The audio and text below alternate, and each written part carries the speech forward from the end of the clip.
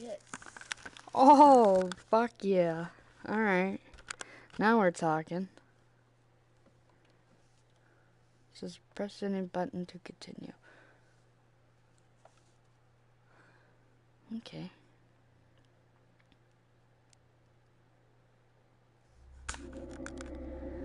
Alright, what we got? Play game, experiment, sandbox, options.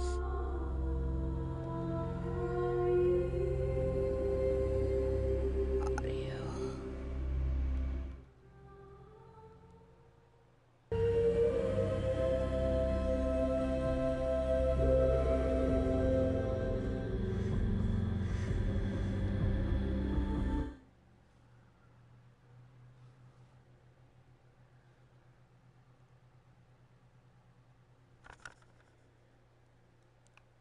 Titanic on deck. On deck.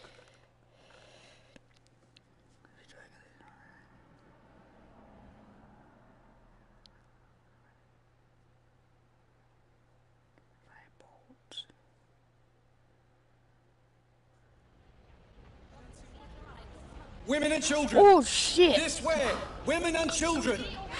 Yo, this is fucking wild. Head for that ship on the horizon. Transfer your passengers and tell their captain to come at once.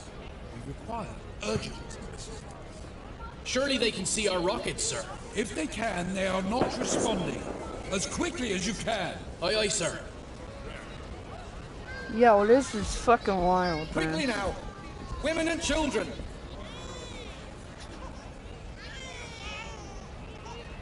Quickly! The boats are leaving! Daddy, where are we going? Shh, love, we're going on a little adventure. We'll be back soon. Over here. Let's try this one. I'm afraid it's women and children only, sir. Please, sir, can't you see my wife needs help with the children? Sorry, sir. Captain's orders. What's the meaning of this? Is this a drill? Only a precaution, sir. Everyone will be back aboard in good time. John, I can't manage without you. I need you. We'll just have to for now. But... Don't worry, Marie. I'll get on another boat. You go ahead with the children. Daddy, I don't want to go without you. John, I don't see any men boarding lifeboats. I'm sure there's other boats further down letting men board. Right, David, help your mother and sister. Yo, this is fucking Dad. cool, man. I'm sorry, sir. Women and children only. For God's He's sake, just a boy. just a boy. What age is he? He's only 16. He'll have to stay on board with the other men. God's sake. Something, John. Is there nothing you can do? My wife can't manage alone. I'm afraid not, sir. Captain's orders. Hey, the officers are letting the boys leave on the other side. You must hurry. Thanks, Frank. Marie, take the baby. Look after Emily. We'll get on another boat. Emily, Daddy loves you very much. Be good for your mother and sister. We'll see you again soon.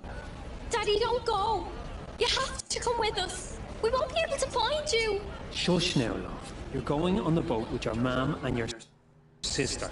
We'll be along shortly, I promise. Daddy, I don't want to go. Women and children. Go straight to the next boat. Do what you must to get aboard. Do you understand? I will, ma'am, I will. Don't worry. Mind him, John. Right, Emily. Time to go. Be brave.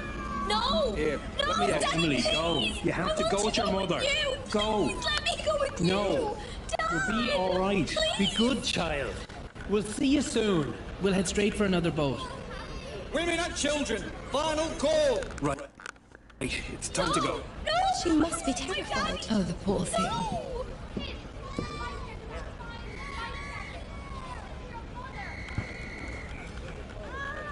Ready to ropes. Bye. Bye, Emily. Bye, Marie. Away. Oh shit, I'm on the boat. There, sweetheart. They'll be fine. Thank you. My daughter was the same growing Bye. up. Father's favorite. Do you believe there's any real danger? Oh no, dear. I saw men locking the watertight doors as I left my cabin. I'm sure we will be back on board soon. Hey, how do we get to the lifeboats? Hey. Hey, how do we get to the lifeboats? Oh dear. Do the steerage have their own boats? I don't know. There should be boats in the third-class decks, but I haven't seen any. Surely there must be extra Yo, boats this is kept cool. elsewhere. Otherwise, how can all the passengers leave the ship? How's your ankle, Helen? You took quite a tumble board Bye. in the boat. Swollen. I think it may be broken. Oh dear. When we get back on board, Dr. Locken can look over it. At least this could make an interesting story for your next This is novel. so Yes, cool. well, perhaps this type of adventure novel would best suit Colonel Gracie. Oh, I do hope Father is safe. Surely he'd be safer on board the Titanic than here in this boat. Yes, well, this is not quite the ending to our adventure that I was expecting. Do you remember Father's face when we... Steady forward and lower away astern. Steady forward. Oh shit. Lower together, men. Hold off! I can't manage this boat with only one seaman.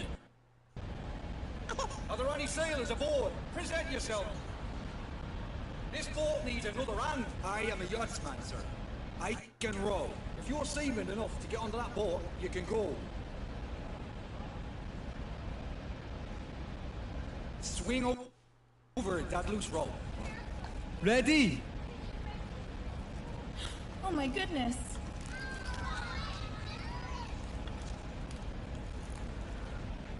Oh shit, there he comes. There, by the oarlock. Thank you. Ready! Lower away! Lower together. It's so dreadfully cold tonight. Almost there, Mother. How long must we sit in these boats? Till morning. Be glad you're in here and not up there. I was an unpleasant man. Mass was lovely this morning. How nice the captain attended. Yes, this is his last journey commanding a ship. Such a beautiful ship to retire with. There was a planned lifeboat drill this morning. They postponed it so the captain could attend mass instead. Oh, perhaps that explains why the sailors on the decks seemed almost unprepared when lowering this lifeboat. And why our lifeboat has only 3 sailors. Yes, this whole affair has been managed rather badly. I shall be making a complaint when we come aboard Titanic. Help! I'm trapped! Help! Help! Mommy, I'm scared. Shh, it'll be fine. Get ready to release the ropes. Aye, aye, sir.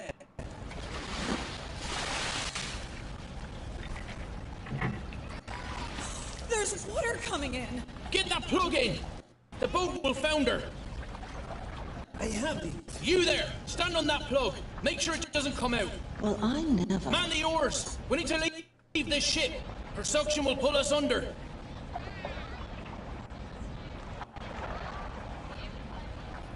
Pull!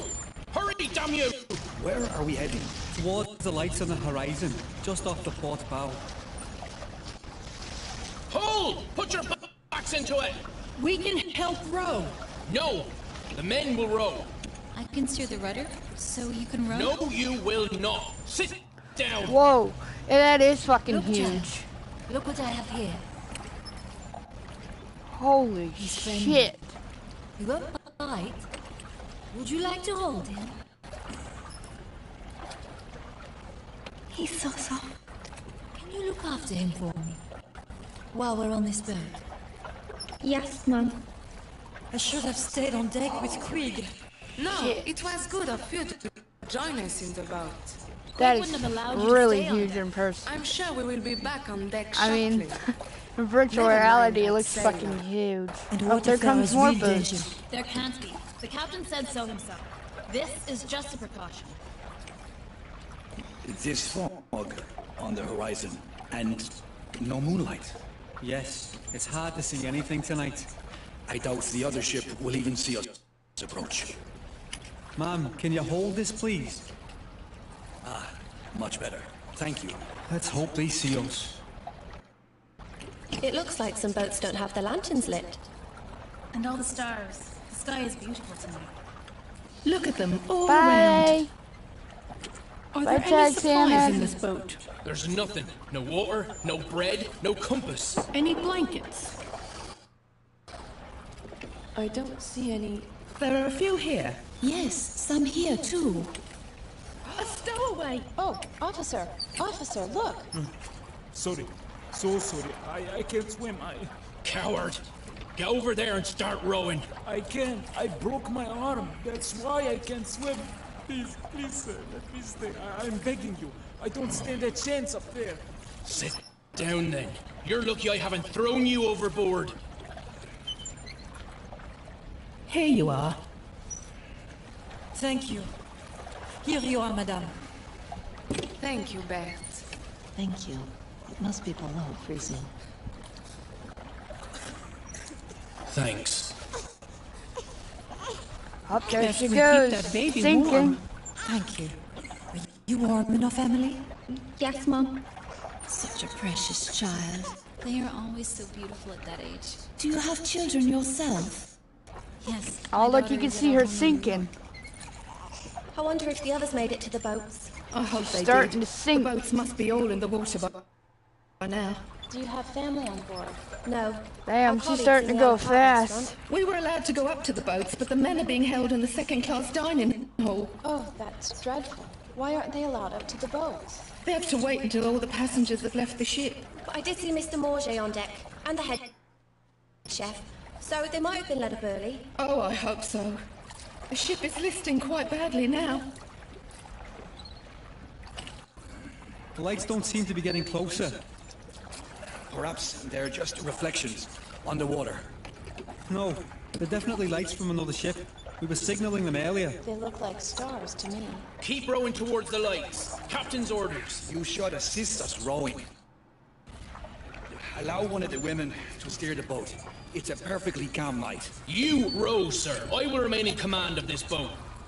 The Holy women should shit, be there allowed she to goes. row. No! Rowing will keep us starting warm to go and we'll down reach that fast. ship in half the time. I The agree. front The is. movement will warm us. Oh, she's I'm starting in to charge lift of up. this boat. The women are not to row. Oh my. Look at the angle of our ship. But it's unsinkable. Surely? She'll sink. But the watertight doors should keep her afloat. We only glanced the iceberg. Surely she isn't that damaged? She'll founder. It's just a matter of time. What about those not in lifeboats?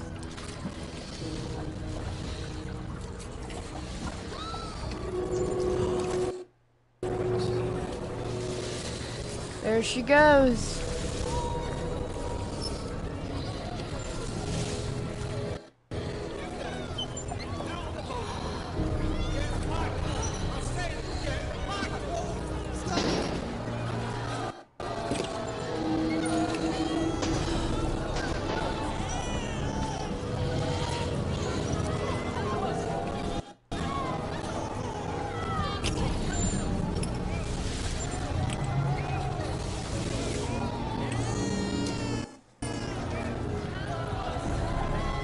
Oh, there she goes, even more.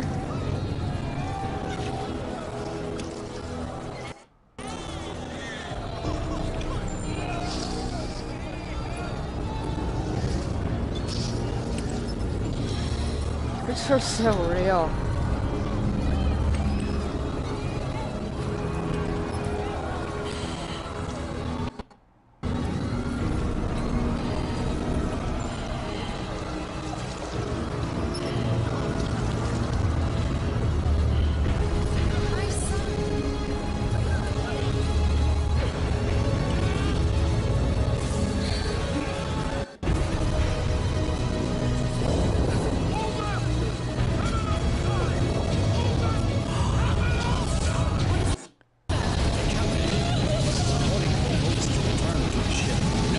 Captain's orders were clear.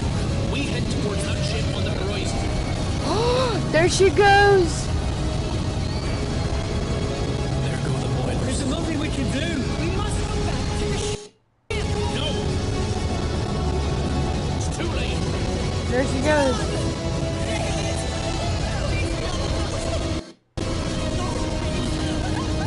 There goes one.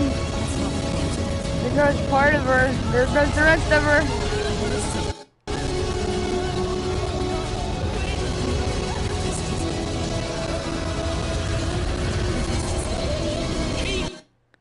Pulling! We must get to safety. Assumption, you're following up.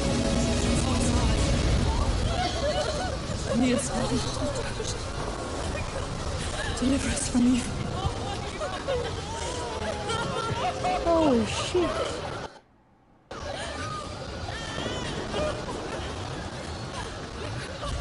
We must go back.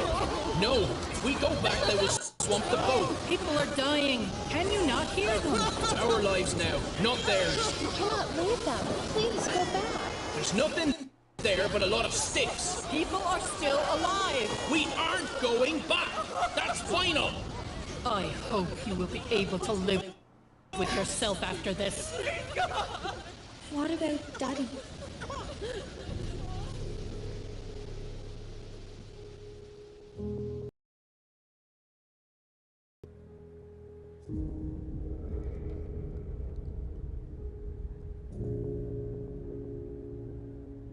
And 1,496 perished. Damn. That's a lot. 29 aboard when she left Titanic.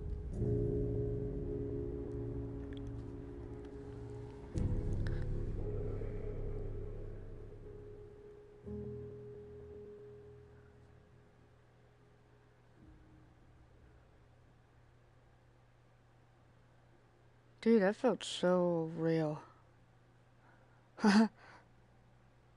My heart sank.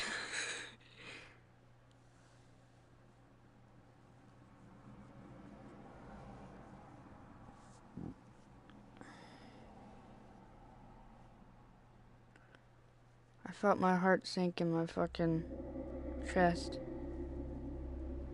That was crazy.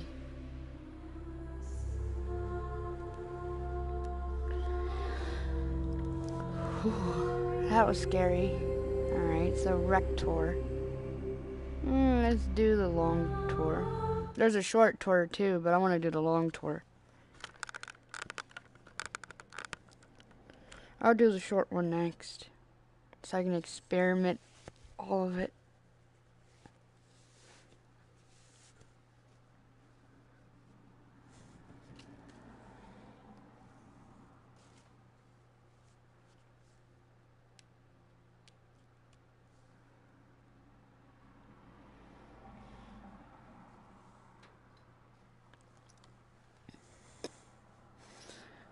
Oh man, that gave me cool chills.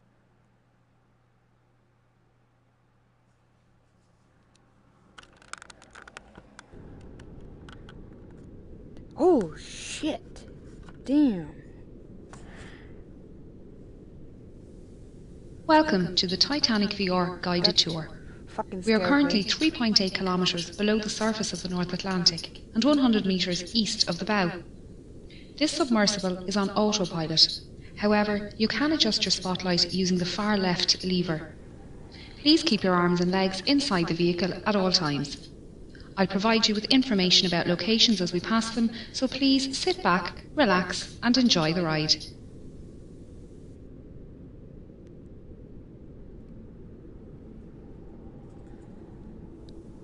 The RMS Titanic was the second White Star Line Olympic-class ocean liner, the first being RMS Olympic and the third being HMHS Britannic. She was 269 metres long, 28 metres wide and 72 metres tall from the bottom of her keel to the top of her masts. At 46,328 tonnes, she was the largest ship built at the time, being only slightly bigger than Olympic. Olympic and Titanic were the 400th and 401st hulls laid by shipbuilders Harland and Wolff in their Belfast shipyard in Northern Ireland. The two ships were built side by side, with work on the Olympic begun first. Everything on RMS Titanic was massive. This centre anchor was at the time the largest anchor forged by hand and weighed in at over 15 tonnes. The centre anchor and the two bower anchors were made by Noah Hingley and Sons in their workshop in Dudley, England.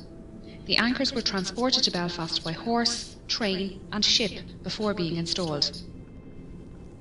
It took 3 years to construct Titanic, but by the 2nd of April 1912, Titanic was completed and taken out to the Irish Sea for her trials. She was certified as seaworthy by the British Board of Trade and ready for her maiden voyage. she would be servicing the transatlantic route, a journey from Southampton, England to New York, USA, with stops at Cherbourg, France and Queenstown, Ireland. RMS Titanic carried mail and cargo as well as passengers.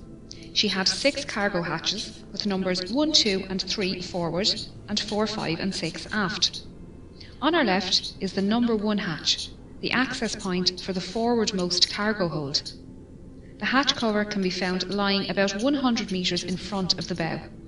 It was blown off this hatch when the bow impacted the ocean floor and the water inside was forced up and out of the ship.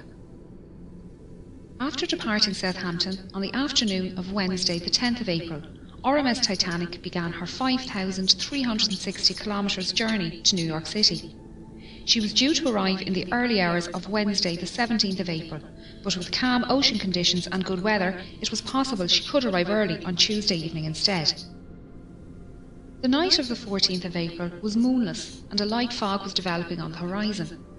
Titanic's captain Edward Smith had received a number of ice warnings during the day and had changed their course so they were further south to avoid the affected areas. The captain retired to bed and First Officer William Murdoch took charge of the bridge as officer of the watch. Titanic steamed ahead through the night while lookouts Frederick Fleet and Reginald Lee searched the horizon for small ice. They were standing here in the crow's nest when at 11:40 p.m. Fleet spotted an iceberg directly ahead. He rang the warning bell 3 times to indicate an obstacle ahead and phoned the bridge. Murdoch gave the order, hard a starboard, and the ship turned to port, but it was too late.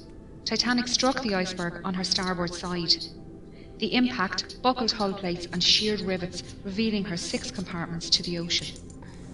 You can see here the remains of the crow's nest platform and the mounting bracket for the bell above the access hole.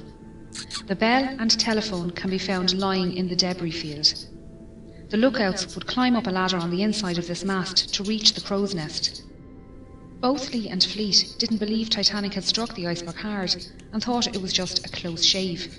They didn't realise the seriousness of the situation until they arrived on the boat deck and were ordered into lifeboats.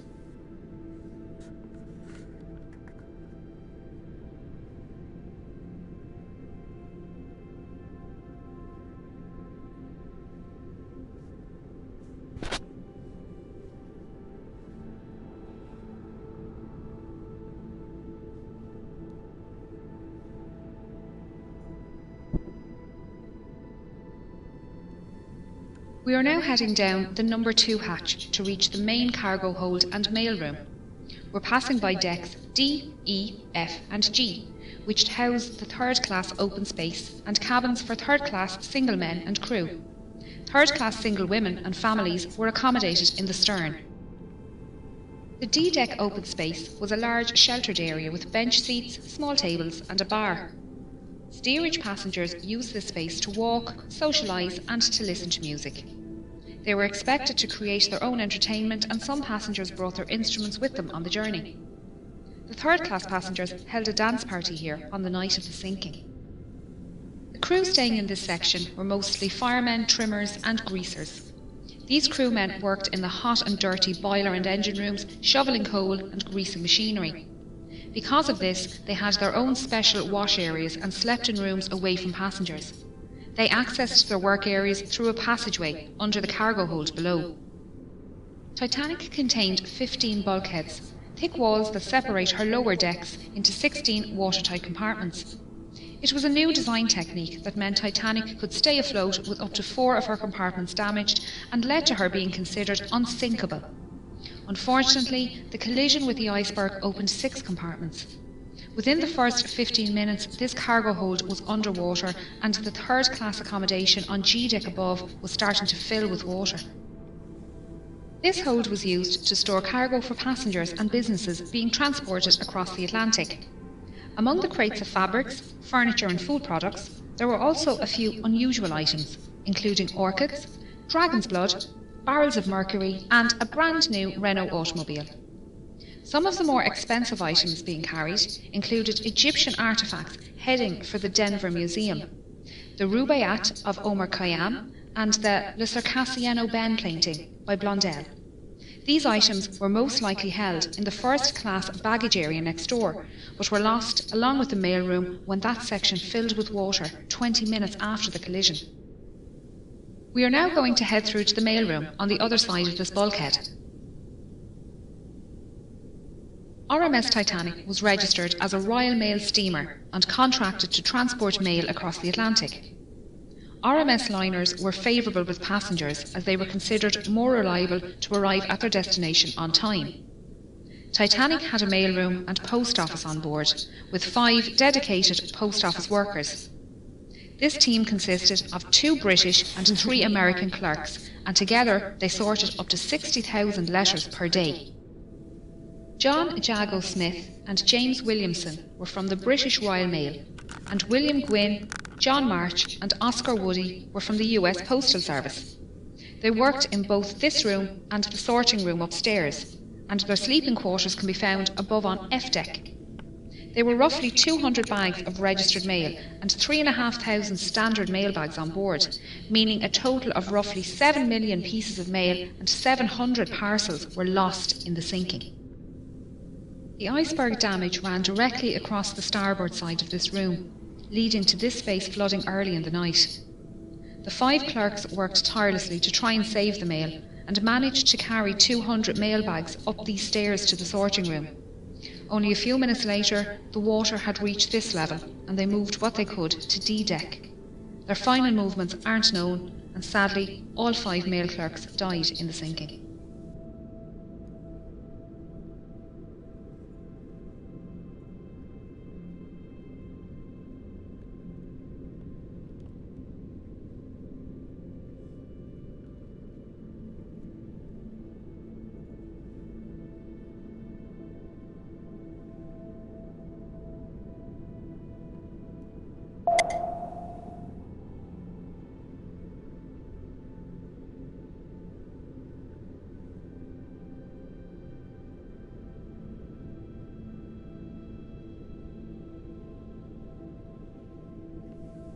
As the iceberg slid down the side of the ship, Murdoch ordered a hard aport, swinging Titanic's stern out of the path of the iceberg.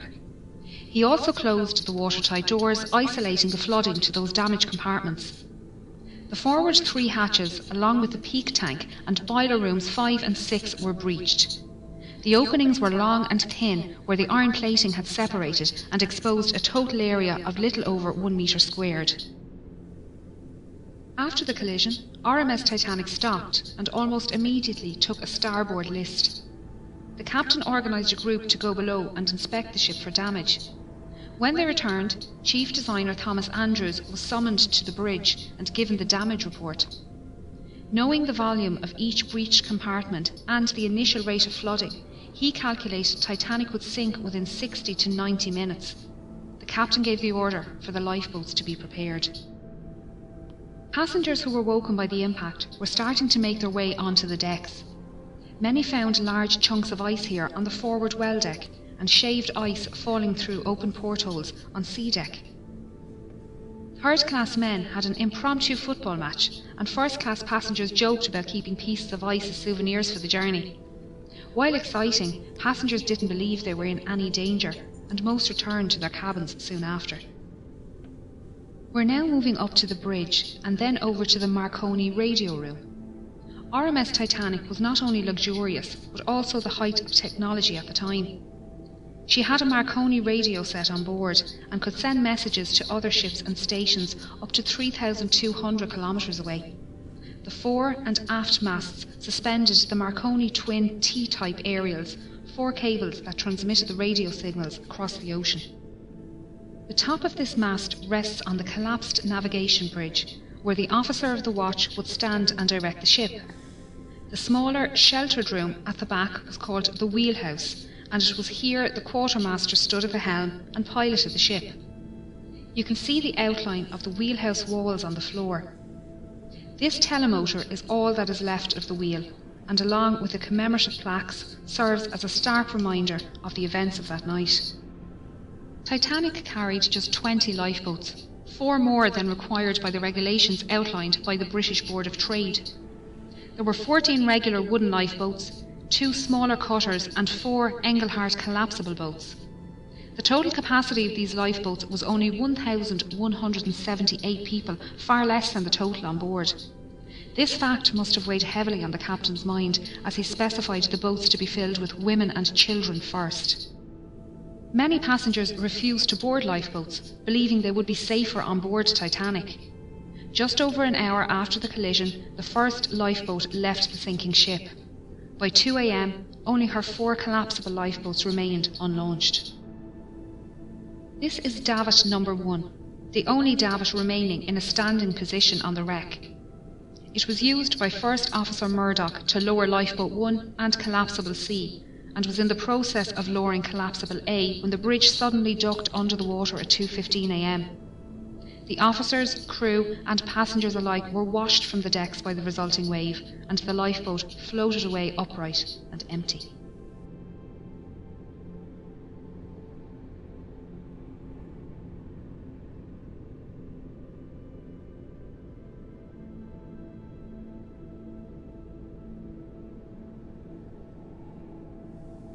This hole is where the forwardmost funnel was situated. As the bow dipped under the surface, the funnel fell forward and crushed the starboard bridge wing and the people swimming in the water nearby. The stern rose out of the water, peaking at an angle of around 15 degrees. This placed stress on Titanic's keel, which buckled and twisted, tearing the ship in half and sending the waterlogged bow plummeting to the ocean floor. The tear wasn't clean, with the decks failing to hold at varying positions.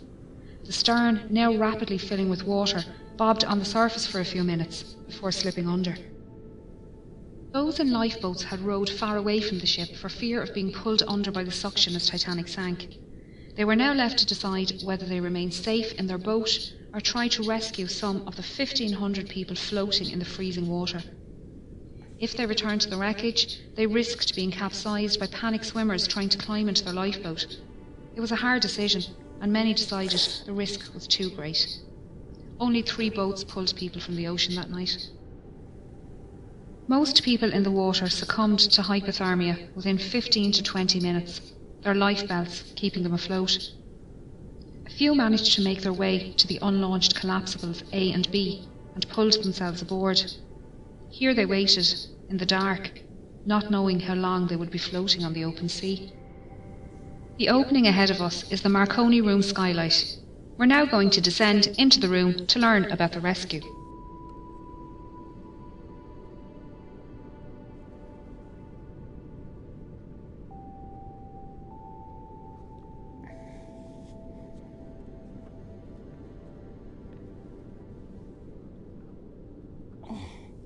Throughout the night, senior operator Jack Phillips worked the 5 kilowatt Marconi wireless radio set to send out distress signals using both the old CQD and new SOS call codes.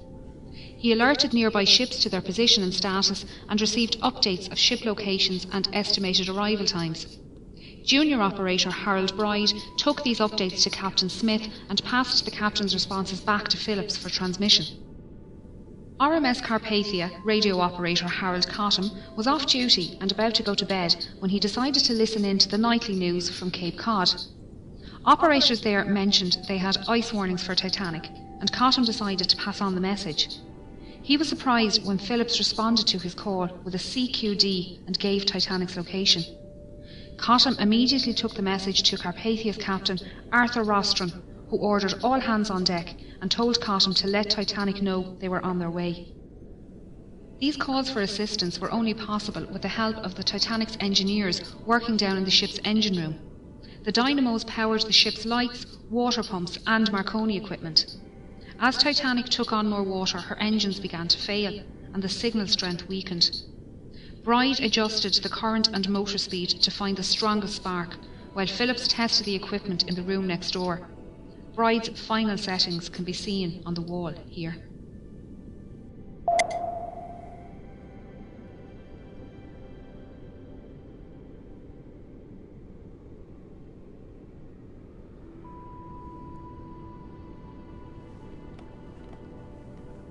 When water reached the boat deck, the operators left their station, with Bride heading towards the port bow and Phillips to the Come on, starboard stupid stern. chair. Damn. After the wave washed over the decks, Bride found himself in the water underneath collapsible B and managed to climb aboard.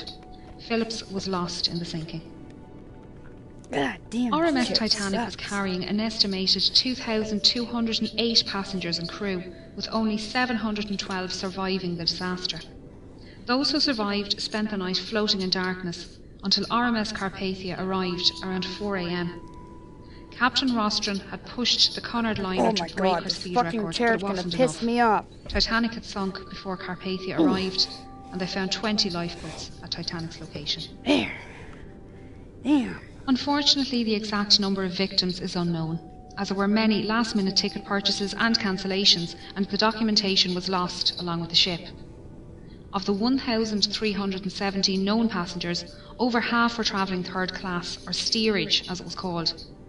These passengers couldn't access the boat deck without entering second class or crew areas, meaning many were unaware how to get to the lifeboats and escape the sinking.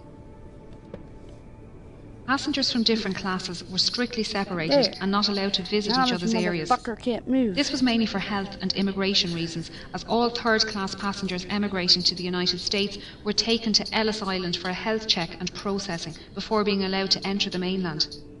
The US government was concerned about diseases entering the country, and all ships transporting people to the United States had to adhere to the segregation laws.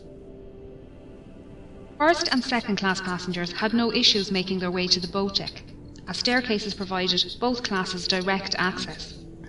This forward grand staircase is one of the most iconic spaces within the ship, and linked the floors accessible to first class from the boat deck through to F deck. Each deck contained stylised cabins, common spaces and state-of-the-art facilities.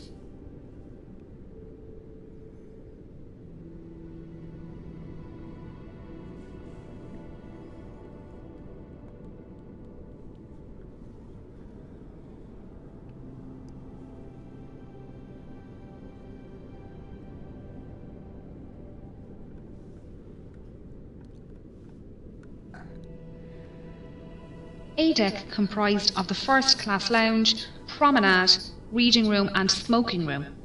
The first class smoking room contained the only functional fireplace on the ship. All cabins and other passenger areas of the ship contained either false fireplaces or electric heaters.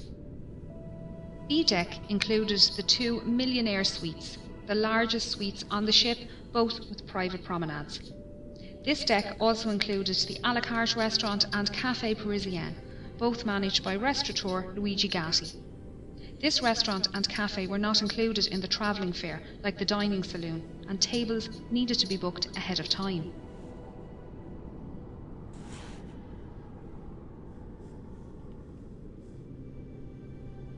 This is a C deck. What above C deck was known as the shelter deck and contained first class accommodation along with the first class barber shop, inquiry office and purser's office. It was the highest deck to run the length of the ship uninterrupted. There were 135 first class cabins and 2 sitting rooms on this deck, able to accommodate up to 315 passengers. Like all other decks on Titanic, there were no room number 13. B deck also contained the second class library and third class general and smoking rooms. These were situated in the stern section, currently located 600 metres south of the bow. There were 2 purser's offices on board, one for first class and one for second class. The offices were run by 6 pursers who handled passenger inquiries, cash and valuables in the safe, and issued tickets to the Turkish baths and swimming pool on F deck. First and second class passengers needed to register their arrival at their respective purser's office, and they were given maps of the ship. This office was also the first point of call if first class passengers wished to send telegraph messages using the new wireless technology on board. Chief Purser Hugh McElroy was well known among the first class passengers and crew, having served on White Star liners for 13 years. He often dined alongside passengers in the restaurant. During the cross-channel journey, McElroy kept a canary in his cabin, minding it during its delivery to a friend in Cherbourg. On the night of the accident, he was seen assisting with loading and lowering Lifeboat 9. He helped women enter the boat and spoke with owner Bruce Ismay. He was also seen on deck speaking with Assistant Purser Reginald Barker and surgeons William O'Loughlin and John Simpson. The friends were standing silently watching the last boats being lowered and spoke briefly with Officer Lightoller before shaking hands and saying their goodbyes.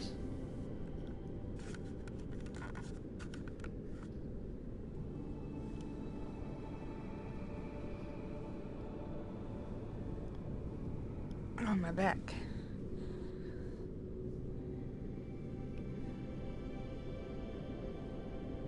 The sitting room, one of the most recognisable on board Titanic, was part of a parlour suite occupied by the Strausses.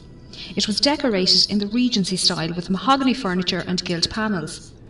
It was the only room on board in this style, and you can still see the golden clock sitting on the mantelpiece, surrounded by debris. The bedroom next door also contained mahogany furniture, this time contrasting with the white gilt panelling and decorated in the Empire style. Isidore Strauss was one of the owners of Macy's department store, and he and his wife Ida were returning home to the United States after visiting Europe for the winter. Their adult son Jesse was travelling with his young family from New York towards Europe on board the liner SS America, and their ships crossed paths in the afternoon of the 14th of April. Isidore sent a short message to Jesse that afternoon, noting the fine weather they had experienced. Unfortunately, Jesse wouldn't learn of his parents' fate until some 4 days later.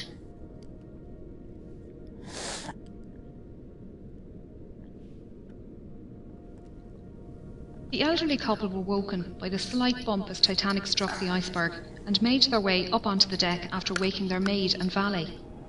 When the time came for Ida to board Lifeboat 8, she entered the lifeboat but then realised her husband would have to stay on board, and she stepped back out.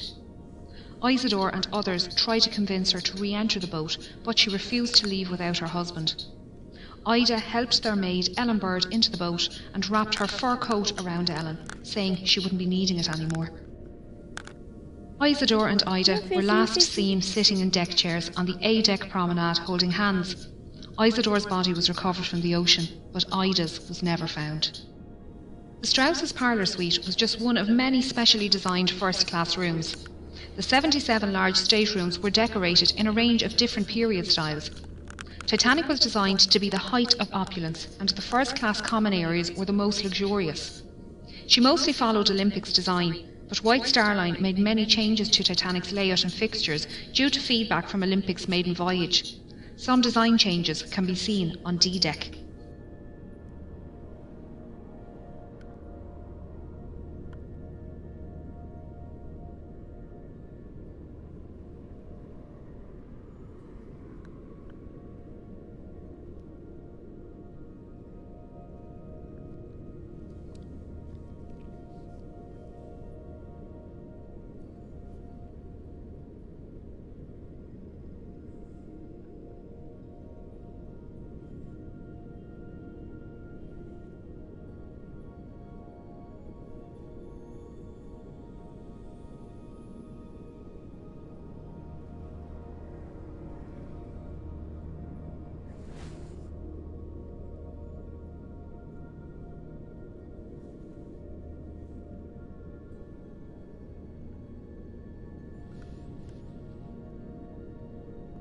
Oh, A, B, C. No, wait, that's C. That's B right there. That's must be yeah. A, B, C, D. E. I think E's right there. D-Deck. I think how many levels there is. D-Deck was the saloon deck and contained the first-class reception and both the first and second-class saloons. This was also the highest deck to accommodate all three classes. This reception room was possibly the most utilised first-class space on the ship. It extends the full width of the ship and was decorated Jacobean style with raised ceilings, white carved panelling and dark green carpet. The arched windows on the sides allowed natural lighting during the day and were lit at night by electric lights hidden behind the glass. White wicker furniture with green cushions and potted palms completed the look, keeping the space open.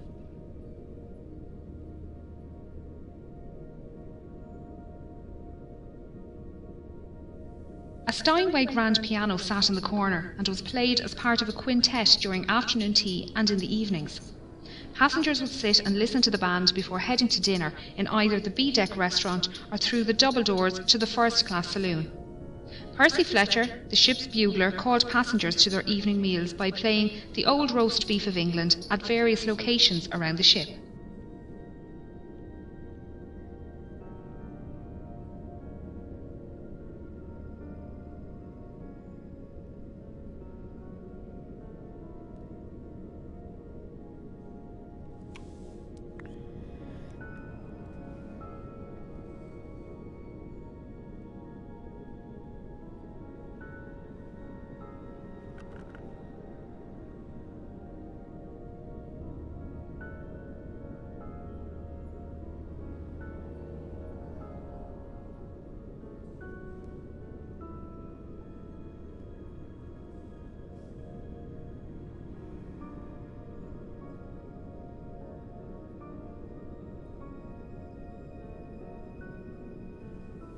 First-class passengers boarded and departed the ship via the gangway doors on either side of this room, or by the gangway doors directly above on B-deck. These lobbies were larger on Olympic and extended out into the reception area. During Olympic's maiden voyage, White Star officials noticed crowding in the reception area each night after dinner and decided to extend the reception area on Titanic. They also redesigned the small reception area near the B-deck restaurant to split the crowd and added additional seating in both areas. These 3 elevators serviced only the first-class passengers and ran from A-deck to E-deck. A 4th elevator was available off the second-class staircase and was the first elevator to be available for second class on any White Star liner. As no photographs exist of Titanic's forward grand staircase or elevators, it was assumed they were exact copies of those found on Olympic. It wasn't until film director James Cameron explored this area with an ROV that it was discovered the intricate design of their grilles is different to that on Olympic. Not a lot of sea life lives at this depth, but since discovering the wreck we've learned quite a bit about the ones that do. So far, 24 species of invertebrates have been discovered around the wreck, including crabs, coral and sea stars. There have also been 4 species of fish found, with the rat-tail or grenadier fish being one of the more common species. They can grow up to 1 metre long and can be found both inside and outside the wreck.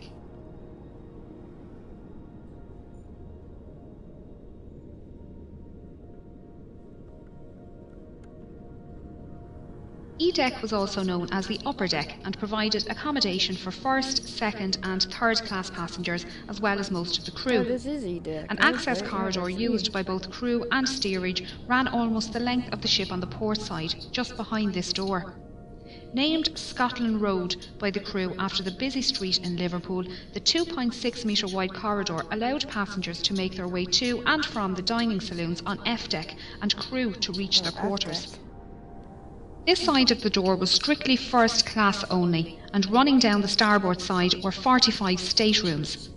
These rooms were alternative first or second class and were therefore not as luxurious as those on the decks above, but still comfortable.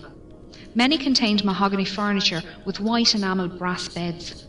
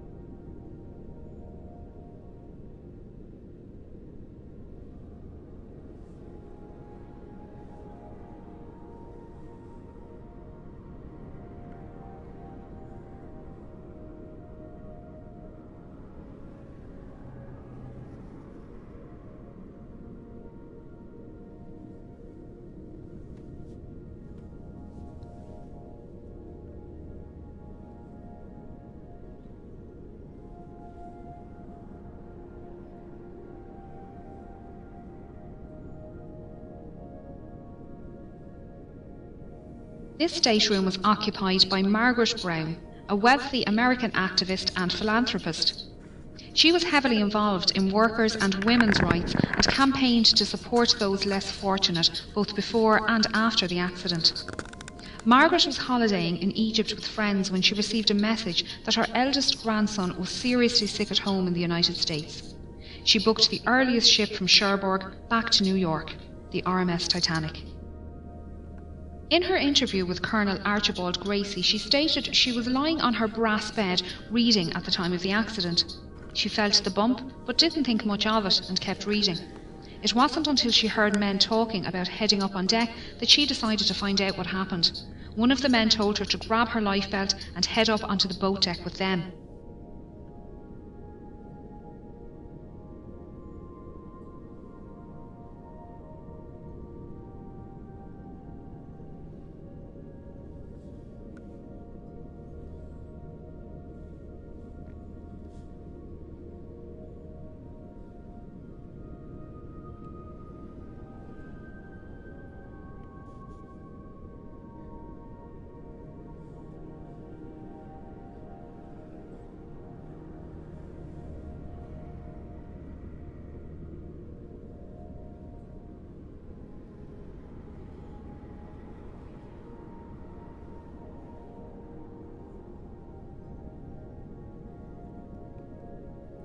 As they made their way up, she saw a group of men manually lowering the F-deck watertight doors from the access points in the floor here, directly outside of her cabin on E-deck.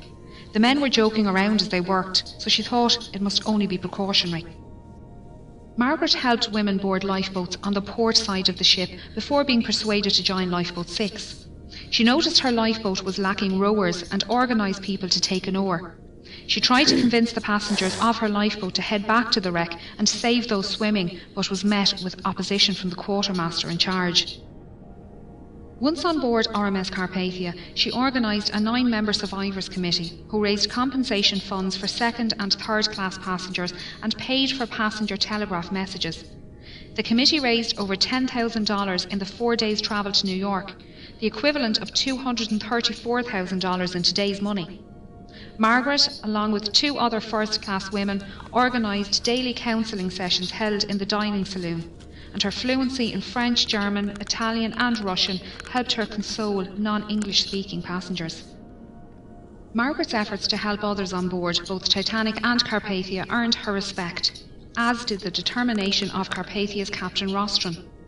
At a ceremony in New York, Titanic survivors presented Captain Rostron with a silver cup and golden medal to thank him for coming to their rescue and for the hospitality shown to them on board Carpathia.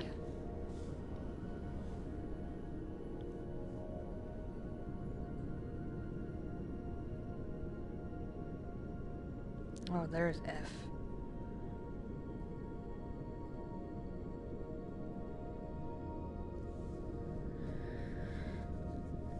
This watertight door is the one Margaret Brown watched being lowered from the floor above. On the other side of the door is the swimming bath and the linen storage rooms. Their state is unknown, although this area flooded around an hour after the accident and is expected to be in good condition due to the lack of water movement here. As we can see, the Turkish baths are well preserved. This was the cooling room, and first-class passengers would relax here after using the temperate, hot and steam rooms just off the side door. Passengers would change into towels using the change rooms in the starboard corner and store any valuables in the cabinet next to the vestibule.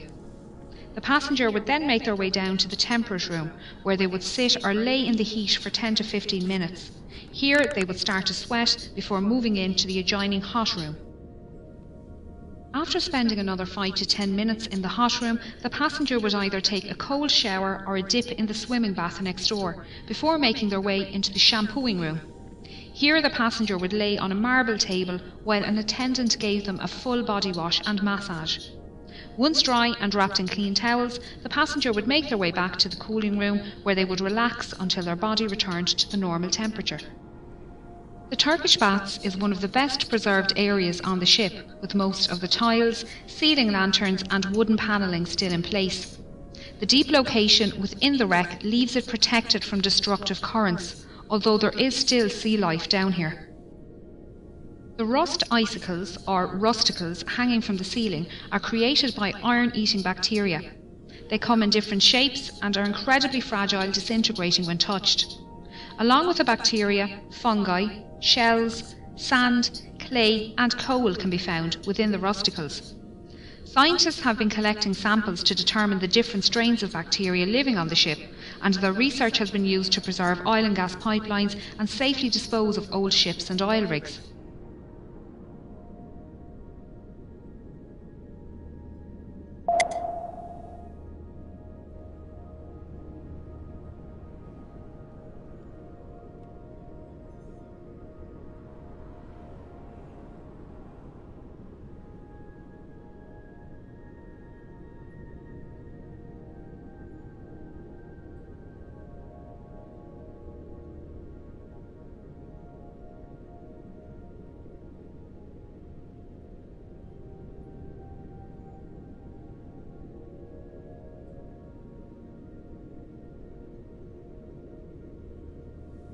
As first-class passengers rose up this staircase and made their way out onto the boat deck, they would have passed the band playing in this alcove next to the entrance.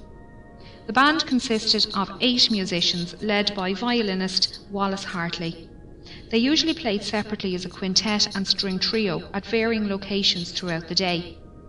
During the evacuation, the musicians began playing near the B-deck restaurant, before later moving up to this position near the forward grand staircase. They played mostly ragtime tunes to calm passengers standing nearby and draw passengers inside up to the boat deck. Some survivors state that the band played until the end and that the night was so quiet, even those in lifeboats away from the ship could hear the music. Many survivors claim that the hymn "Nearer My God to Thee" was the last song played, although it was also reported to be "Song Autumna." Sadly, all 8 members died during the sinking, with only 3 remains recovered by the cable ship Mackay Bennett. Wallace Hartley was one of them, found with his violin inside his case and strapped to his body. The violin was an engagement gift from his fiancée, and it was returned to her following his death. Memorial monuments have been erected around the world to honour those who died at their posts as Titanic sank. The musicians playing on deck, the passengers who loaded lifeboats and then stood aside, the firemen and engineers keeping the dynamos running.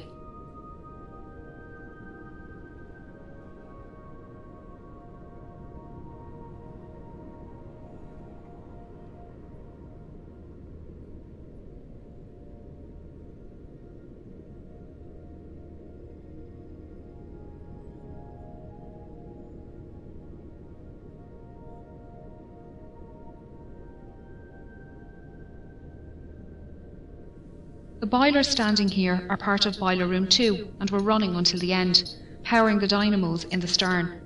A skeleton crew remained in the electrical engine room, redirecting power and keeping the lights on. This is the point where the keel failed and the massive ship began to tear itself apart.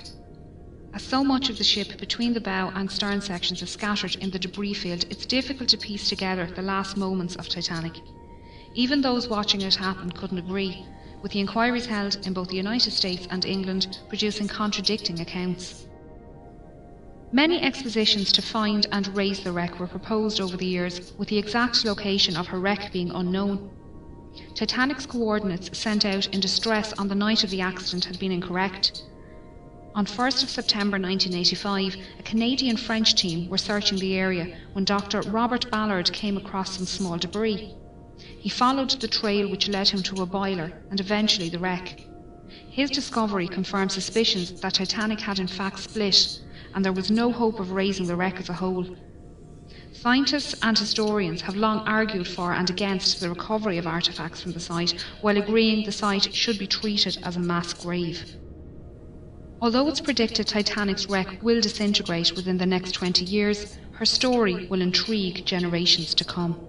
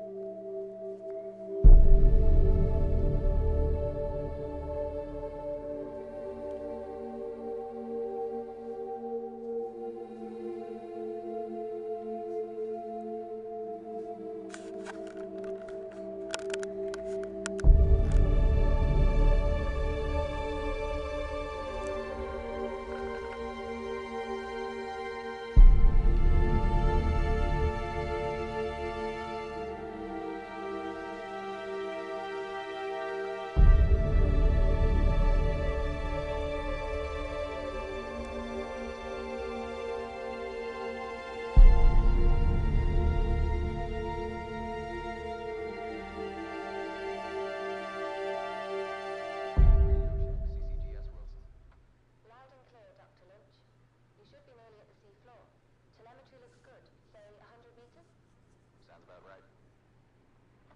Good. Excited? Yeah, I've seen all the footage, but I mean, it's different to be so close to her. Ever done anything like this before? Yeah, Bismarck as a grad student, and Lusitania on vacation a couple of years back. Hell of a resume.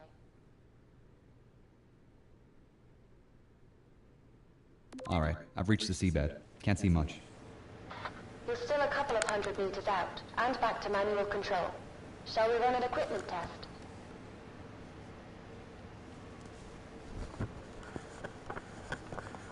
The fucking lens so I can see better.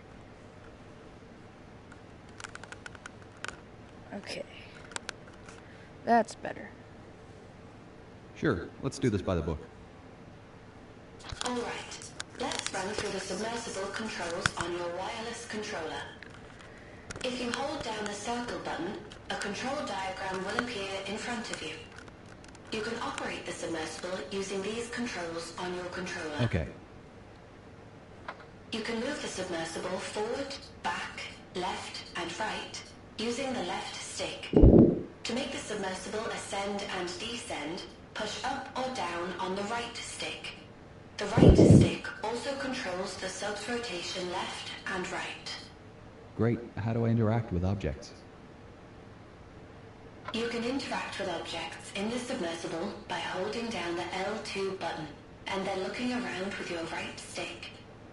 When you look at an object you can interact with, a green circle will appear. Then just press the cross button.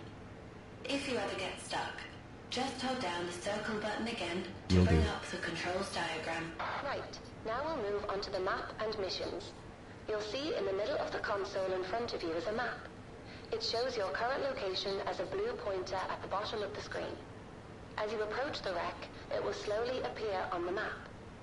The yellow icon is your current goal location, so you know where you should be heading.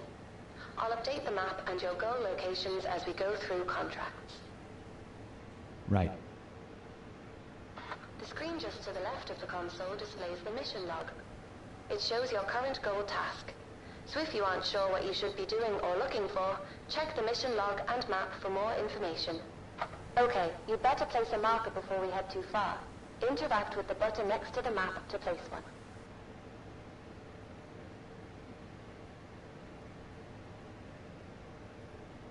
Marker's been placed. You can head towards the bow. So, I had a call from our main sponsor. Problem? No, all fine. Just voicing her excitement about us finally diving. Said she's looking forward to seeing what we can do. I've set up a call for 8 p.m. this evening. For $45,000 a day, let's just hope we find something. Never mind the money. My doctorate is riding on this.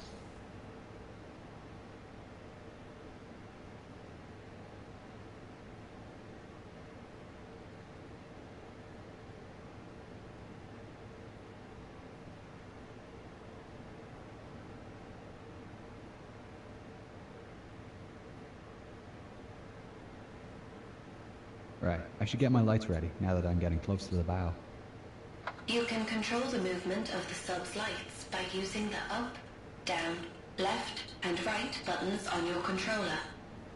To turn the spotlights on and off, interact with the button in front of the lever.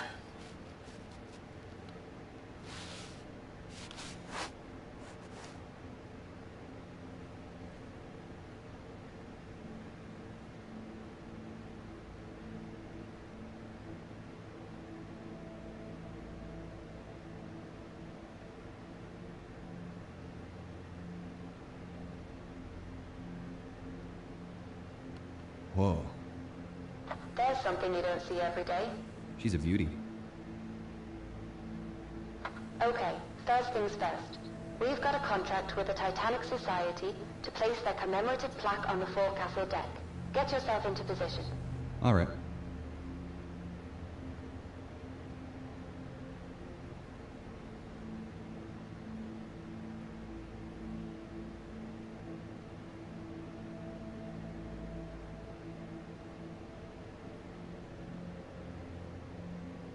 Coming up to it now.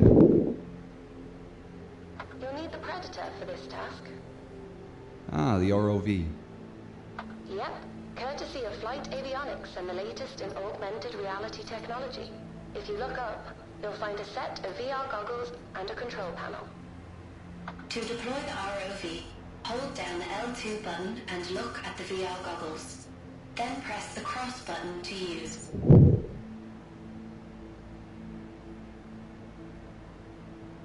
The controls to maneuver the Predator are the same as the submersible. Make your way over to the plaques already laying on the deck, and remember that the range is only up to 15 meters. The advantage of driving without an umbilical. Is there any way to boost the signal? Yeah, but we need to upgrade the deep-sea transmitter, and they don't come cheap. The generosity of our sponsors and UNS funding only goes so far. If we complete these contract jobs, we might just be able to afford some upgrades. What happens if I go out of range? The automatic recall kicks in. ROV comes straight back to the sub. I'm here. Great. The plaque we're placing is in the Predator's inventory. You can access it through the menu. Ah, how do I open the menu? You can open the menu by pressing and releasing the info button. While in the menu, you can check your map and mission log and access the inventory. To interact with items in the inventory, hold down the L2 button. Great idea. They'll appreciate that. You can access the camera through the ROV inventory. Open up the menu again and select the camera icon from the inventory screen.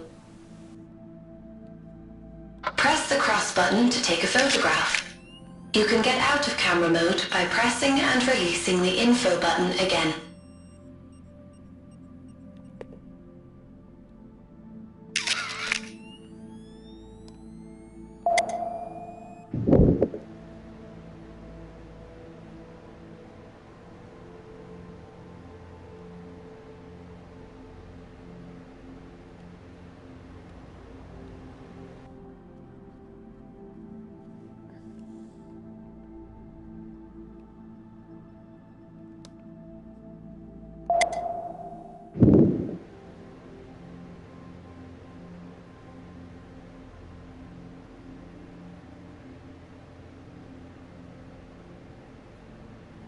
I'll take a photo. Oops.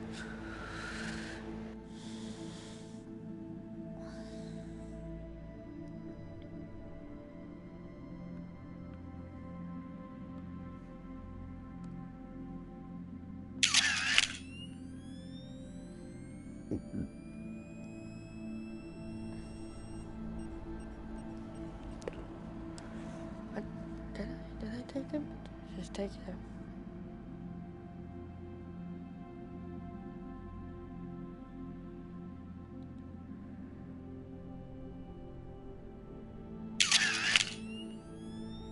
It's the one on the display, so it ain't doing shit.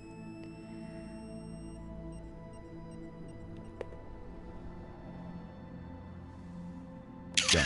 I'll head back to Sedna. Oh, I'd take a picture. No need. Just press the triangle button on your controller. Now you're back in the sub.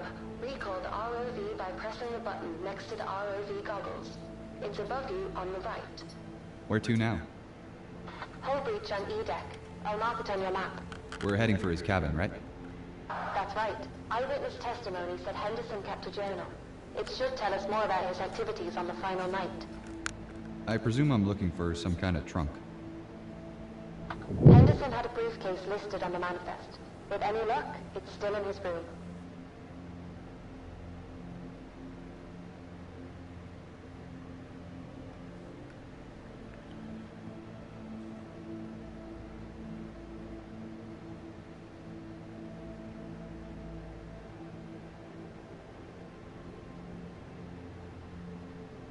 Dr. Lynch? Yeah?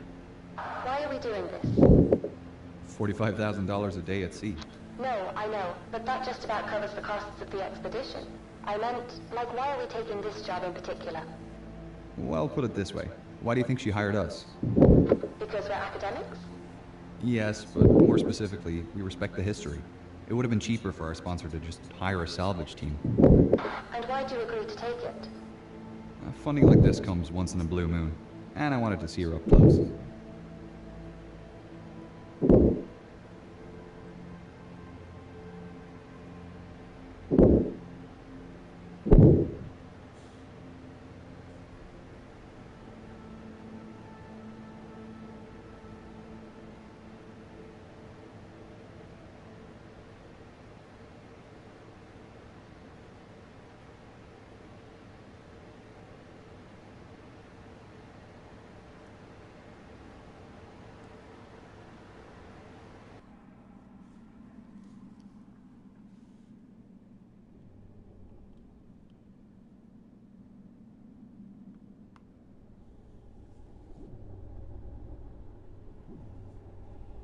This breach is from the impact with the ocean floor.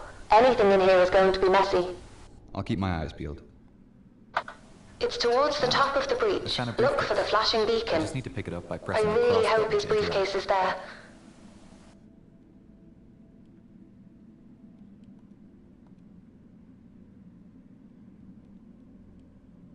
WJH. I think this is it. Well, that's lucky. Are you going to open it? No, not here. Assuming there's anything intact in there, it'll start degrading as soon as I open the case. I'll have to bring it back to the lab before we can take a peek. Okay, you should put the briefcase in the Predator's storage then. Just open and close the menu again by pressing and releasing the info button. The briefcase will appear in the ROV's inventory as a selectable item, and you'll have your hands free again. Right. If this is the last task for today, I'll head back to the lab now. Yep, just return to the submersible and you can head up from there. I can't wait to see what's inside. Let's get you to the surface. Activate the autopilot and get comfortable. Alright, I'll see you in about 2 hours.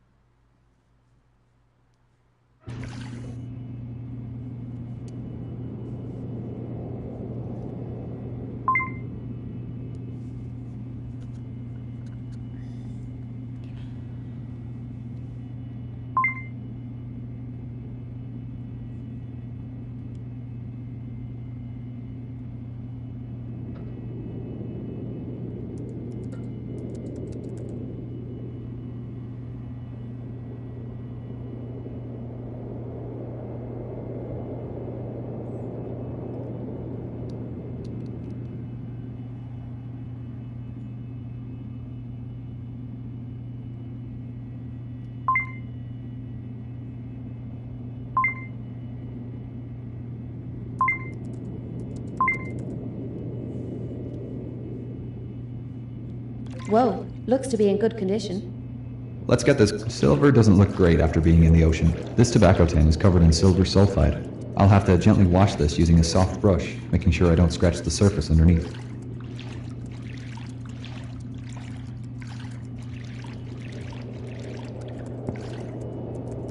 This journal is pretty special. The pages seem to be a fabric-paper blend.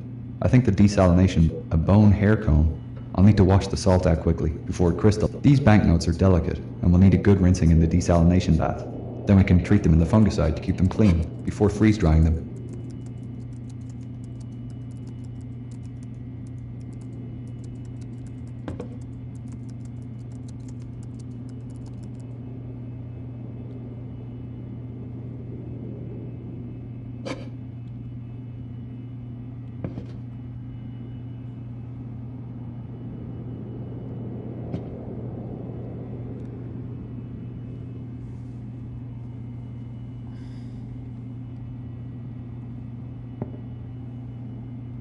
It's come up great.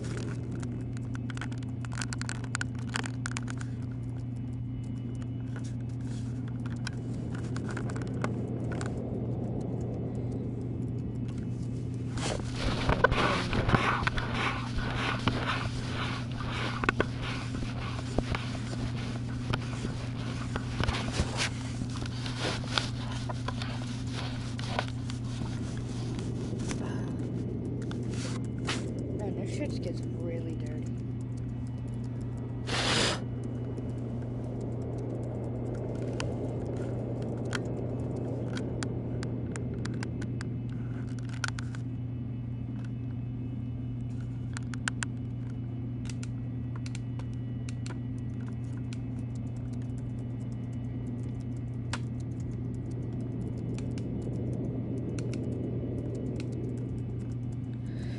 Oh, hell yeah, that's a lot better.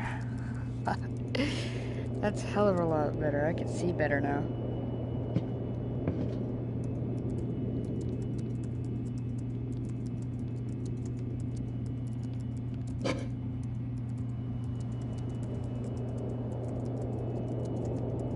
Okay.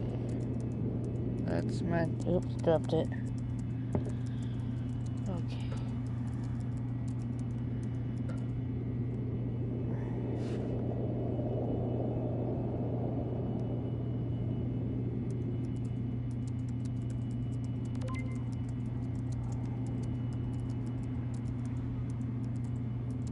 Treat the journal with... Okay. Oh shit, dropped it. Yeah, you bitch. Yeah.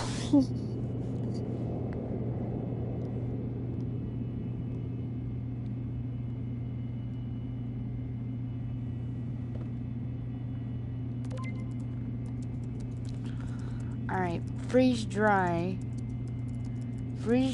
the journal. What the hell? Okay.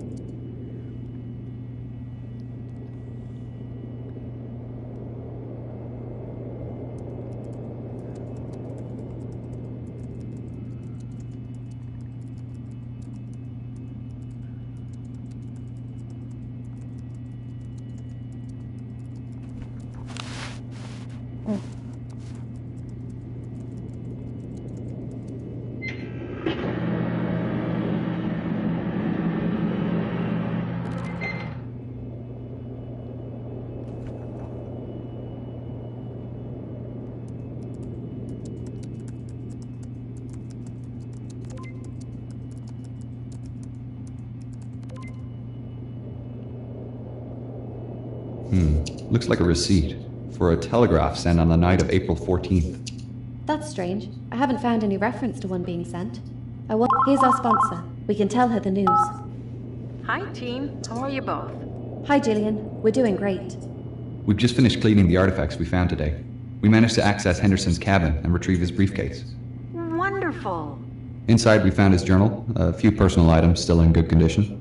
One interesting item is a receipt for a telegraph sent on the night of the sinking. Oh, that is interesting. I didn't know William sent a message. That's what we thought.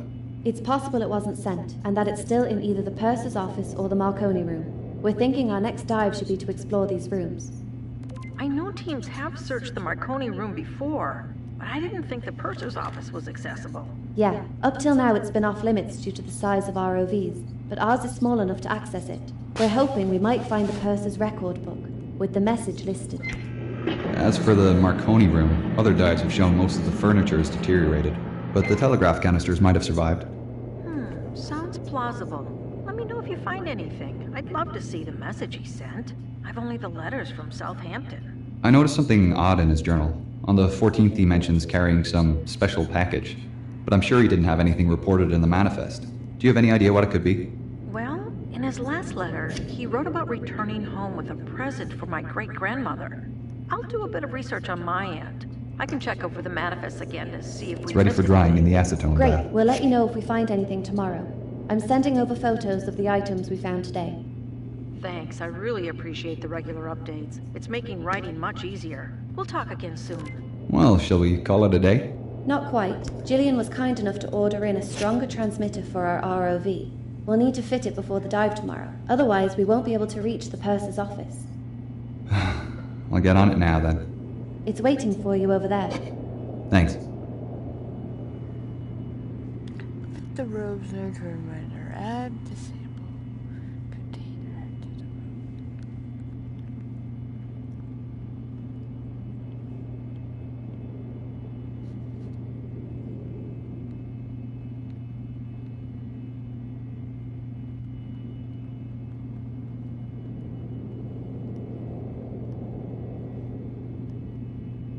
I need to replace the transmitter in the ROV with the one on the table next to it.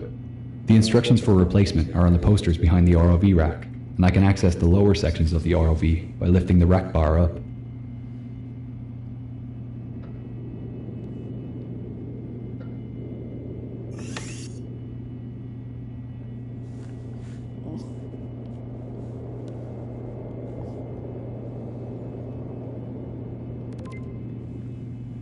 I need to replace the transmitter in the ROV with the one on the table next to it. I need to lift the black hood to place the transmitter, then lift the bar up to put the sample container in the storage compartment.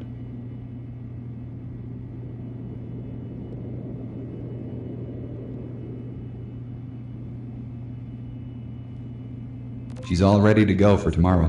Cool. I'll see you in the morning then.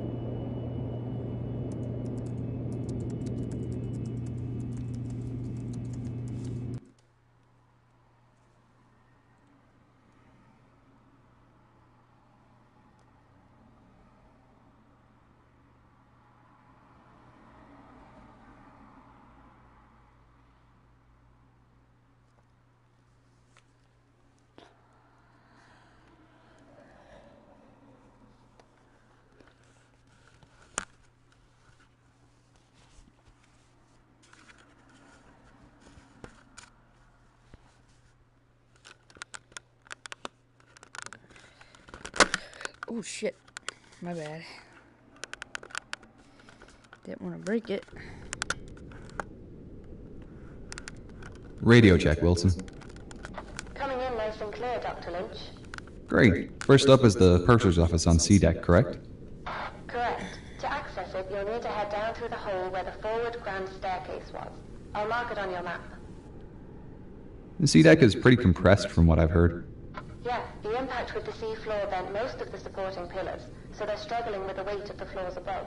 With the rate of decay increasing, it won't be long before it all collapses. I'm glad we had a chance to come down here and see it for ourselves, before all this becomes inaccessible. Where the hell is my pillow at?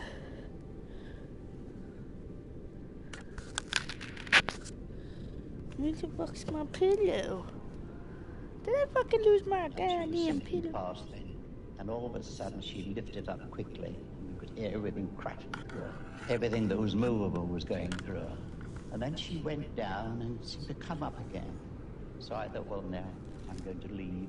And I was hanging on to a board. We had two boards, starboard and port, which said, keep clear of propeller blades. And I was hanging on to one of these, and I was getting higher and higher in the air. And I thought, well, now I'll go. And I dropped in. I had a lifeboat on. And I hit the water with a terrific crack. Luckily, I didn't hit anything when I dropped in. There were bodies all over the place. And then I looked up at the Titanic. So the propellers were right out of water, the rudder was right out, and I could see the bottom. And then gradually she glided away, and that was that. That was the last of the Titanic. I didn't want to die. I mean, I didn't see much chance of living, but I was gradually getting frozen up. And by the grace of God, I came across a lifeboat, and they pulled me in.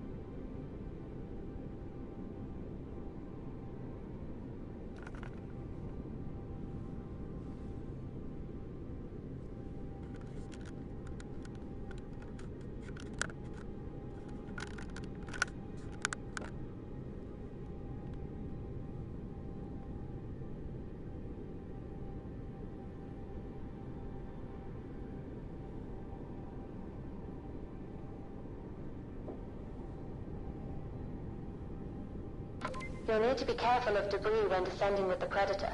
It might make it easier if you position your sub so the lights shine down the void. Good idea.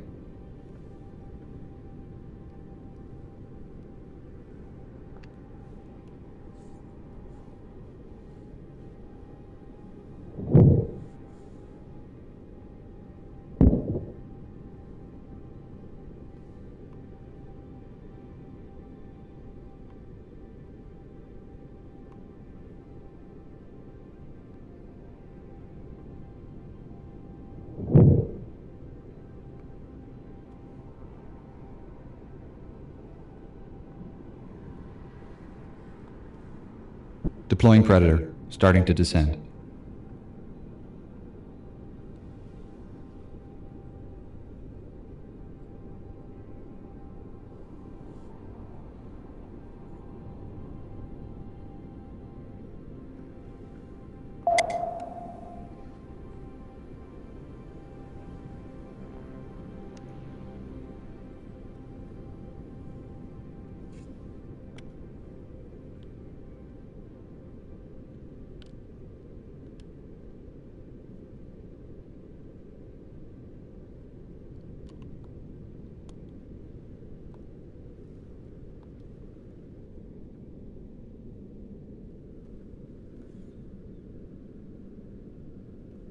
I didn't help with the book.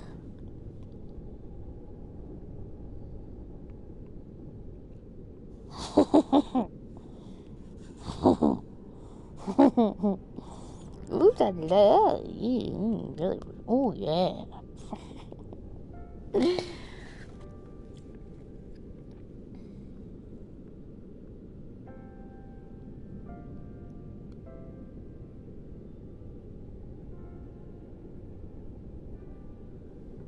Here we are.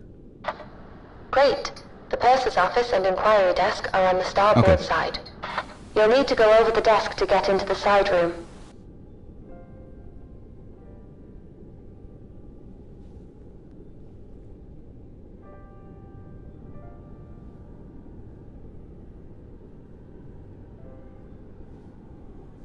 Right, I'm here.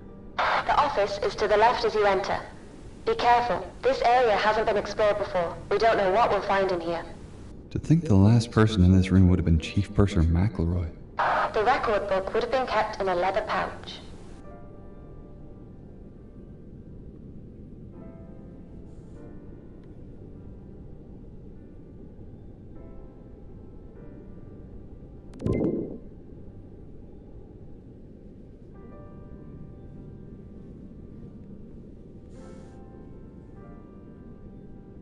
I don't see it here. Maybe try the safe back out in the inquiry office.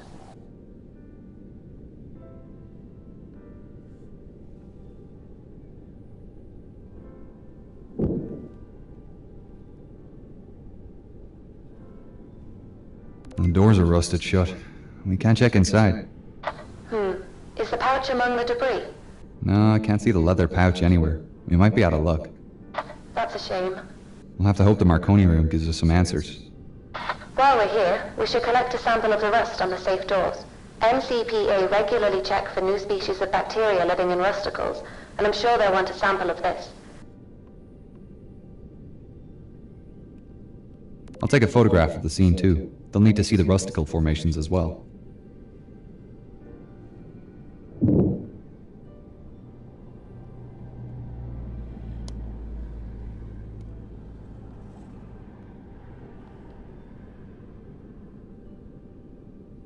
Done.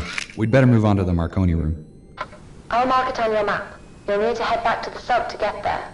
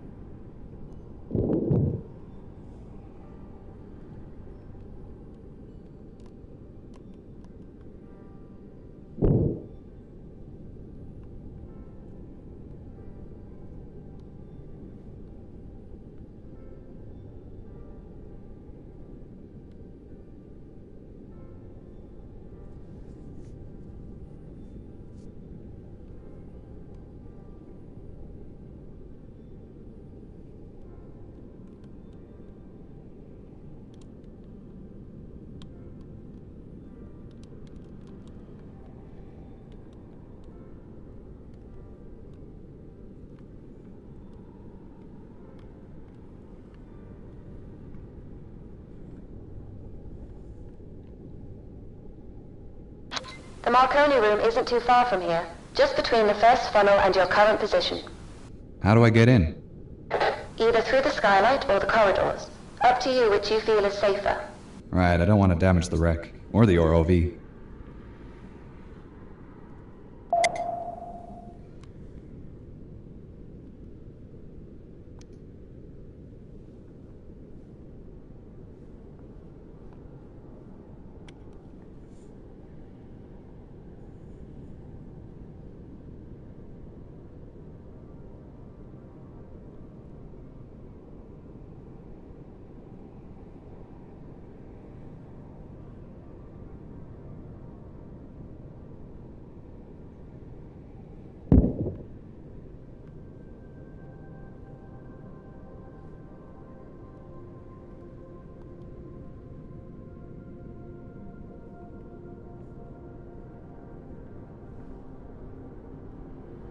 I'm in. There really isn't much left here, is there?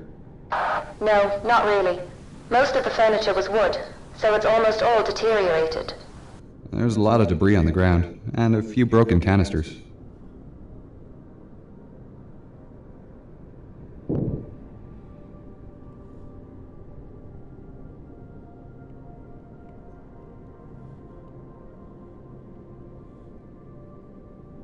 Alright, just 3 canisters left to collect.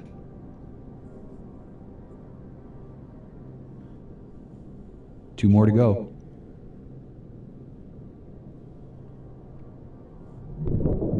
I'll grab the last one.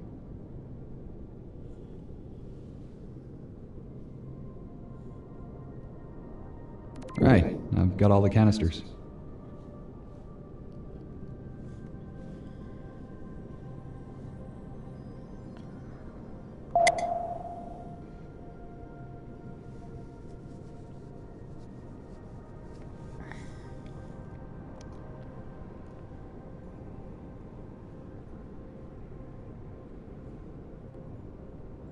Alright, heading back up now. See you soon, Doctor.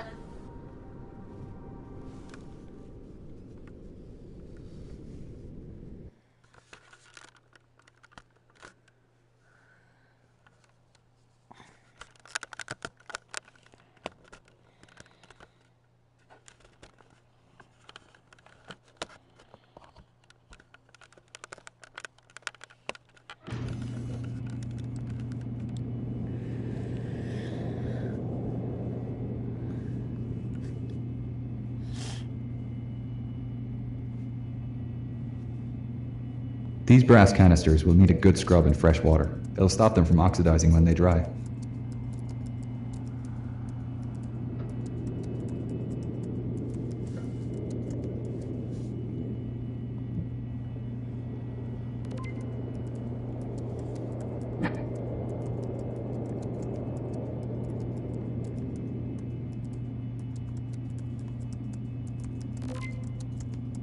I'm surprised these paper messages survived.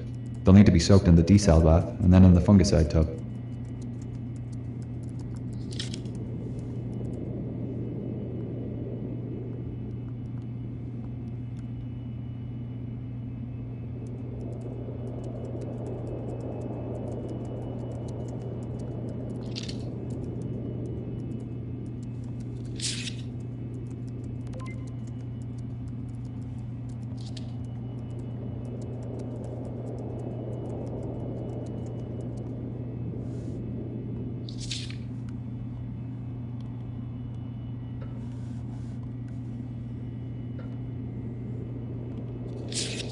Damn it.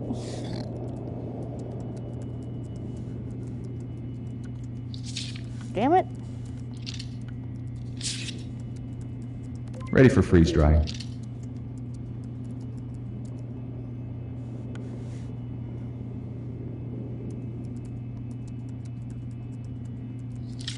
God damn it. I'm doing it again. God damn it. Yeah. God damn it.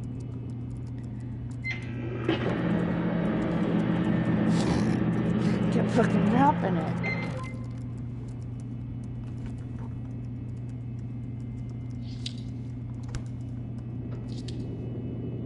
Transferred to Titanic. Fine ship, fine weather. Arrive Wednesday with special delivery. Love, William. He mentions the package again. Maybe he really did have something stowed in the cargo hold. Nothing was listed on the manifest. A lot of things weren't. He could have been referring to anything, though. Might have been something special in his suitcase or in the purser's safe. We can still search the cargo hold as a start. Yeah, we'll check it out next dive. Right on time. Hello, team. Hey, Gillian. We recovered the message from the Marconi room, but it doesn't really give us any new information. That's still great news. I daren't have hoped you'd find it. What does it say? We're sending you through a photo of the message now. Thank you. Oh, it adds another layer to the story, doesn't it? He must have thought himself lucky to have been transferred to Titanic. The coal strike meant many people were upgraded to Titanic. Such tragedy. William refers to a delivery in this message, so we're assuming he may have kept something in the cargo hold. We're planning to head down there next dive to check it out. Depending on what it was, there's a chance it survived. Did you find anything we missed in the cargo manifests? No, but I've been doing a bit of extra sleuthing. I found out that there was a registered parcel traveling on the Titanic with a Mr. W.J. Henderson's name on it. Is it possible that the gift was traveling as mail and not cargo? Yeah, that's a possibility. They could have also been two separate packages. The only way to know would be to check both rooms. The mailroom used to be off limits, but we can access it through a new hole in the cargo hold wall. Our ROV will need another transmitter upgrade to delve that deep, though, and a longer lasting battery. Do you have any idea of the size of the parcel? What's inside it? No. Could have been anything, really. The registered weight suggests something small, and Mary liked delicate things. Maybe something French? She loved southern France.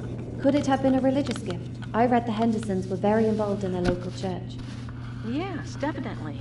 In fact, I'm surprised William's Bible wasn't in the suitcase you recovered. He was known to carry it everywhere.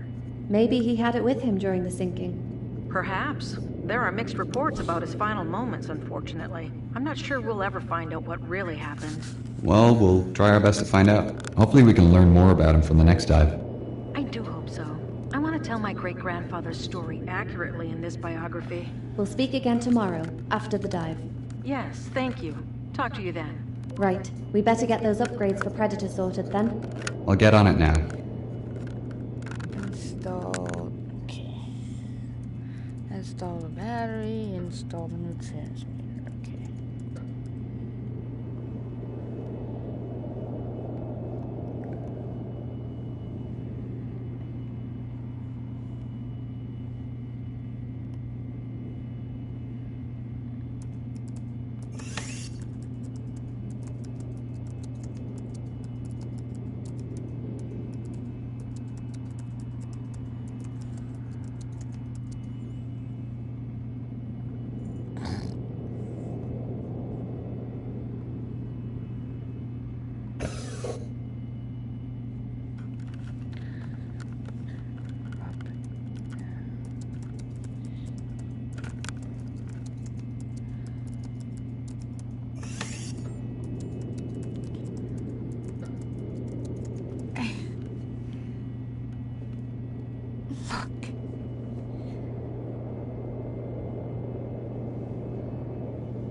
Damn it. Yeah, bitch.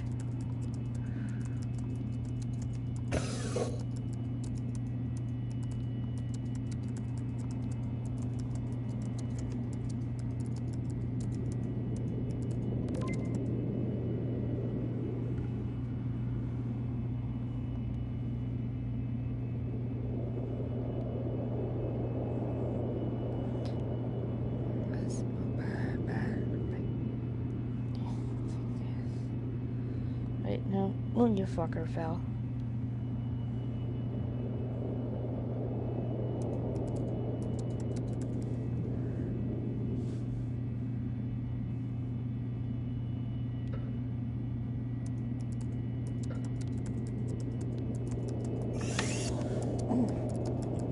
Damn it.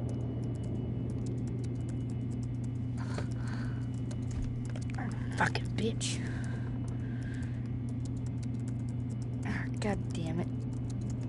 She's good to go. Thanks. Mother motherfucker. Wouldn't take the fucking battery. I keep fighting with it. Stupid bitch. Wouldn't take the fucking battery.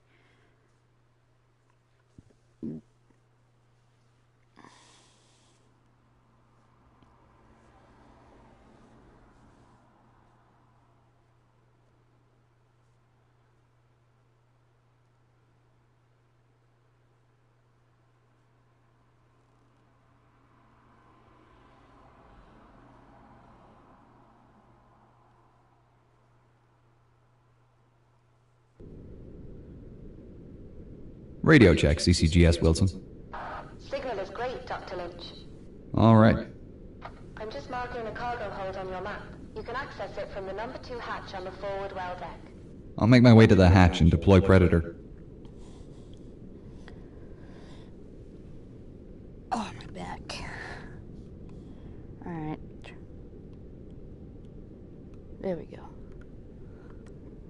Alright, I remember it all very clearly from the moment that my father wakened me, because of course I was in bed asleep, until I saw that ship sink, and afterwards when I heard the people around. I remember it all vividly. Do you remember the panic, the fright? Were you panicked and frightened, or did you kind of, being 7 years of age, not really take it all in? Oh no, I took it all in, but so the panic started, of course, after the all too few lifeboats had gone, and people were coming up on deck hoping to get into a lifeboat, and there weren't any boats for them. That's when the panic started, which we could hear when we were in the lifeboat. I suppose as a very young person, you can see adults panicking and Oh, screaming. yes, Must have yes. been absolutely horrific. Dreadful. And your father went down with the ship. Yes, he did. Your mother, however, was She spared. was saved you. with me, yes, that's right. And I hate dragging it up, but do you remember going away in one of the dinghies and looking back at the ships? I do indeed, yes.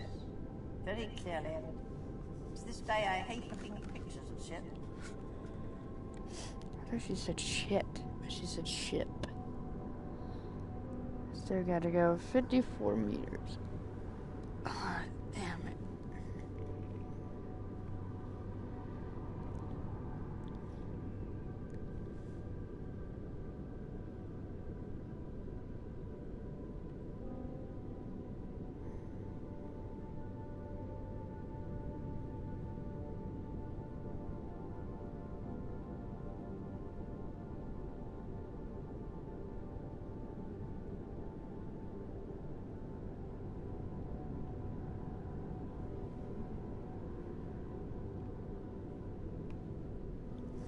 Gotta reach the cargo hatch too. Okay. I forgot what the fuck I was doing.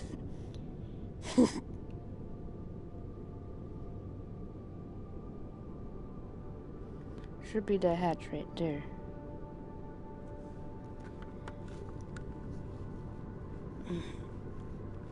Oh my fucking eyeball.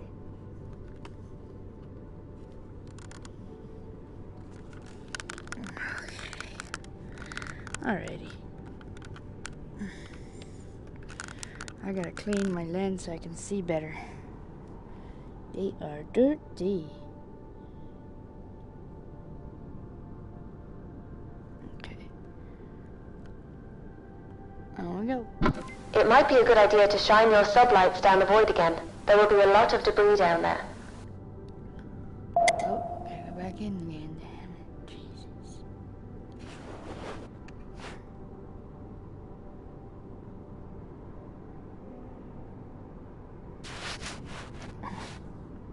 Heading down now.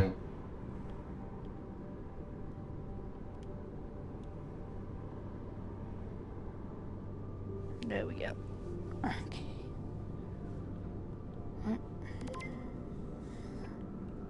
Okay. Alright. As we were. Hello.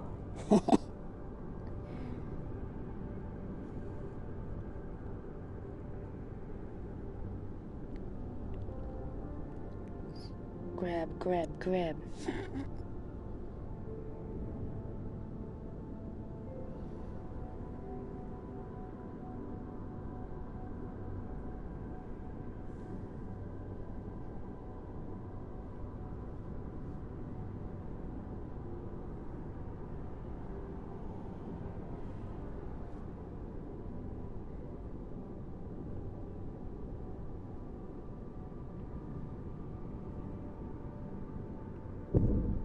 You were right about the debris. The cargo crates and barrels in here have almost all disintegrated. I didn't realize it was carrying so much cargo. Surely this wasn't all just for passengers. No, most of this was produce and commercial goods being shipped to the United States, along with the passenger cargo. I'll have a look around here before moving on to the mailroom, see if I can find anything related to Henderson. I can't see anything useful here. If he did have a package, it looks to be long gone. Let's check out the mailroom then. Where's the access point again? It's in the side of the wall towards the back of the room. You'll see the metal has deteriorated there. It looks like some areas are decaying faster than others. Yeah, it is. We have a request from a conservation group to photograph the opening so the decay can be monitored. No problem.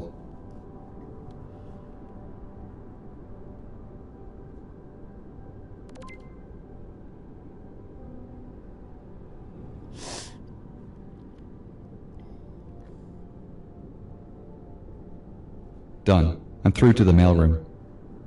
Deck plans show there is a parcel room to the right of the mailroom, near the stairs.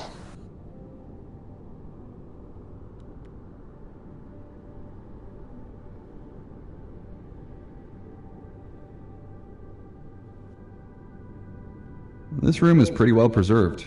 Even the mail sacks looked... I can't see anything here. Try the bags near the stairs. There should be some sacks of registered mail destined for New York there.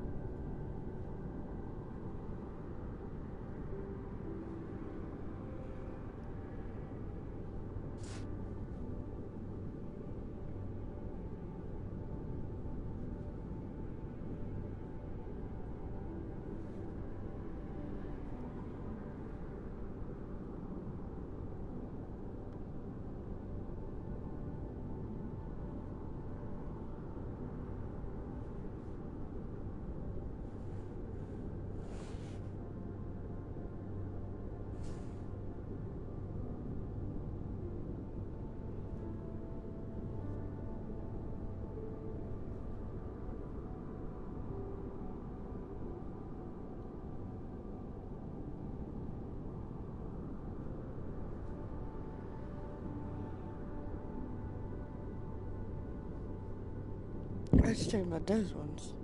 Okay. Hey, there's something right there. Here we go. Found the New York bags. Can you see Henderson's name on any packages? Found one for a W.J. Henderson. I think this is it. The packaging isn't in great condition, but the contents look okay. I can't believe we found it. Is there anything else there with his name on it? I can't see anything else. I'll make my way up now. Great. See you soon.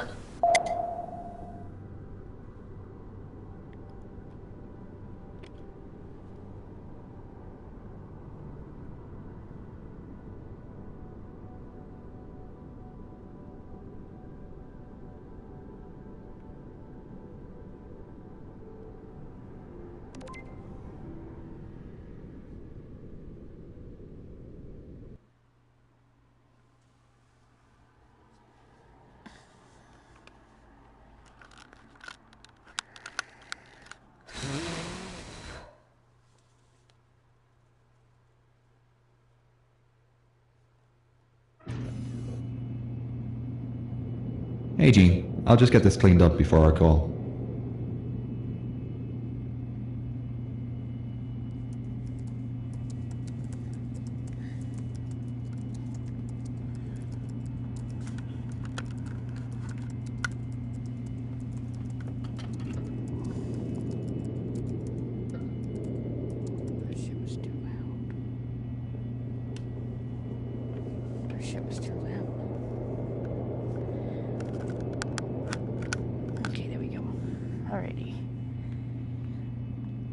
I'm surprised the packaging survived at all. This case will need a bit of care. A soak, scrub, PEG bath, and then drying.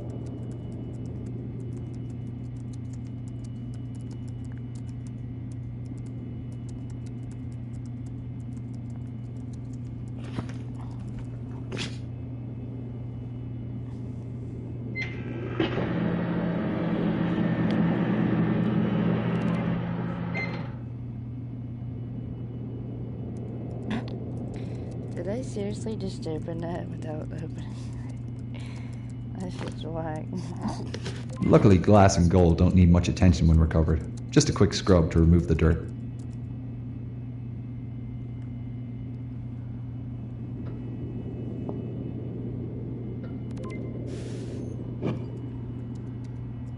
That's beautiful.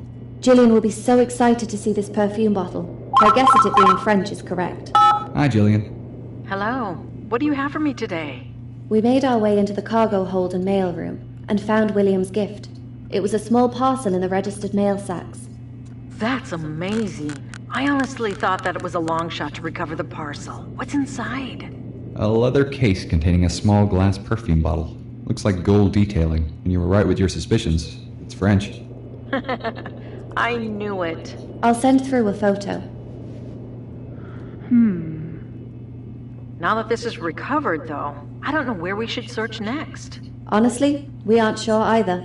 We were hoping the journal and his gift might give us some indication of William's final movements, but we're at a dead end. You should continue your search of the bow. There's still a large portion of the ship unexplored. Yeah, we need to take advantage of this good weather. What area should we explore next, then? I suggest the D-deck reception area and Turkish baths. We haven't really ventured into the debris field yet either. It covers such a large area, though, 3 by 5 miles, and some areas are denser in artifacts than others. It would take us years to search the entire area. What about that mosaic imaging of the wreck completed recently? Could we identify smaller areas to search from those images? The divers focused on mapping out the wreck itself more than the debris field, but I heard some other diving teams have started on the surrounding areas as well. I could contact those dive teams to find out what they have mapped. They may have finished some of the denser debris areas. It's worth a shot. Let us know what you learn. In the meantime, we'll keep looking for clues and let you know if we find anything of interest. Thanks. I hope to hear from you soon. Why the D-deck reception area and Turkish baths? They're both areas Henderson would have visited, and we have jobs from other contractors in those areas, so it's a good opportunity. 2 birds, 1 stone, you know? Fair enough. Will we need any upgrades for this next ad?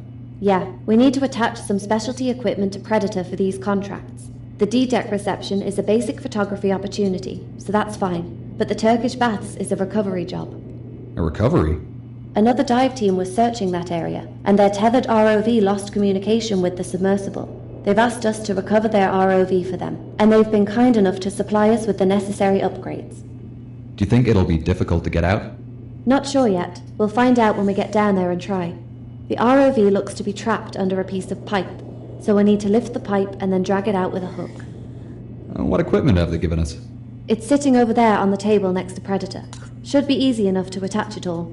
I'll get onto it now, then.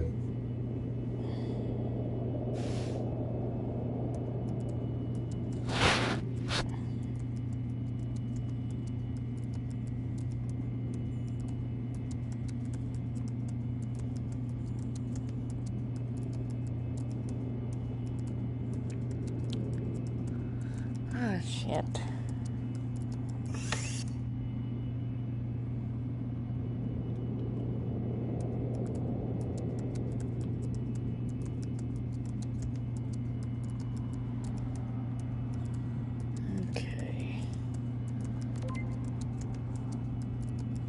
This hook and rope will be useful when I rescue the downed ROV. God damn it. God damn it. God damn it.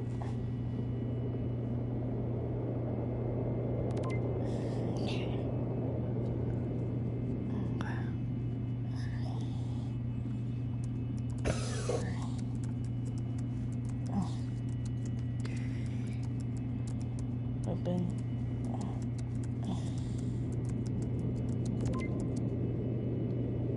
This flotation gear will help me rescue the downed ROV. There's an empty float bag, a tank of petroleum jelly, and an inflation tube. The flotation bag will be filled with petroleum jelly instead of air.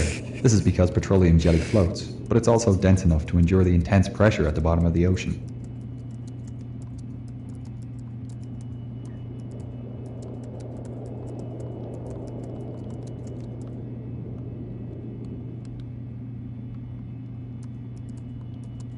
All attached. She's ready for tomorrow. Get some rest. We've got a big day tomorrow. thing's being a bitch.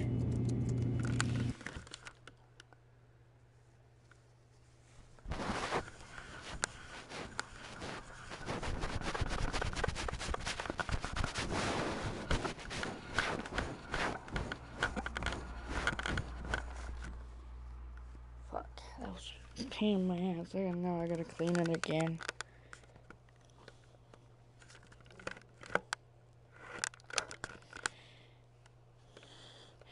Alrighty.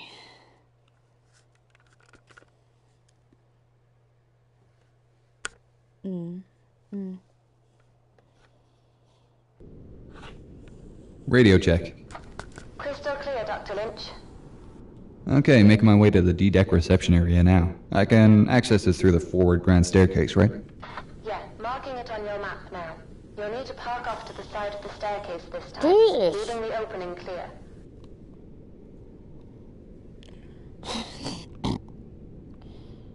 Motherfuckers. Oh, you damn fuck.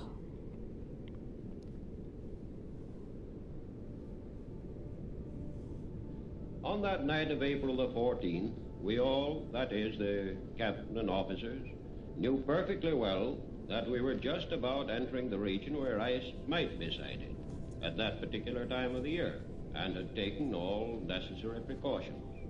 We were steaming that night at a good 22 knots. At 10 o'clock, I was relieved as officer of the watch by Murdoch, W.M. Murdoch. Of course, he knew nothing of the death trap lying ahead of us any more than I did. And so, 5 bells, 6 bells, and 7 bells went by. But barely 10 minutes had passed after the sound of the last bell when there were 3 sharp clangs on the crow's nest bell, followed by a cry from the lookout cage, "Ice right ahead, sir." Murdoch evidently saw the massive ice practically at the same time as the lookout men and shouted, "Hard a starboard, full speed astern." Her bow swung a bit, but not enough, and she struck. She took the blow along her starboard side, masses of ice actually falling on the fore deck.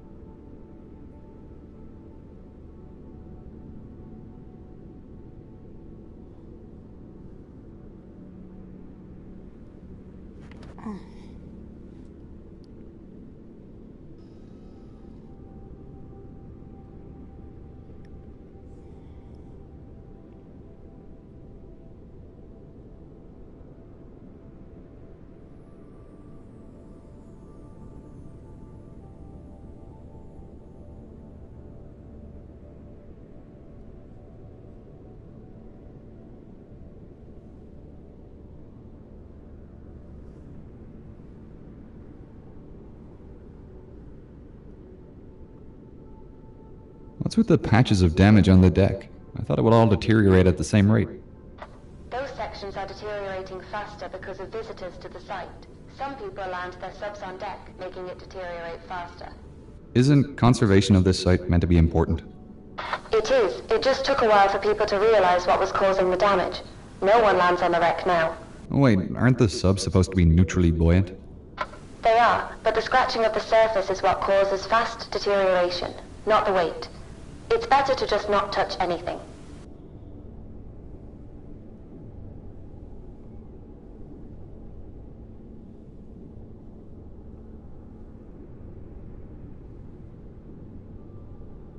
Oh shit. Need to be a little bit closer.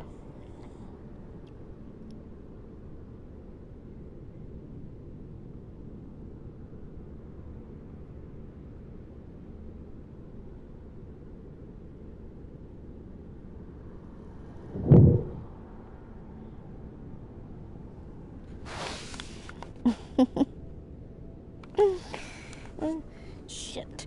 God damn it. Not again.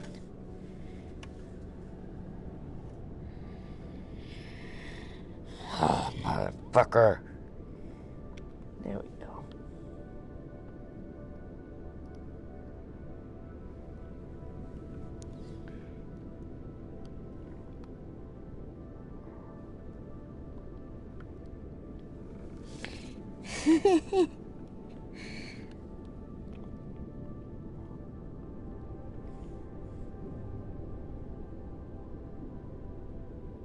I'm at the staircase, descending to D deck now.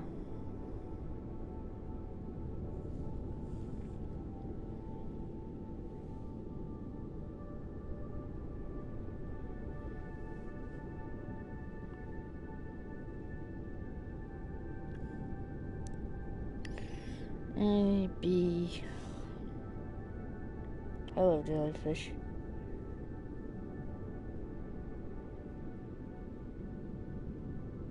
I think this is...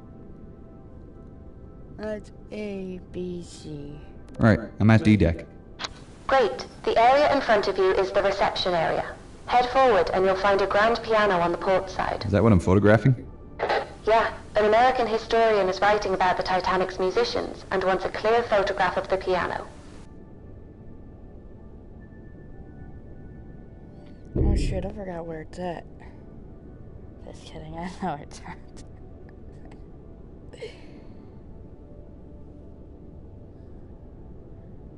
Oh, piano.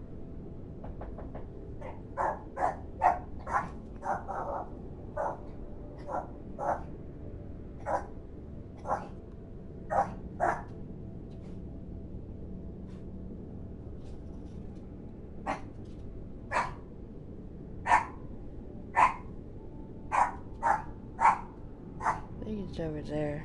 Oh, man, I lost my keys.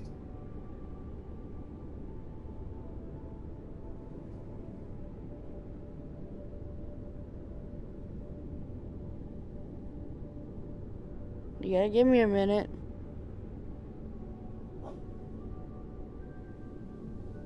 Where the hell is that fucking piano at?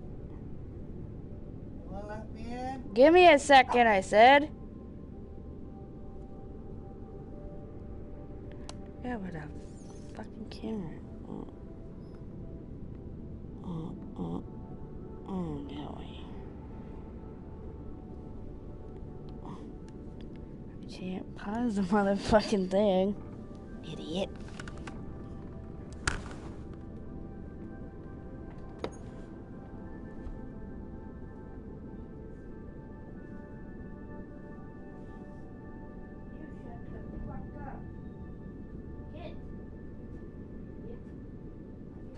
I thought I grabbed my keys when I left, but I guess not. Thank you.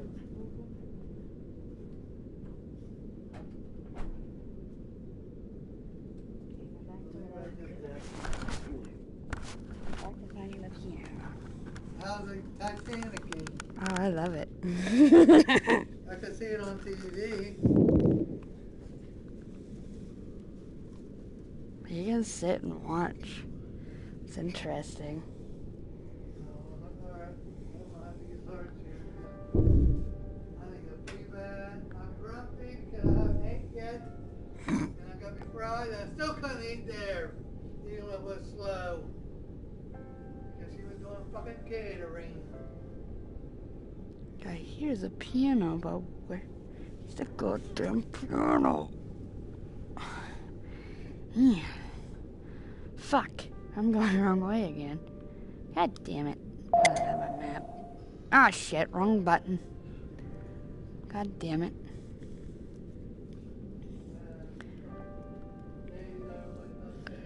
Okay, I need to go straight. I gotta go straight. God, I'm a fucking dumbass. Let's keep forgetting where it's at.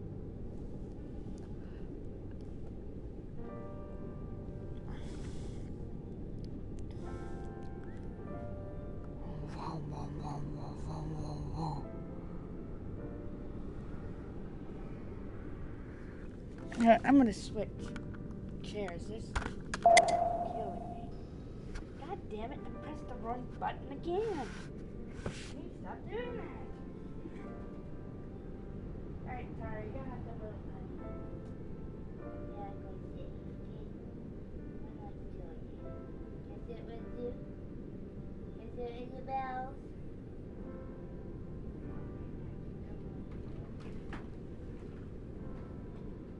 My neck's killing me, baby.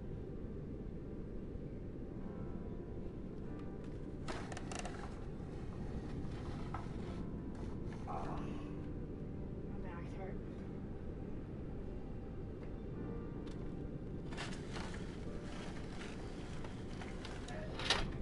God damn it. Fucking plumber. I'm having a plunger will work. TV looks like it's cracked.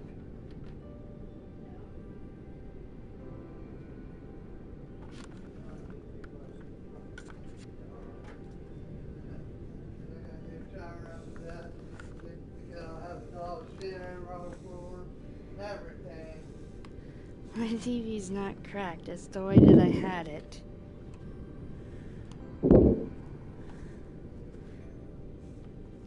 Can you move? Puss? Come on.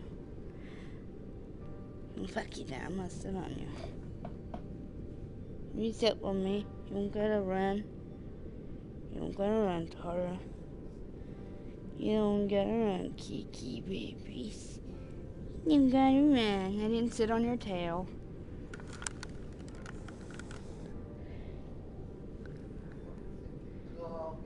Did I do? Oh shit. There's something in there. Again. I took the off the sink. There we go. Where my metal detector got clogged, it went. Damn it! If I can't get that sink, I'll find that metal.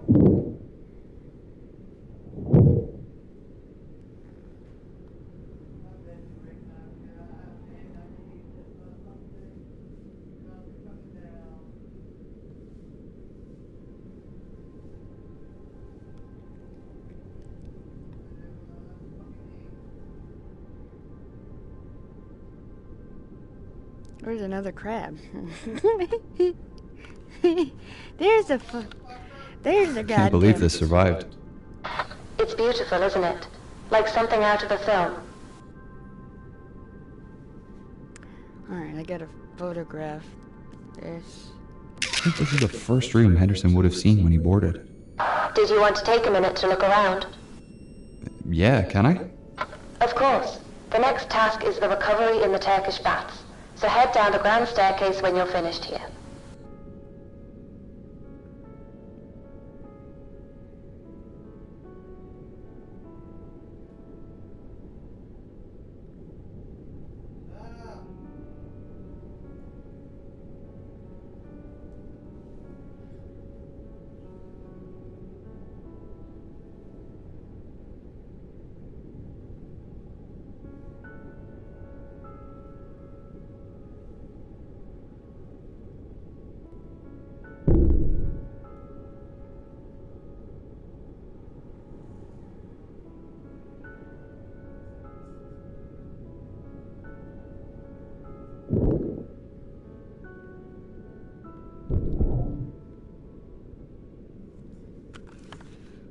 What's in my eye?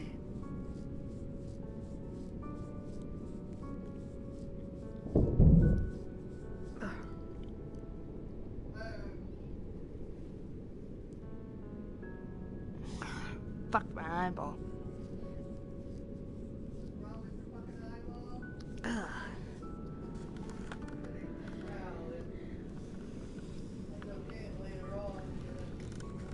Alrighty.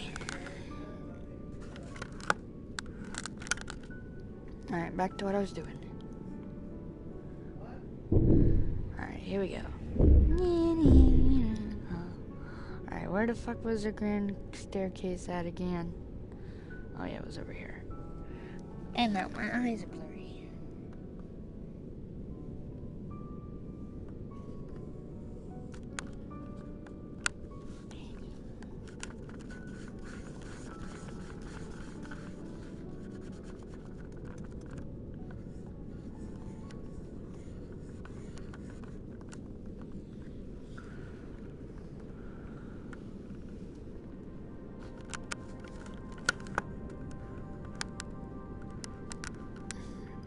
on. Come on, damn it.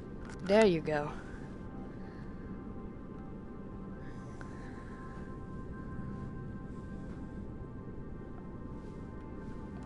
Oh, my neck. Tara, we're in the Titanic.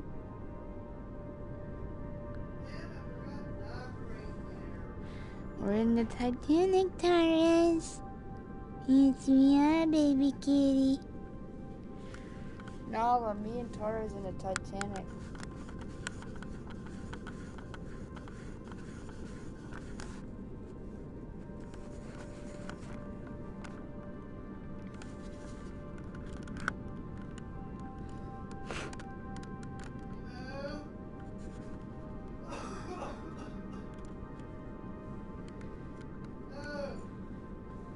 Oh, no, Sissy moved.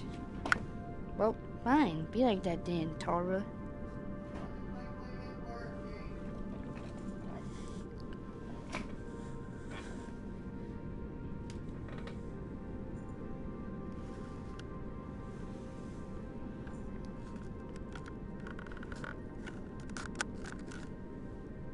Alright, there we go. Alrighty. Now I'm more comfortable.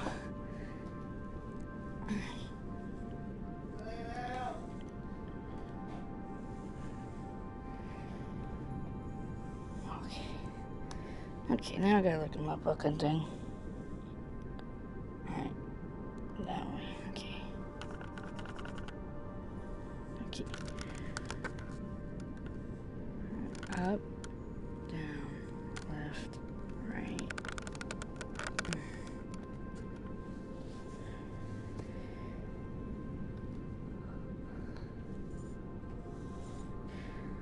Okay.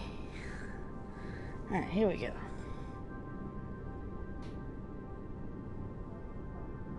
Alright, I'm ready.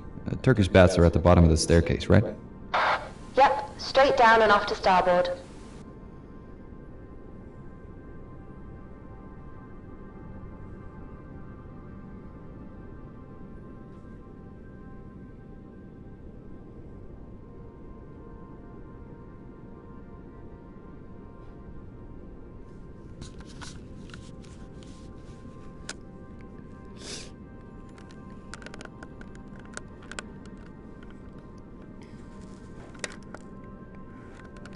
Okay, there we go.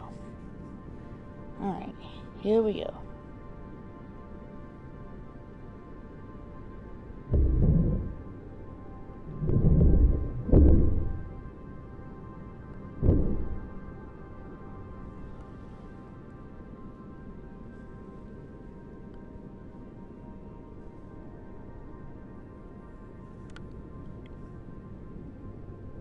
I'm in the baths now. I can see the ROV here pinned under a pipe.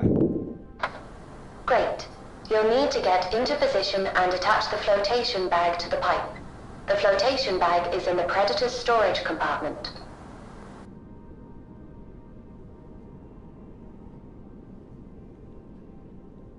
Done.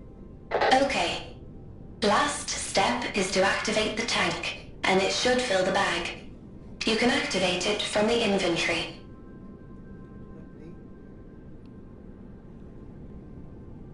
Hey, it's working. The pipe is lifting. Great. When the pipe's completely lifted, you can attach your hook and drag the ROV out of here. Right.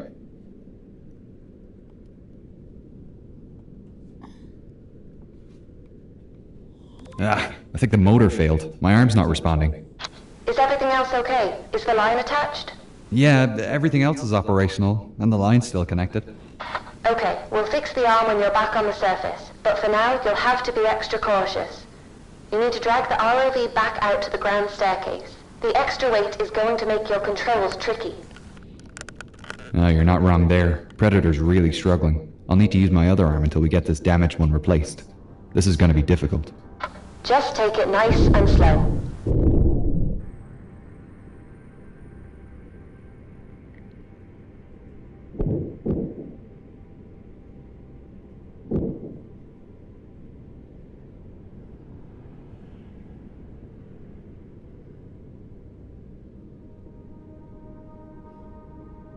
You look like you're in the water. Am I towing this thing all the way back to the sub?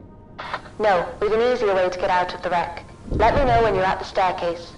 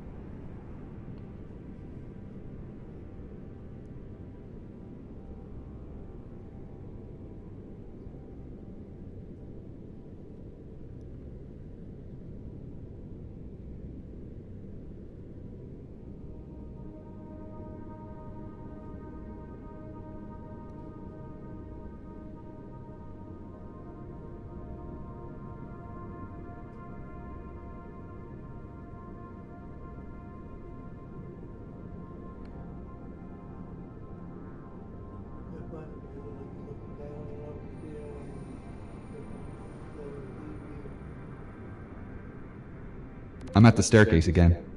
The next step is to attach a tracker to the ROV. There is one in your compartment.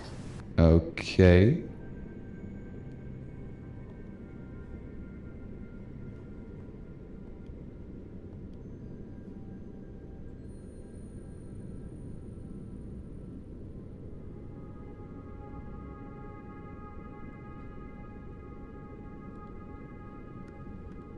I don't see where to put it.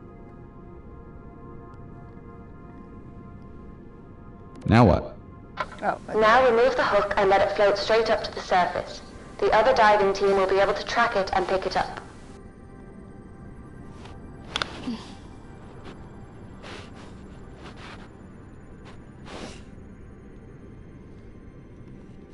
You motherfucker bitch. Keep fucking moving on me. Come on, bitch.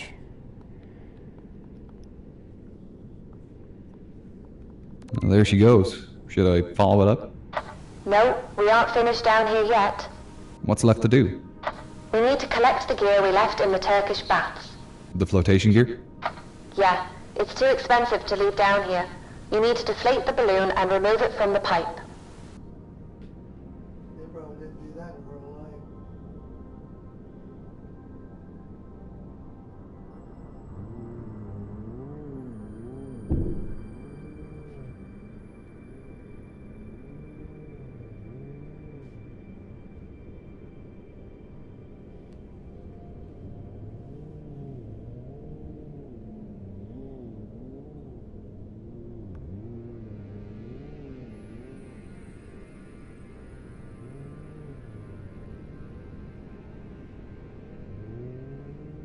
Did you hear that?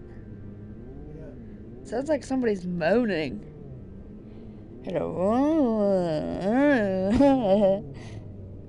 That's weird. Unless it's one of the machines. It's kind of weird. Sounds like a chainsaw. I think they did. All done. I'm heading back up. Great. See you soon. I'll get the lab ready to repair Predator.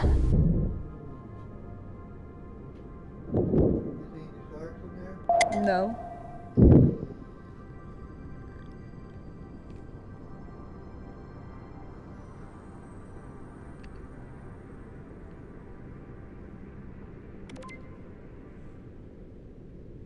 No, there ain't no sharks. This is fucking deep.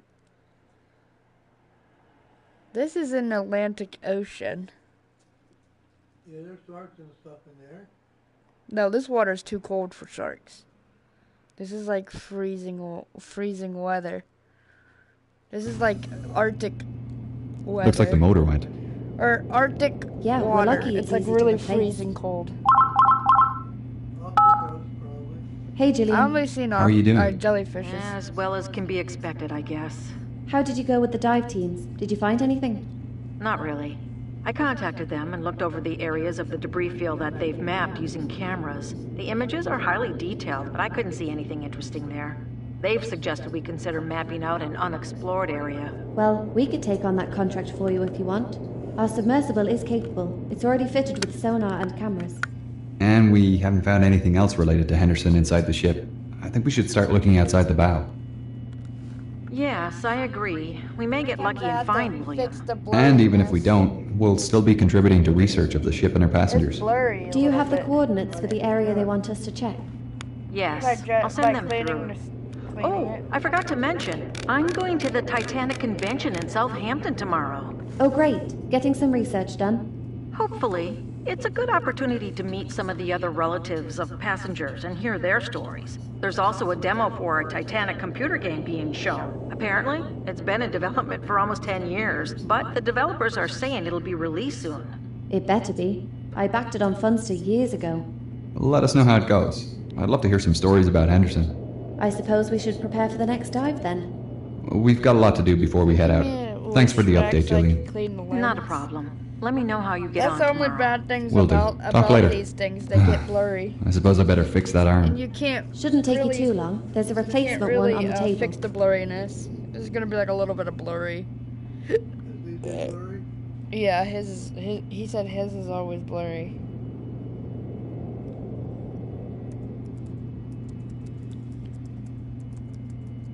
His is always blurry. But his you can actually, you know, like kind of fix it a little bit, but this one you can't. This is different.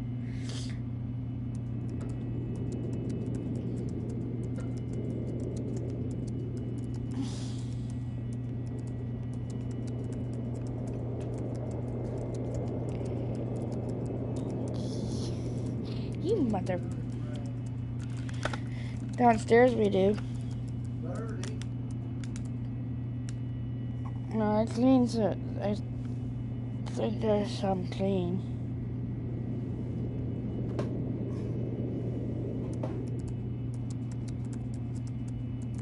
Get that fuck out of there.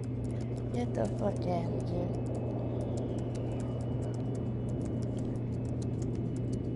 I think that's the...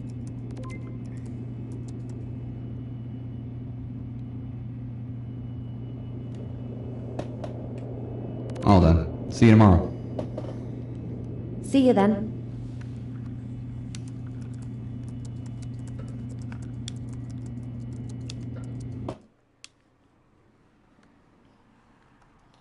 Oh, this motherfucker lights up everywhere. That's cool as shit. I didn't notice that before.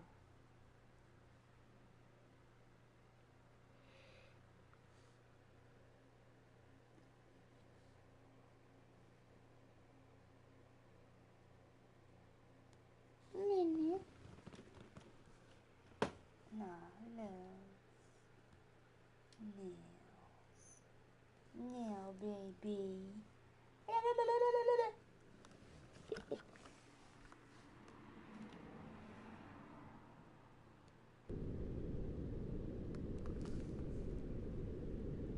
Radio check.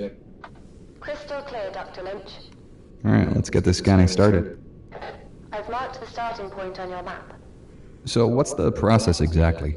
Well, it can be a little repetitive, but takes a fair bit of skill. Basically, you need to mow the lawn with your sub. Mow the lawn? What? You need to scan up and down the area following a strict pattern, making sure you cover the entire area. The data you collect doing this will allow us to create a 3D detailed map of the area. And this will help researchers identify items amongst the debris field. Give me some ibuprofen. Right, so if I don't follow the lines perfectly, I risk missing a bit? Yeah, pretty much. The submersible you're in is already fitted with both sonar and optical equipment for this exact purpose. If we can't make a full mosaic from the images you collect, the blame is kind of on you and your piloting skills. No pressure That's then. all I need. Yes, I'm positive. Before you go blow your brains out.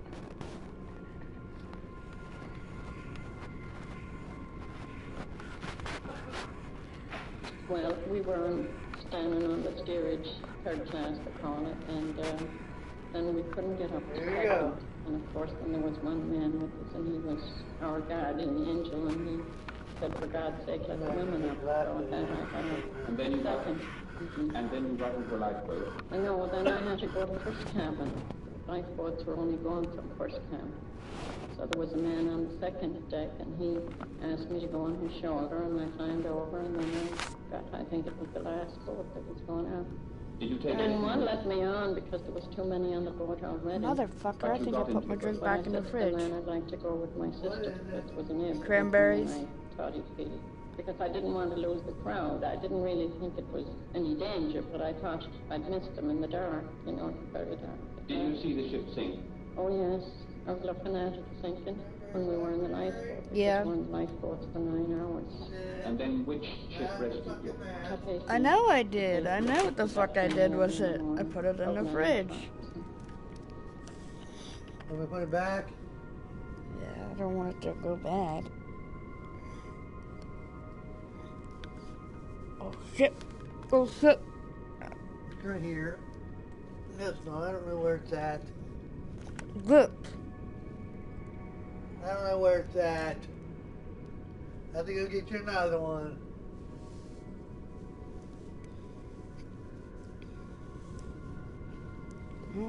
Between my ass. Oh, here it is. Well, that's weird.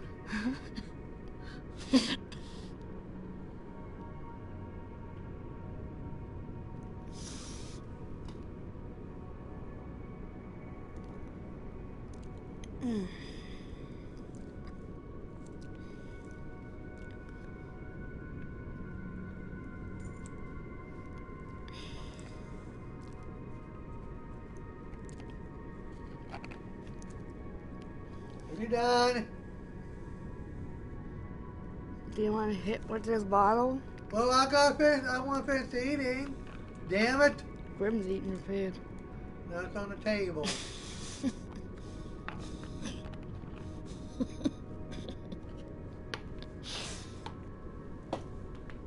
You forget Grim can climb up on the table. He still will, trust me. Yeah, 'cause he knows better.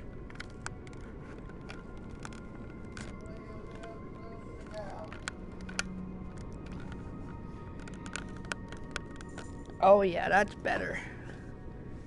It's a well, it's gonna still be a little bit, but it's better than what it was. Well, because your eyes not adjusted to it. No. So in other words, these days is blurry, not blurry. His is blurry. Like I said, they're always gonna be blurry, 'cause they're not supposed to be that clear. It's not that blurry. Mine's a little bit better than his, I should say.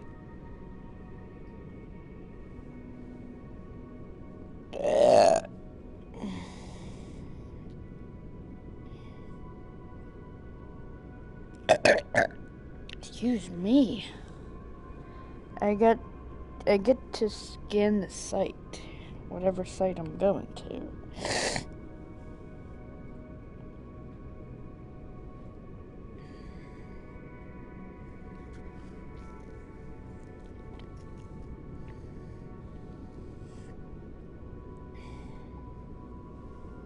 You played the other game yet?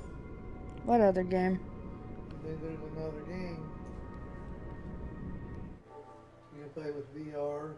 This one, but I have it paused. Oh. My other games are downloading, as you can What's tell. weird?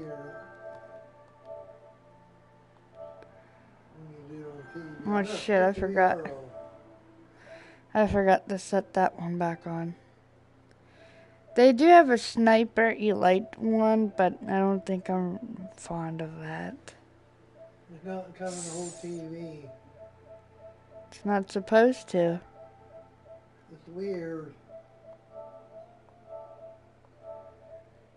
It has a little box that's like I'm looking at. Yeah, that's like a VR set, but for me, it shows the whole thing. It shows the little box. It's not supposed to cover the whole TV.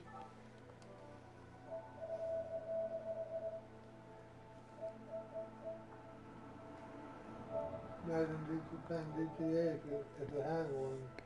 Oh, I was. You can literally still play other games and still have the VR set on. But it just makes it kind of weird and kind of hurts my eyes. Not realistic then. Nah, it's not realistic for GTA. But for Titanic, yes. Who's that? Who's who?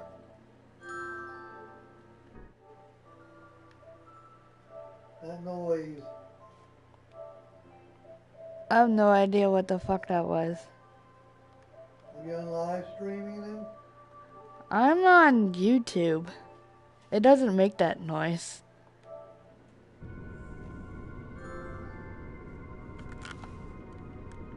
It ain't showing anything that's popping up. Yeah, it is. Where?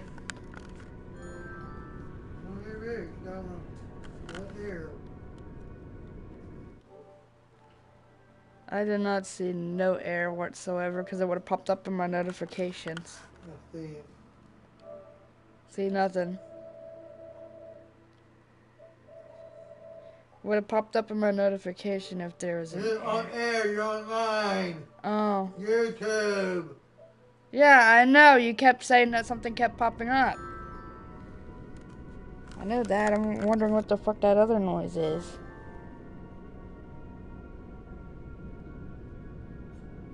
Okay, now it went away.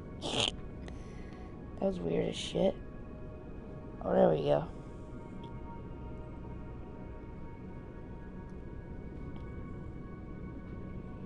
You talking to your mom today? Yeah.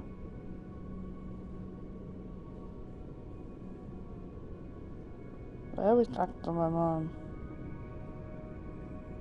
Was she taking a breathing treatment? No.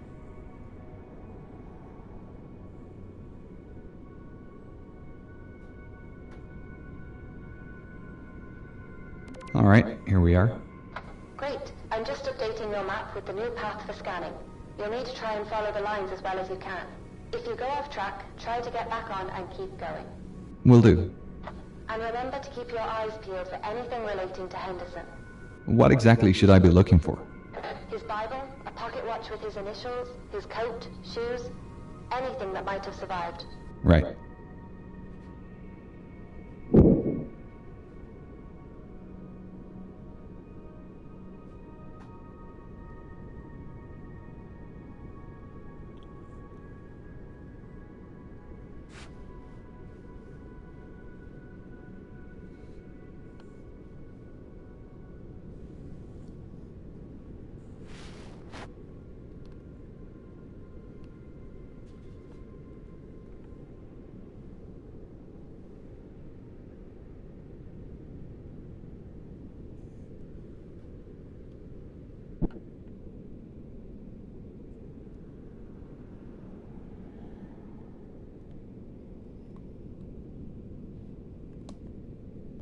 Now you gotta find clothes, huh? This ain't that bad. Sweet potatoes, those are sweet potatoes. Oh, I see where I gotta go now.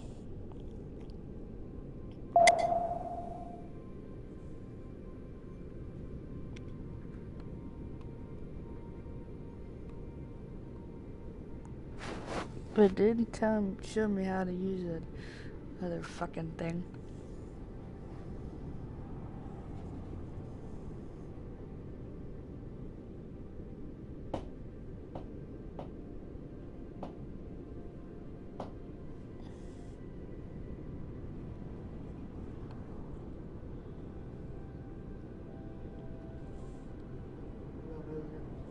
Back a little bit or you're gonna hit your fucking TV.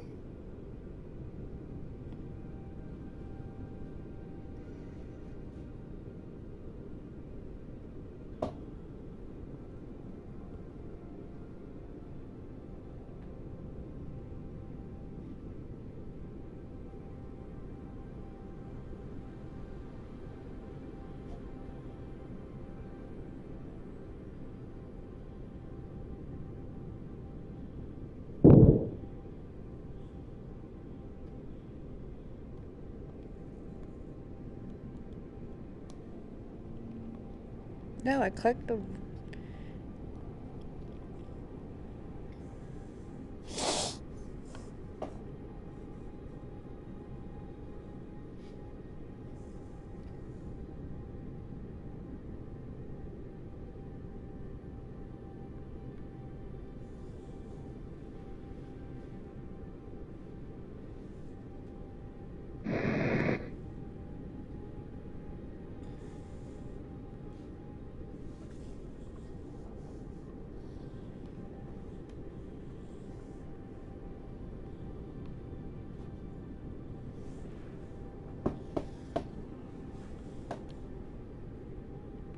Bitch.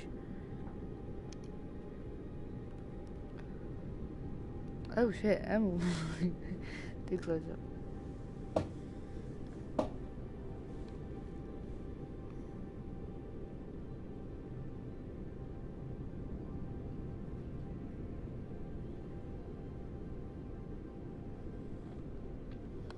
I don't know how to use my thing. It doesn't show me.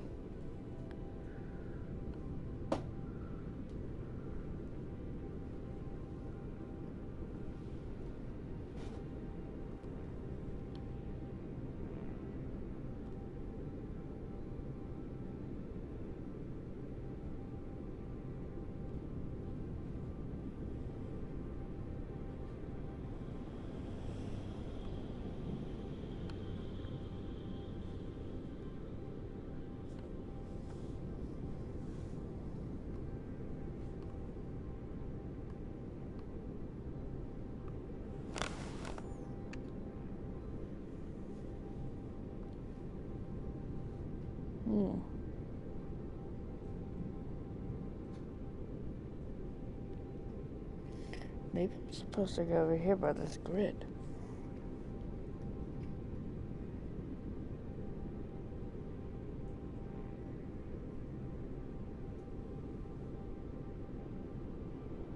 Hey, there's something right there.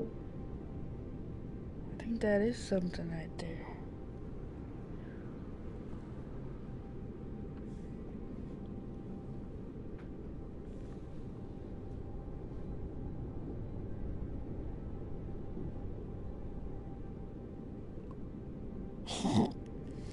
I thought it was something.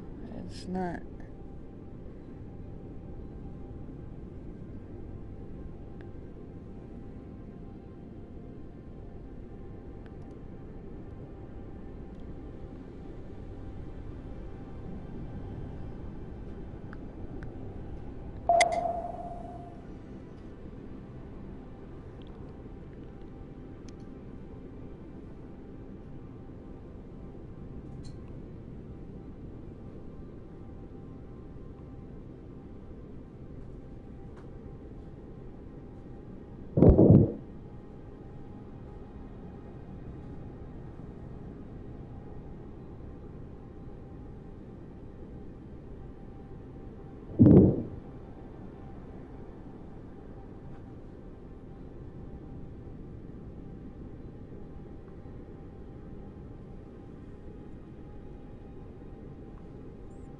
Why your mom left her Mountain Dew here? No, go the other way. Huh? Gotta go this way.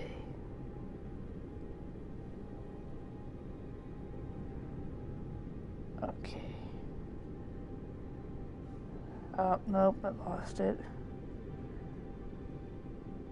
No. A little bit further. Nope, to the right. No.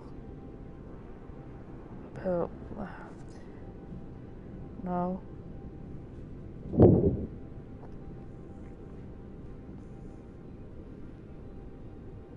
No.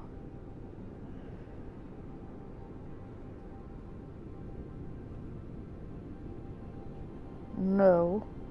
Go back.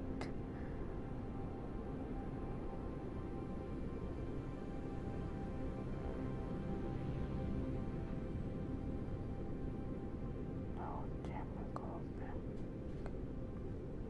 Back.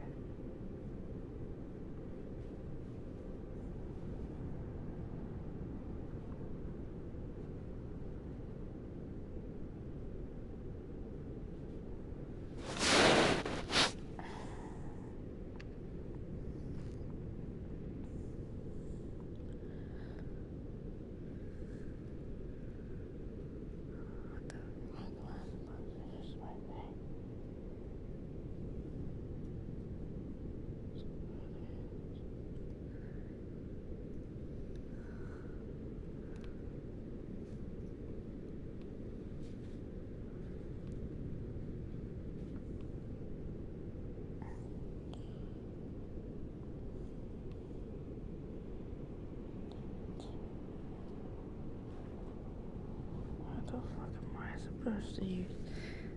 I'm gonna have to get my phone to look this up real quick. It never showed me how to fucking use this game for my submarine.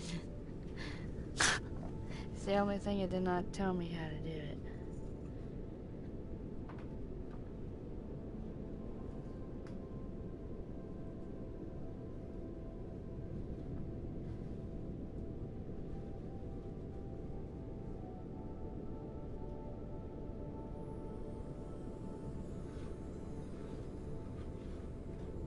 Oh, what the fuck did my mom want now? I'm trying to look something up.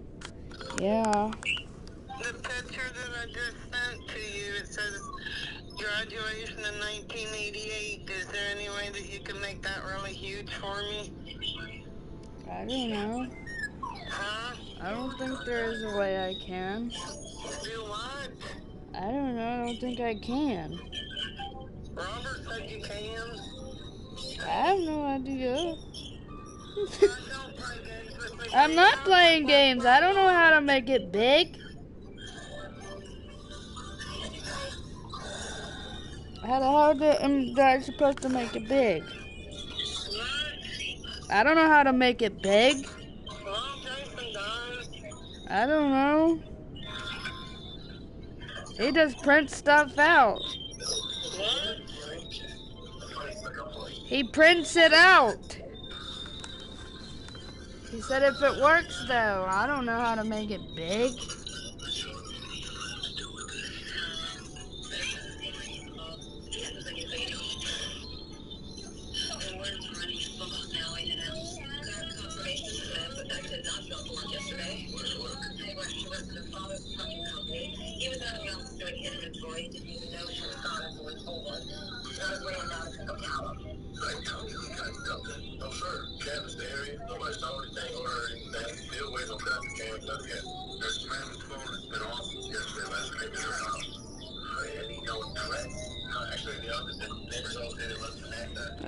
No.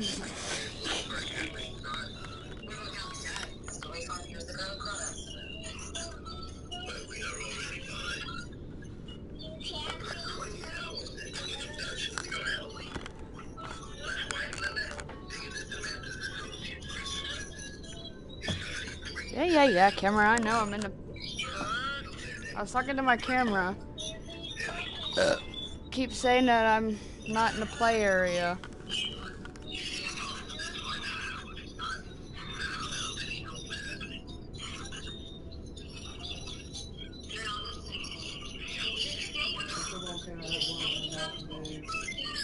They don't care. She didn't like it.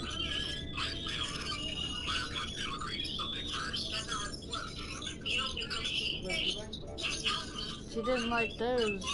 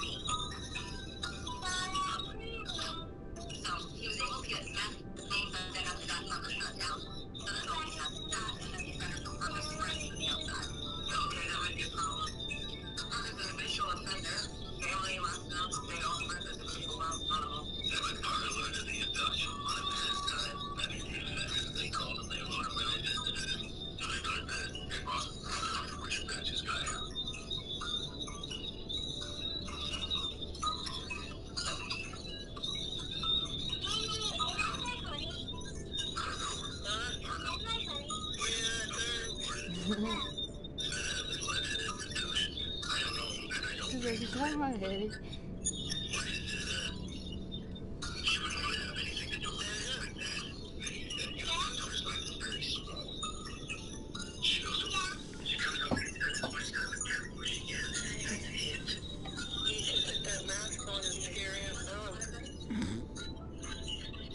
I heard that.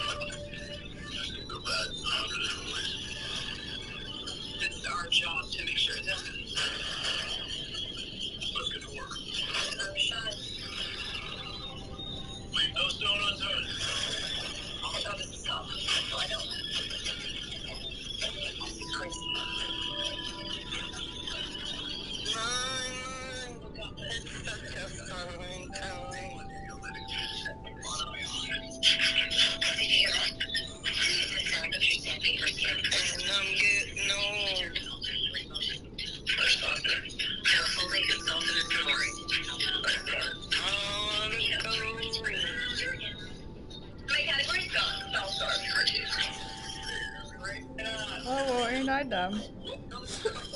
I know how to do it now.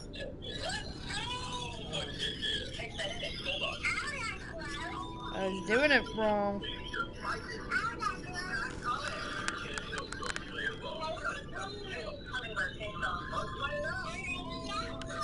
Hey T, do you want to see me in a submarine? Look, tell TT to look at the screen.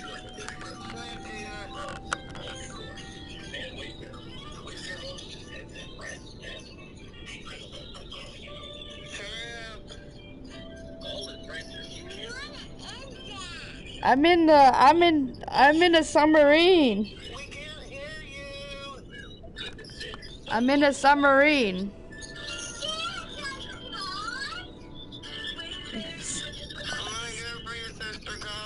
All right.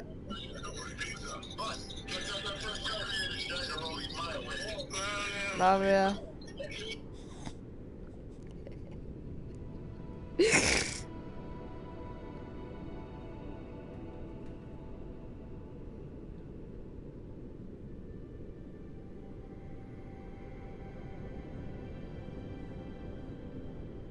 That was funny. I was doing it wrong. Alrighty.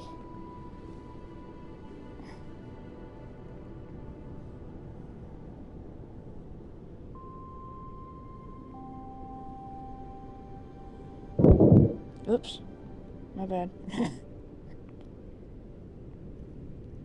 So I gotta scan. This is the way to scan it. Go in straight line.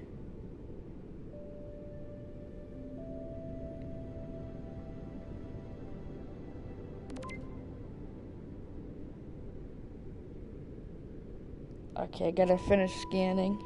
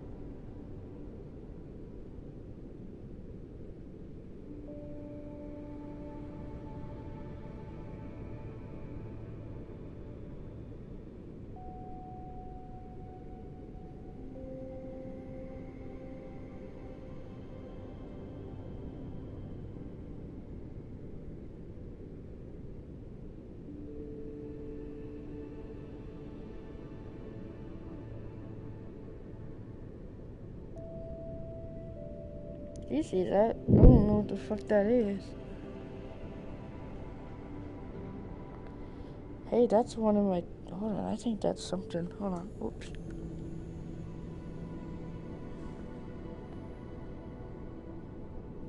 Hello, fishy. Oh, yes.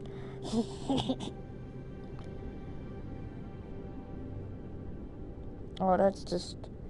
That ain't shit that I'm looking for.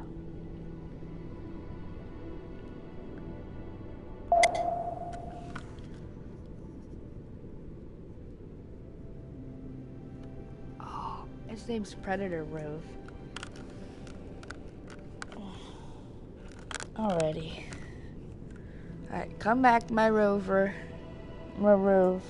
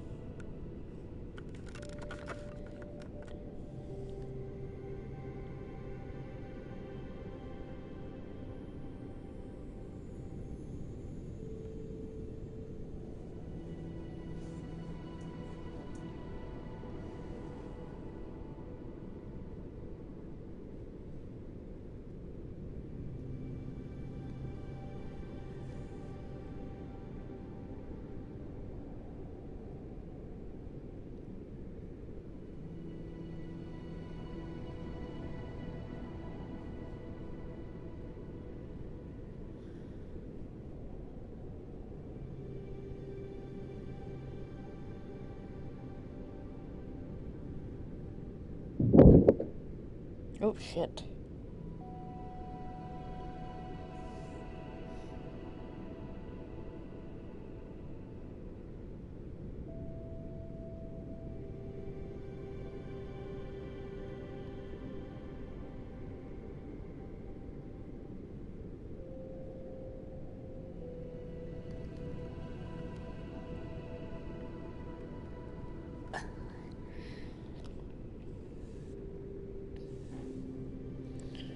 There we go. I gotta finish.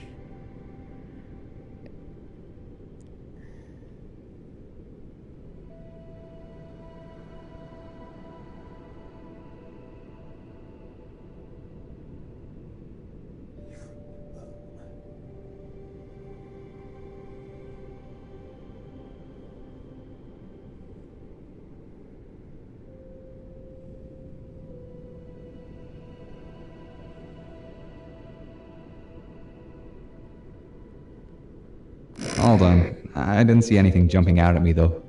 Yeah, that's okay. We can double check the images when you get back up here. They're coming through now. Hopefully something will pop up. Next up is to place a hydrophone. I've marked the location on your map. I'll head over there now.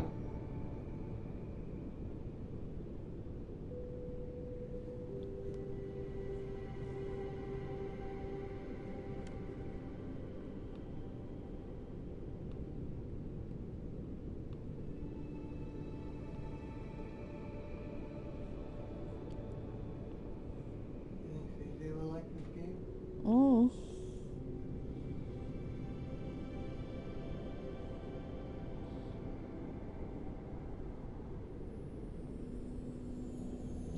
It would take 6 hours to complete, it said. Okay, you'll need to dispatch Predator and use the arms to place the hydrophone. It's in the storage compartment. Alright.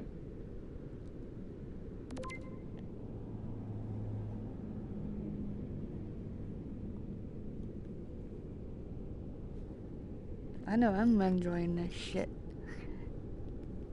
The water. Ugh. You'd probably be dead if you fucking breathe this in. You definitely wouldn't make it down here. What's with the center casing? Well, it's all the batteries and computers needed to run the hydrophone and record the data. In a couple of years, they'll organize it to be collected again so they can study the recordings. That's amazing. Do you need to activate anything? Nope, it's all set up. Right, what's next then? Our final contract for today is from a Lebanese society.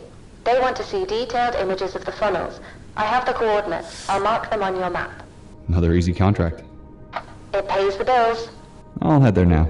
I didn't realize there was a Lebanese Titanic society. Were there many Lebanese on board? Oh yeah, there was a large Arabic community on board. Over 100 migrants from Lebanon, Syria and Egypt. Unfortunately, most Arabic names were anglicized on the passenger list, leading to confusion when reporting which people died or survived. It must have been scary for those passengers who didn't speak English. They couldn't have known what was happening.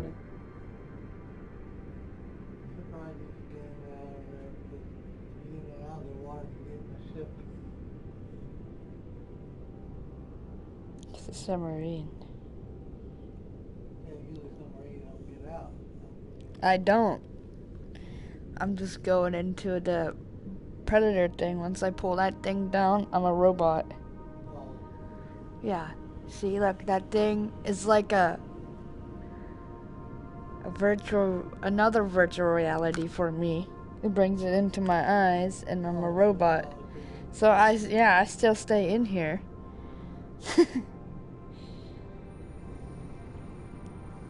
I just control that robot thing.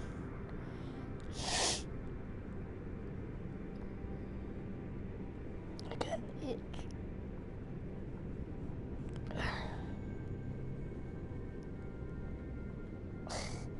Like an itchy.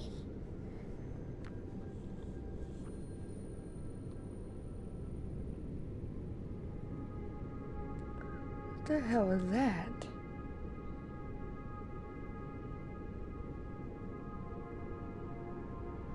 Is that a rock?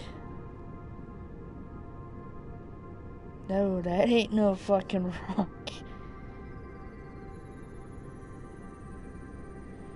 No, that looks like the bow from... Oh, that must be the bow from Titanic.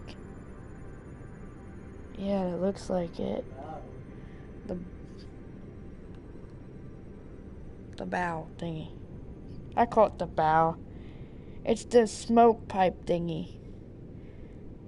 That must be one of the Titanic's smoke pipe. Yeah, that's one of them. That's cool. Yeah, I can tell because it ripped off.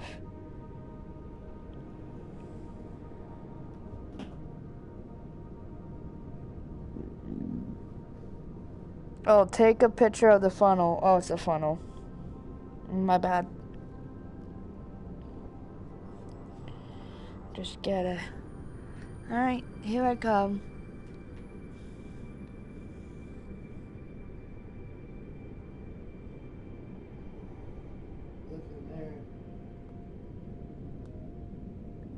All done. Great, they'll be happy with those images. Anything else? Nothing's in there. It's That's just... all for today. You're free to explore or head up to the surface. I think I'll explore a little.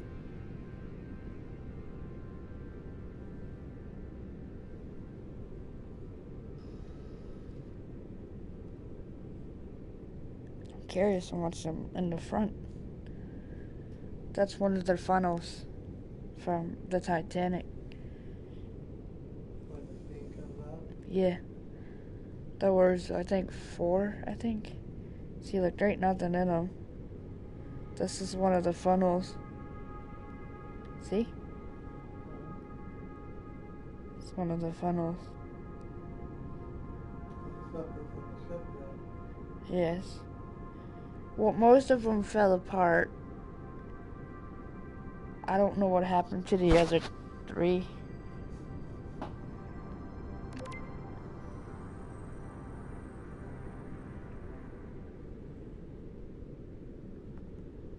Pick it up. They know where they're at now, but they just they don't pick it up because it'll fall apart. Mm-hmm. It's gonna disintegrate in 20 years. So it'll be gone. Because it's already starting to disintegrate. I gotta view my scans with Jean, Jesus Christ. Oh hey, come check this out. Wow, that worked out great. You aced piloting Sedna. This mosaic has come together really well. I've started going through the images, but haven't found anything so far resembling Henderson's items. That's a shame. How long will it take to go through all the images? I think I can have them all done tomorrow evening. I really hope we find something. Yeah, me too. Hello, Ethan. Jean. How'd you both manage today? Hi, Jillian. I think we did well. We've scanned the area and I've started processing the images. Oh, wonderful news. When do you think they'll be done? I'd say tomorrow evening. How did the convention go? It was marvelous. So many people came, and I got to hear a huge range of stories. I'll definitely be attending the next one. Did you hear anything about Henderson? Yes, actually. One lady in particular said her grandmother, Anne, was a survivor and spoke of the accident regularly. She remembers Anne talking about the kindness of a Scottish gent who helped families board lifeboats on the starboard side. Apparently, once he learned teenage boys were being banned from boats on the port side of the ship, he went up and down the boat deck telling them to try on the other side. Sounds like Henderson. How did she know it was him and not another passenger? He was well known in business circles, wasn't he? Yes, Anne didn't realize who it was at the time, but her mother did. Years later, she found letters her mother had written to friends about the kindness of William Henderson and other men who helped passengers. She was thankful that he thought it important to keep families together. That's an impressive story. Does her family still have the letter? Yes, but she didn't bring it with her. She'll email me through a copy when she can. It'd be a great thing to include in a biography. I'd love to accompany it with an image of his final resting place. I hope we'll spot something in these scanned images. I guess we'll find out tomorrow. Do you have a plan if we don't find anything in the images?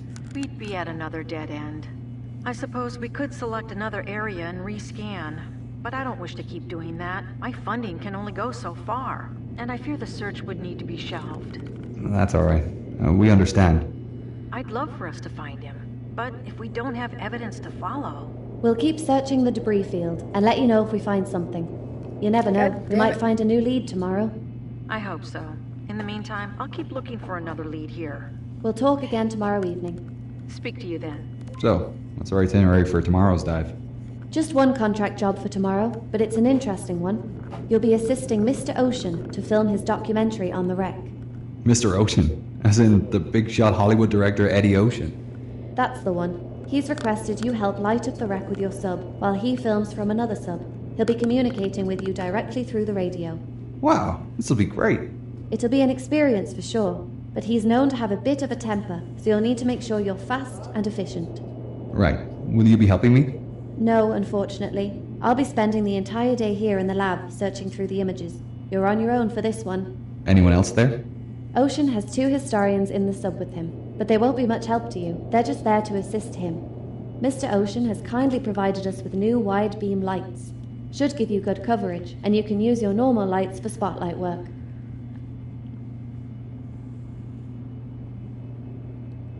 I gotta check my games real quick too.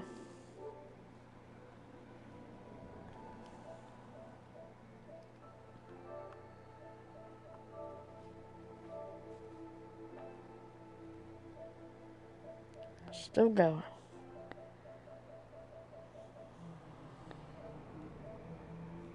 That one's almost done.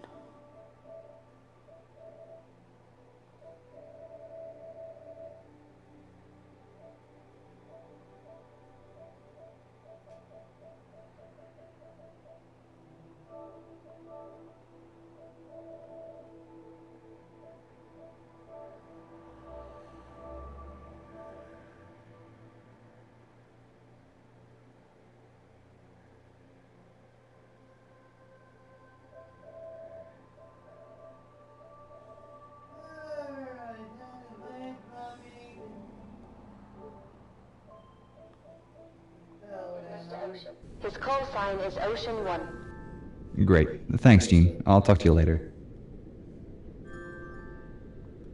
That was around the time I won my first Academy Award. As you know, I've won a fair few since then. Yes, very interesting. I'd just like to thank you again for having us here. We're big fans of your work. I know, son. Ocean 1, this is Sedna. Sedna, this is Ocean 1. Welcome to my palace. Good to be here. Dr. Lynch, I have my right-hand men here, Harold Walsh and Sean Jones. Say hi to the doctor, boys. Hello there. Nice to meet you. Nice to meet you, too. Alrighty, down to business. We're filming sections of The Vow today for my upcoming film. It's an educational documentary showing how much I've learned about the ship. And of course, it'll also be a great follow-up to my award-winning film. I'm guessing you've seen it? Yeah, a while ago. Of course you have. It's everyone's favorite. I'll be directing and filming from my sub while you'll provide extra lighting. Right. We've 6 locations to get through today, so we'd better get moving. First up is a shot of the bow. Get into position. Oh, and make sure all other transceivers are off. Man, I'm a patient man, but I won't stand for interruptions. Yeah, sure. The bow is a great place to start, Mr. Ocean. So many interesting things located here. Yeah, do you want to see it? The ship's name, the iceberg damage.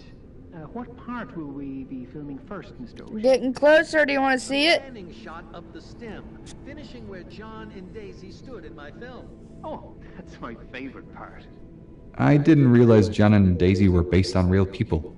Oh, they're not, but it's such a poignant shot for my film, I just have to recreate it. The fans will... Wouldn't it be more Alright, watch this. to show areas with real history? I'm almost there. Walsh, we will, but I want to start by filming the most important locations, ones that are linked to my films. We need to start by reminding people about the tragedy of the ship, to capture that... The scene with John and Daisy, very emotional. Of course it was. That movie was a visual masterpiece. There she is. And this documentary will be even better. She's right there. That's Titanic.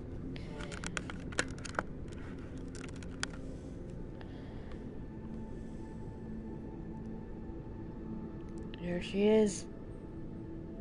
See? Titanic.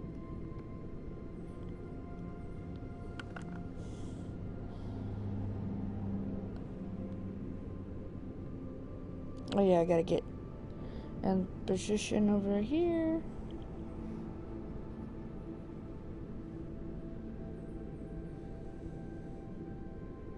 Look at her.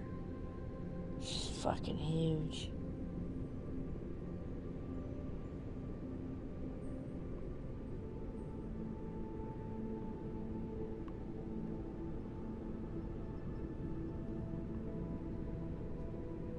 That's a lot of money to do. Get a tour of that Titanic. I would like to think about like if we could take a tour down to see Titanic. We have somebody that like experience. And talking $1,000. I highly doubt that.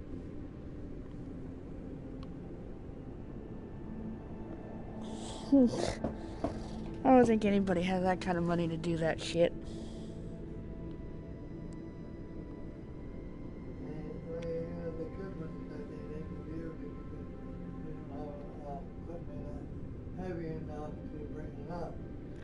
I highly doubt that it would cost $1,000 to go to the museum. There's no way in hell.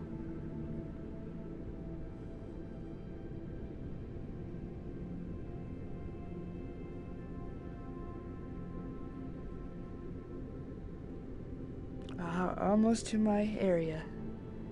Alrighty. Lynch, turn on. Yes, yes, There we that's go, what look. I'm looking for. Your lights at that angle are perfect. I'm a genius.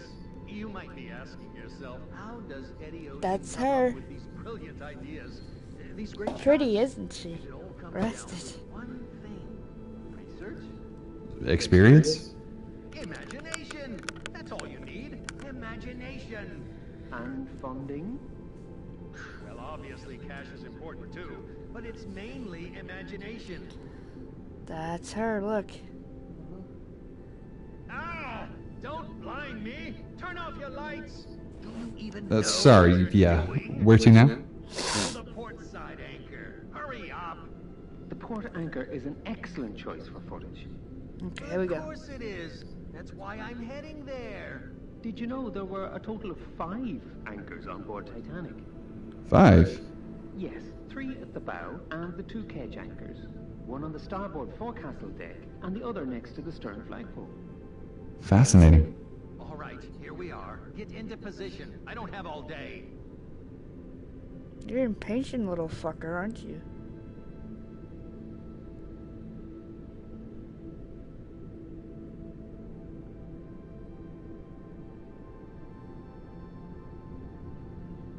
He's impatient, motherfucker.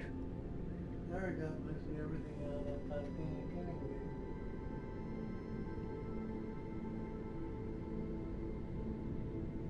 Look.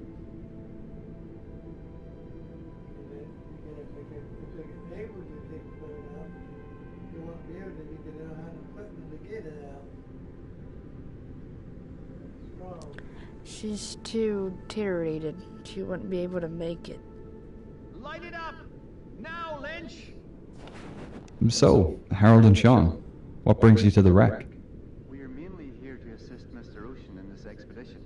We're producers on this documentary, but we also wanted to see the wreck for ourselves. We've been fans of the Titanic for a long, long time. And fans of Mr. Ocean. She would still deteriorate away. Cut the chatter! There's an No artist matter. at work. Done! Next is Molly Brown's room. I want a shot of that brass bed. Margaret Brown, Mr. Ocean. She was never known as Molly. Whatever, Walsh. I don't care. Sorry, where are we heading? To B deck, of course. The what? But wasn't her room on deck? Her account in the Oh, in the Newport game, Herald there's said- no bodies. I don't care what her account said. In real life, yeah, of course, And there's gonna I be say it was bones. this room. Lynch, stop dragging your feet. Get into position. Where do you want me? Oh, I don't know. Maybe there in front of the window? Get in there! Nice and close. Is that it? I'm about to go inside. I'm about to go by the window. You ain't gonna fix it. Every time you do, it gets clogged. No, it don't. Yes, it does.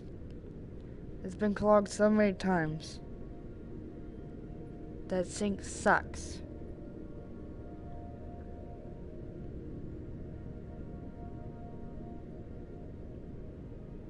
I've been clogged in 3 fucking months after the last time I fixed it.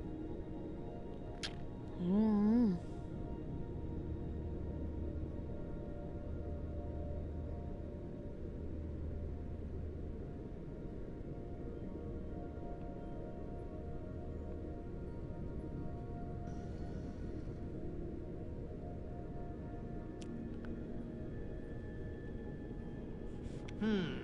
No brass bed here.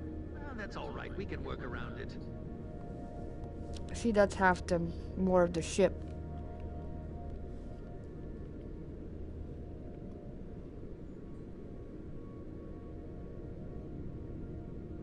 No, no, no! What are you doing? You're in the shot! I haven't moved. I'm in the same spot. I'm surrounded by incompetence! You realize who I am, right? We'll have to shoot it again. Move back, and make sure you keep out of the shot! Sorry, yeah. I didn't even get in the shot, you dumb fuck. He's impatient. Motherfucker. Fucking asshole, I swear.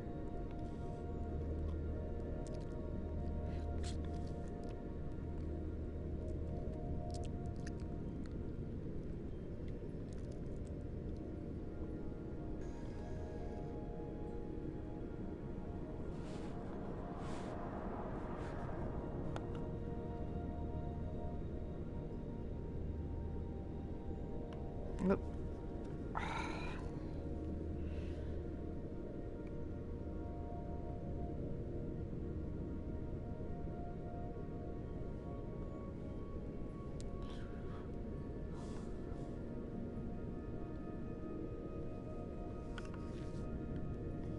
You see, that wasn't too hard, was it? If you focus, you can actually learn something about filmmaking. Next up is the captain's quarters. I want a shot of his bathtub and bedroom. Get over there!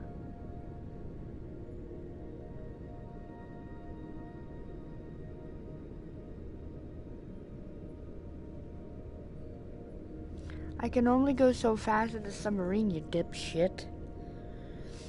They don't make them go that fast. We're going to cover both the bathroom and bedroom. Just make sure you keep out of the shot. Give you a choice of fresh or salt water, hot or cold. Salt water? It was considered therapeutic at the time, although most wealthy people only washed once a week. Have you seen it before? Well, I've seen pictures. I'll tell you what's therapeutic. Huh? Diving, especially at this site. I love to come here and relax What, while this? filming. It's so calm and peaceful. I can only imagine. Oh, yeah. Positioning, lights, come on. Well, they are. I mean, you can't really tell them what to do, you know. I mean, they ain't gonna listen. Maybe this time might be different, or it will go down in another history. It'd be I think it would be what, Titanic 2?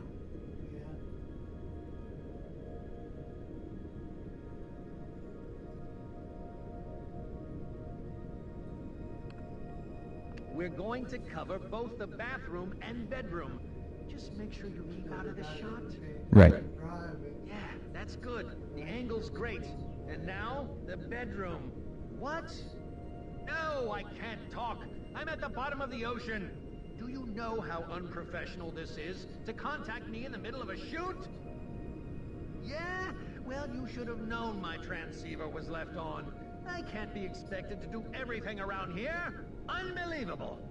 Okay, we'll keep going. They can fix it in post. Lights off. The David is up next. Get over to the marker.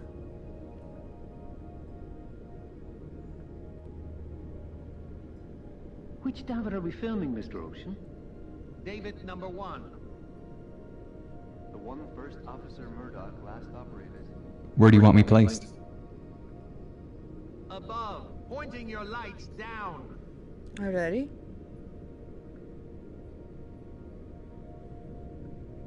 Come on, lights, lights! I haven't got all day! Yes, that's the way, Lynch. Shine down like the heavens. You don't have much experience diving, do you, Lynch? Well, this is my first expedition here, but I've I dived. expected as much, judging by your piloting skills. All right, now get down onto the side of it. I want to see lights coming across, casting shadows.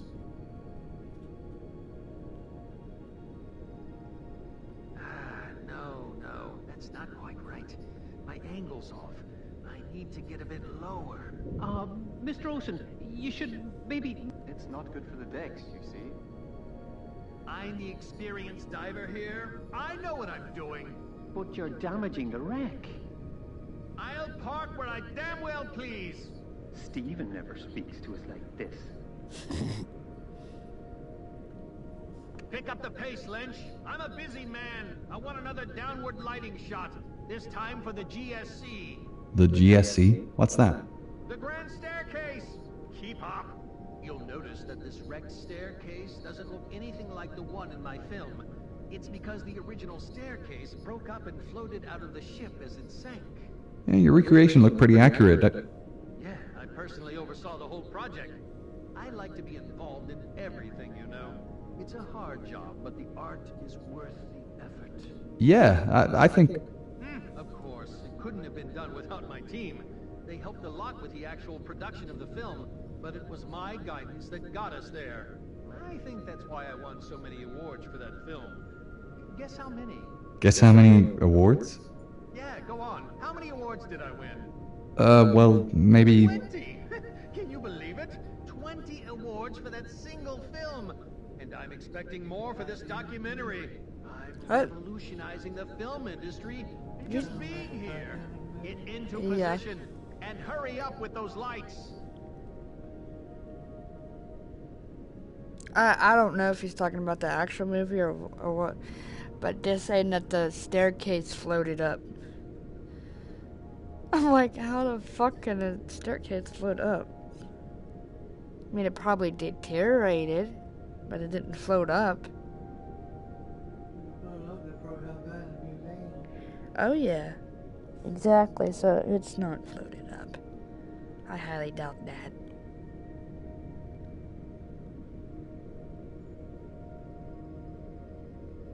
Did you see that? That damn fish ruined my shot! I'll have to reset and start again. But Mr. Ocean, that's the ghost fish. It's rare to capture it on film. Surely you know about the ghost fish. Of course I know about the ghost fish, Walsh. Are you going to follow it? No, I can't. My sub's too big to navigate down there. Yeah, Even with it's my a white piloting fish. skills, I can't get close enough with a camera. I can try getting near it with my ROV. Don't be ridiculous. If I can't get close, you'd have no hope. What size is the ROV? Do you have a decent camera? It's pretty small and fast, but it's only got a basic camera and lights. You can't be seriously considering this. I'm afraid so. Dr. Lynch... But he's an amateur. If I get an ROV, I'll be able to... You can't afford an ROV, Mr. Ocean, just like you couldn't afford this dive. It was your decision to blow the film budget on CGI. That iceberg looks amazing, and you know it. It'll make this film... You're lucky we even paid to bring you down here at all, with the way you've treated us. It certainly won't be happening again. Are we finished with this filming session, Mr. Ocean? Yes, I guess so. Then you're free to go, Dr. Lynch. We'll be in touch. Yes, of course. I'm looking forward to it.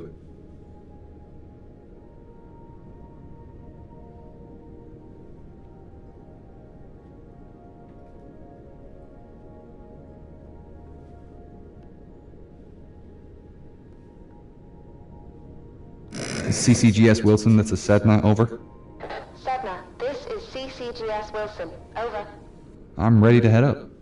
How did you go with the filming? That was fun. Not done yet.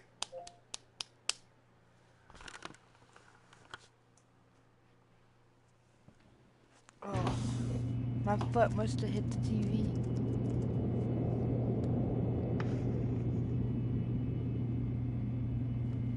So, I've had a call from a Mr. Walsh. Yeah, he was with Mr. Ocean. What did he say? That he and Mr. Jones were impressed with your attitude and interest towards the wreck, and they'd like to hire us for a contract to film a fish? A ghost fish. Apparently it's newly discovered, and the footage of it is worth quite a bit. Seems to live deep inside the wreck, and they need someone to film it with an ROV. Ah, I wondered about that. They've paid to upgrade Predator's cameras and lights, and want us to dive tomorrow, weather permitting. How was Mr. Ocean? Painful. How'd you go with the images? No luck, unfortunately. I'd hoped we'd find something for Gillian. Well, at least the images can be sent off to other teams. Yeah, I'm just not sure where we go from here to find Henderson. I hope Gillian has something for us.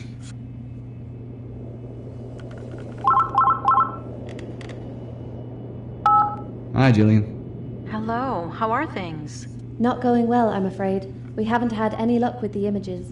I've searched through them all and haven't found anything relating to Henderson. Nothing came up today on the wreck either. My research into the debris fields hasn't brought any new leads. I'm very sorry, but we've had no leads on William's gravesite for several days, and as per our contract, I'm gonna have to put my funding for this expedition on hold. We understand. Look, I appreciate all the work you've both put into this search so far, and if we do find a new lead, I'll be happy to reopen the search, but I just can't afford to keep you down there without anything solid to pursue. It's okay. We were aware this might happen. We're thankful that we've had the opportunity to work with you. This experience has been unforgettable. We managed to learn so much about William and his life in such a small amount of time, and it's made a huge difference in the biography. You'll both be credited in the book, of course. Thanks. We'll continue to look for clues around the site and give you a call if we find anything new. Thank you. I'm so sorry to have to pull out at such a late stage. It's fine. We understand. I hope we'll speak again soon. Well, that's great. It's the nature of the job, unfortunately. Sometimes there's information popping up everywhere and then long periods of nothing in between. What do we do now? We continue with our dive tomorrow. We have funding for that at least. After that, I'm not sure. In good news, we have some new gadgets for the ROV. The new lights and camera are over there on the table. I'll get on it now then.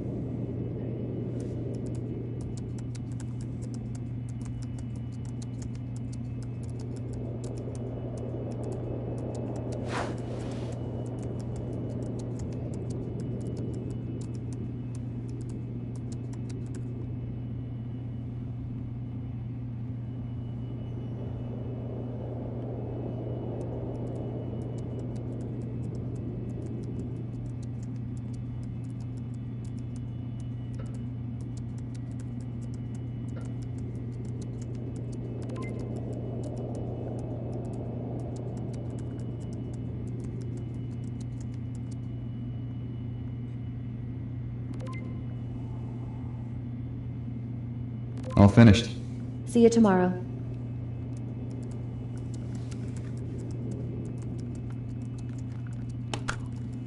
I gotta clean it again. God damn it. Good.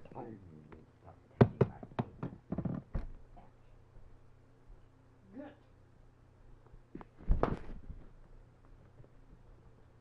I better run, bitch. Stay off my shit.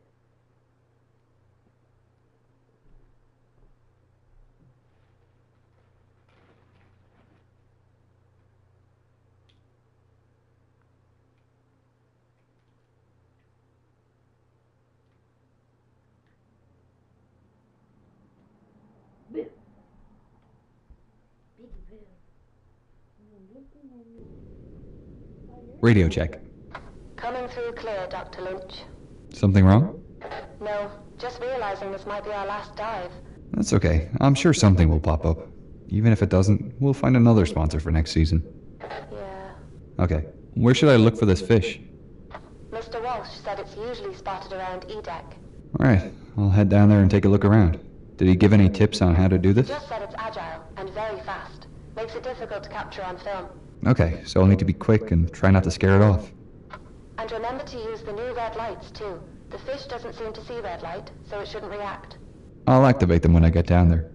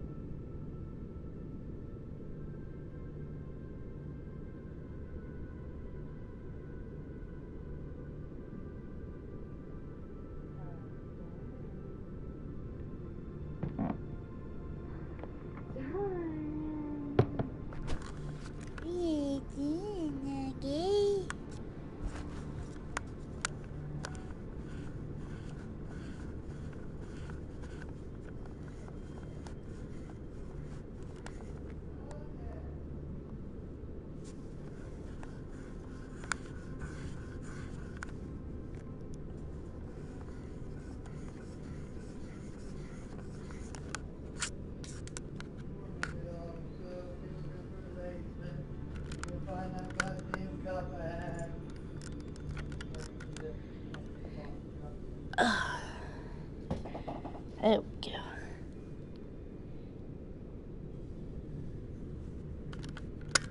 What the fuck? Oh.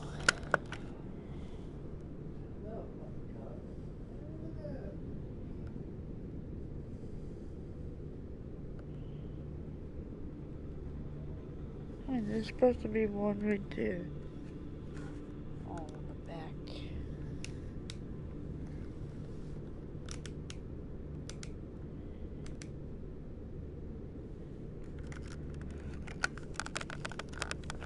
There we go. That's not so tight in my head.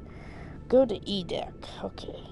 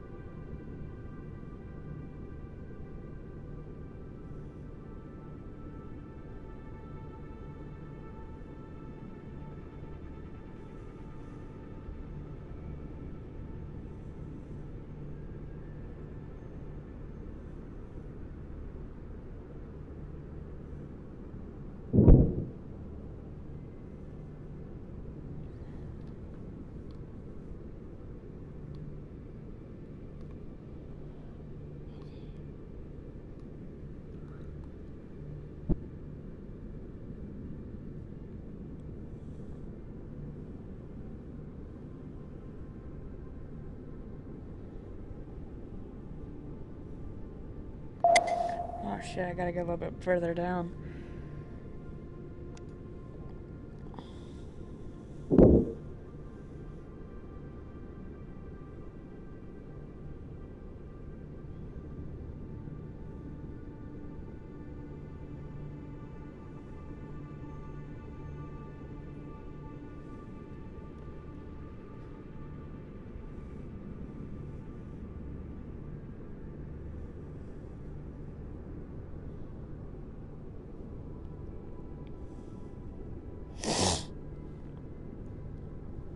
So this was the grand staircase right here.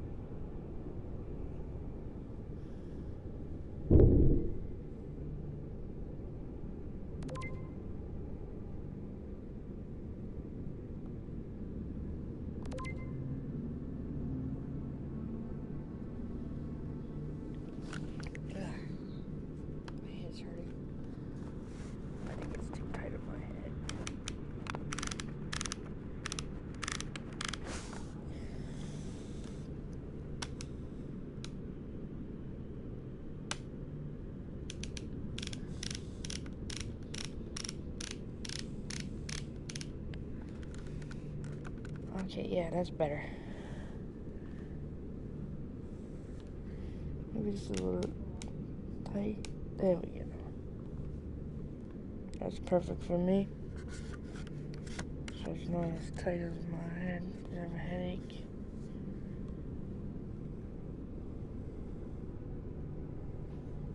Maybe just a tiny bit tight. There we go.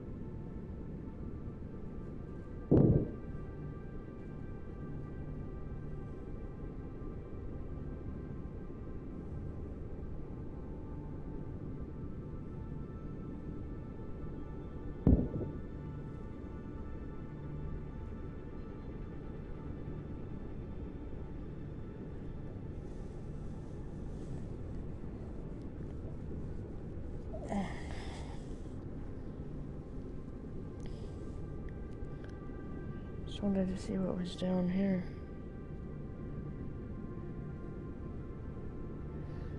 Ain't shit down here.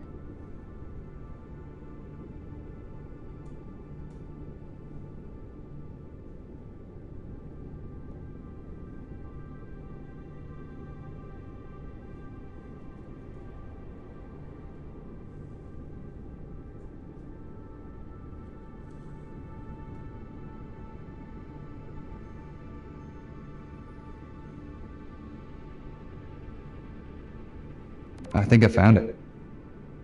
Can you get it on film?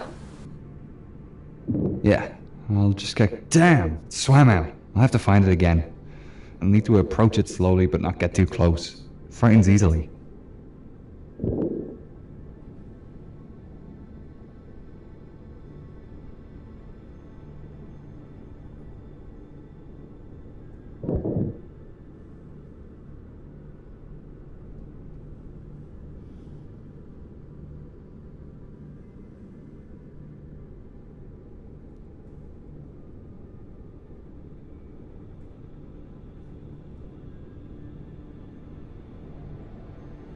Here it is. I'll keep my distance and start recording.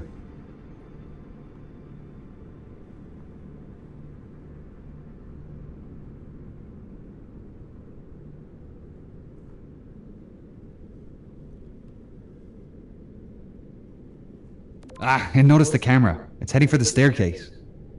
It'll be harder to find if it gets out the ship. I'll follow it.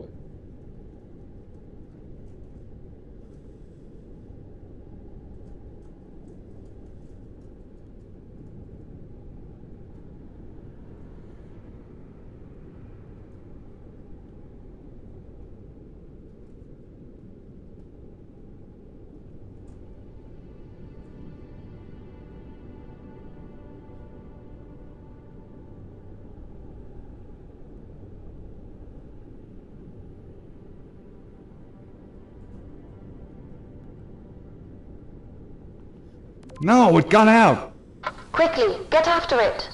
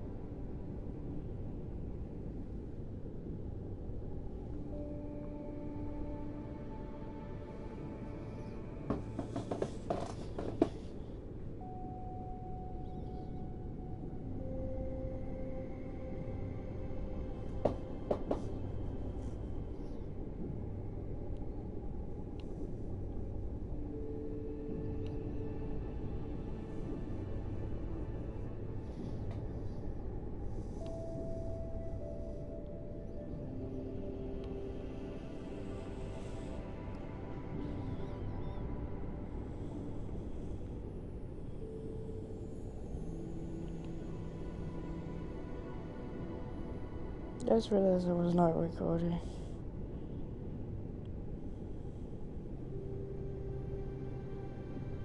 Okay, it stopped again. Do you think you'll be able to get close enough for a clear shot? Yeah, it's in a good spot here.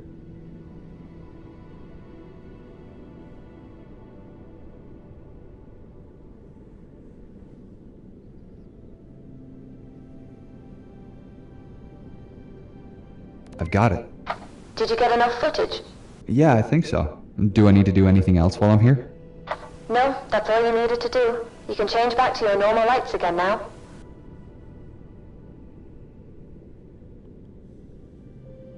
Ready to head back?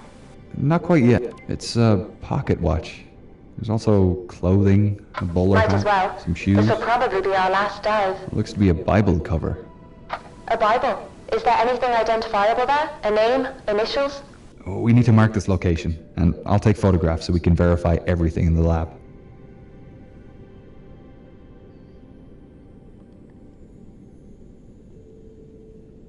Alright, location is marked. Are you able to collect the pocket watch? Yeah, it's just sitting on top. I'll leave the other items. WJ... Hey, Gene, I know it sounds unbelievable, but I think this might be Henderson. Are you sure? I think you might be jumping to conclusions here. Maybe, but with the initials on the watch and the Bible, I mean, it's possible. Well, what should we do? I'll head back to the surface. I really hope you're right about this.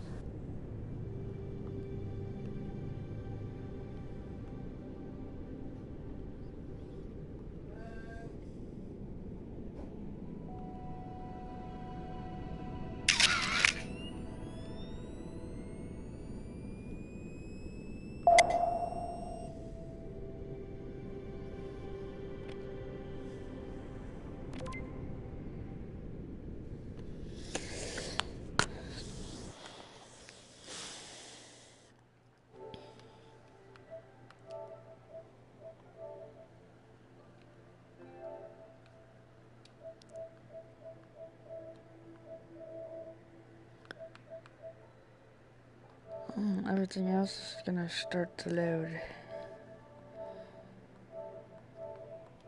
Let's pause it all.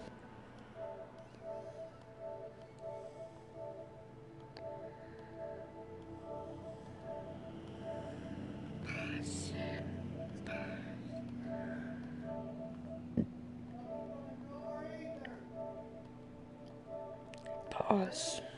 Pause. Pause. Pause. Pause. Oh, that one's gonna take 1 second.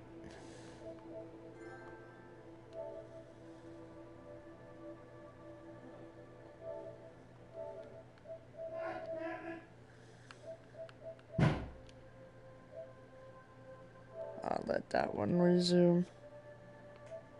And this one.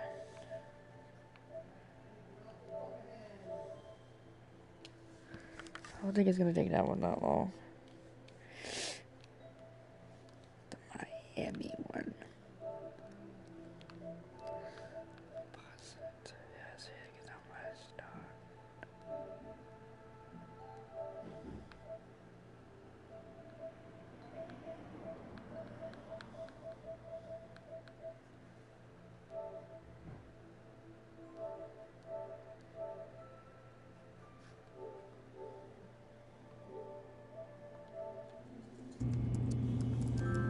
Well, this watch is in excellent condition. You wouldn't even know it's been down there so long. The initials are engraved on the back, and the face shows the time the ship sank.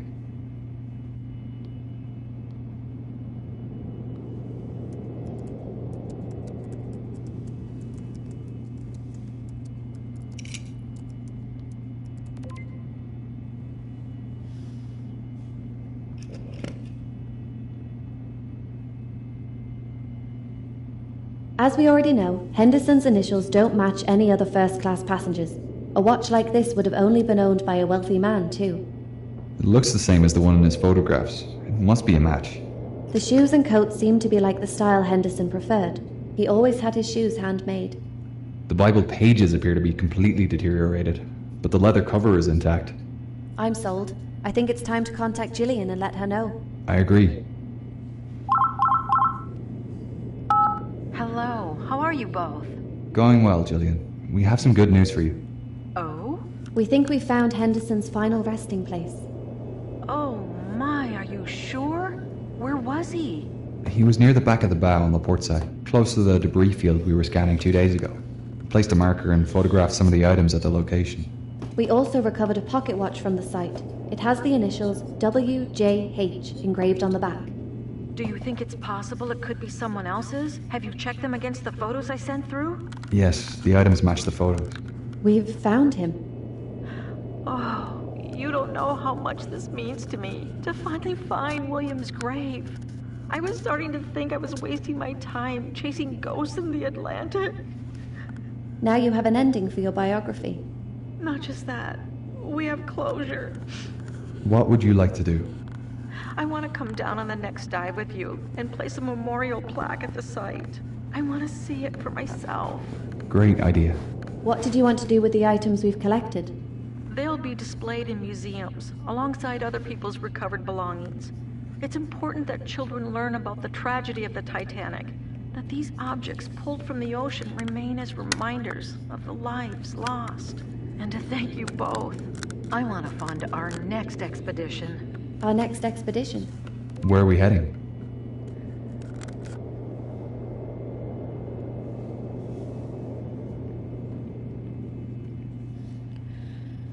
The boss lady herself. Nice.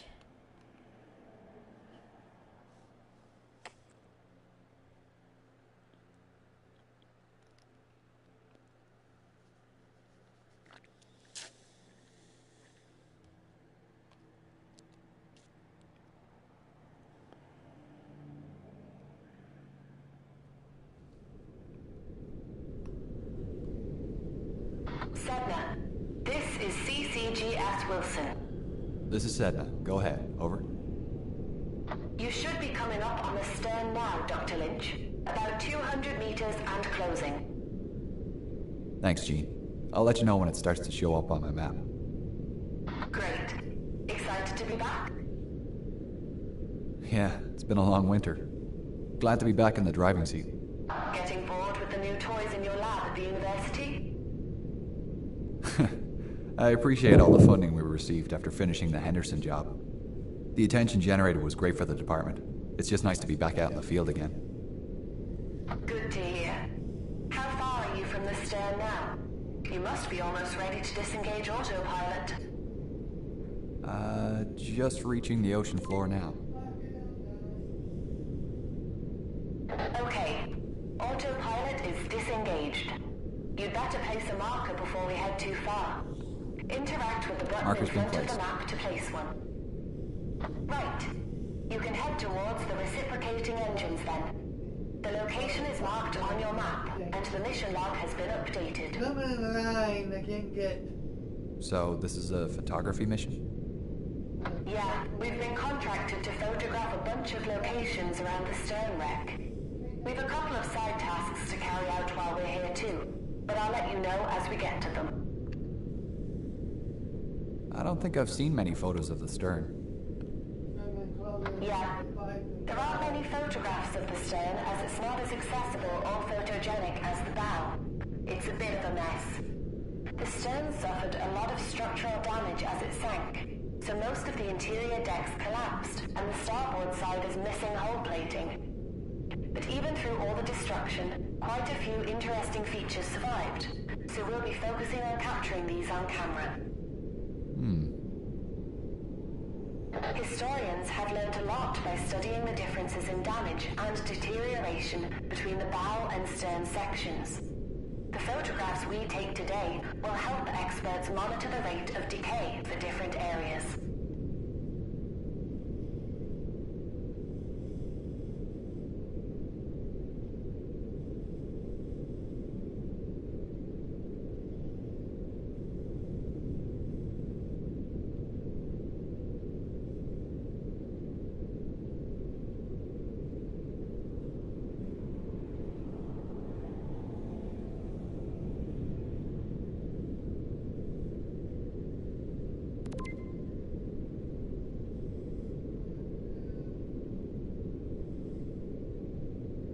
Alright, I can see it up ahead.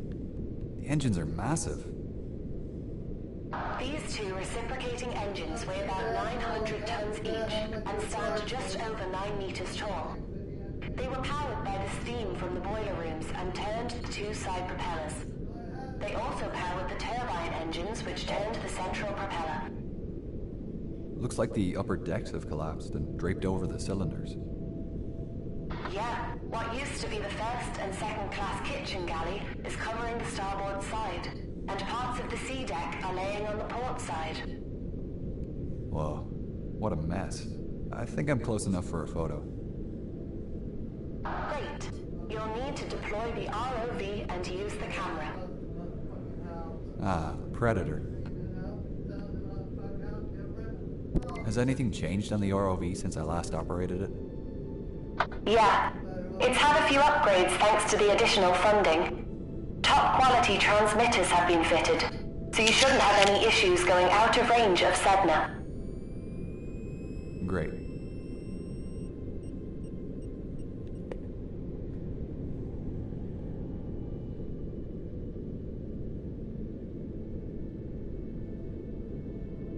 Right. I've taken a photo. What's next? You can get out of camera mode by pressing and releasing the info button again. From this menu, you can also see the ROV's map, with your next goal location and mission log visible. You should head towards the second class entrance on the boat deck. Can I get there in the ROV, or do I need to bring the submersible? Up to you, really. The range on the ROV is enough to cover the entire stern, but you might like to use the submersible to light up your photographs better. To get back into the submersible, press the return button. Right. I'll head to the second class entrance now. You might like to swing past the starboard side before you head up to the boat deck. You can kind of see the turbine and dynamo engines through the missing hull. You'll need to be at ground level to look in, just forward of the strip of boat deck hanging down. Ah, nice. The dynamos generated all the electricity on board, right? Yeah. Titanic had 4 steam-driven generators that powered the lights, heating, fans, Marconi radio equipment, clocks, telephones, cranes, and elevators. She also had 2 backup generators on D-deck for emergencies, and they were run every night, just in case. Titanic really was a state-of-the-art ship with all the latest conveniences. What's so special about the second class entrance? Why are we heading there? The Olympic-class liners were the first to provide second-class passengers with an elevator, and the elevator equipment can be seen at the second-class entrance. Ah. The elevator ran through the central well of the forward second-class staircase, and accessed the boat deck through to the F deck, skipping A deck. An elevator steward was allocated to each of the 4 elevators on board. They manually moved the elevator up and down the shaft using a lever connected to the motors.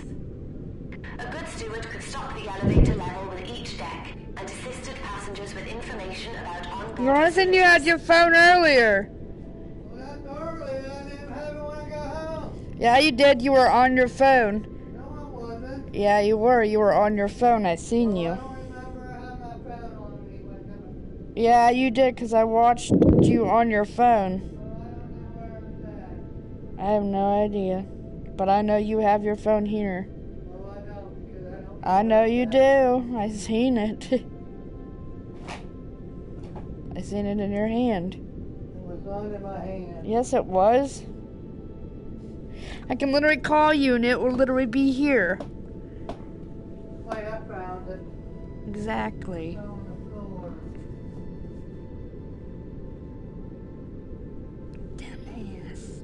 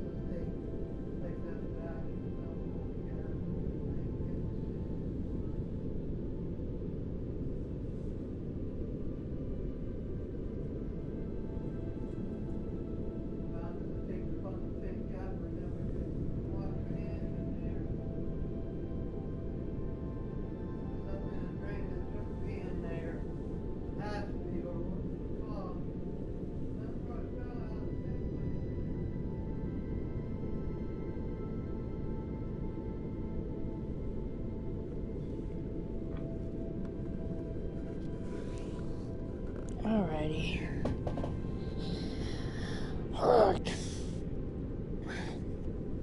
Oh yeah. Well.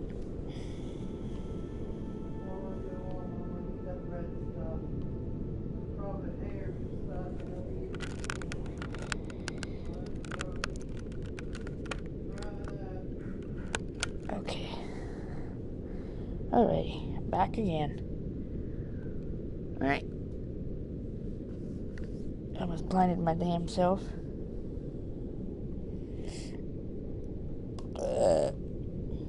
Okay.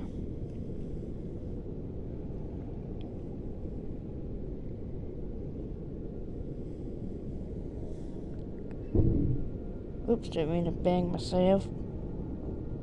Sorry.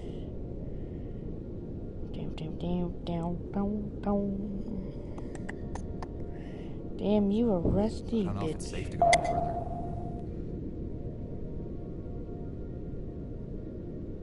What? That's kind of retarded. I don't know what the fuck happened.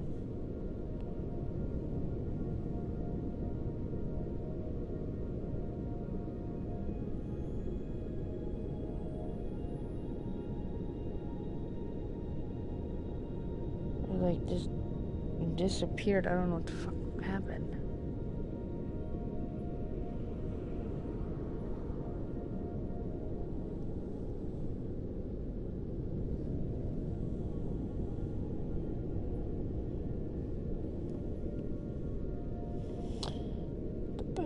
Locate the turbine. I don't think I'm... Okay, no, not yet. Down. Get in the basket. The biscuit. Oh, those must be the turbines right there.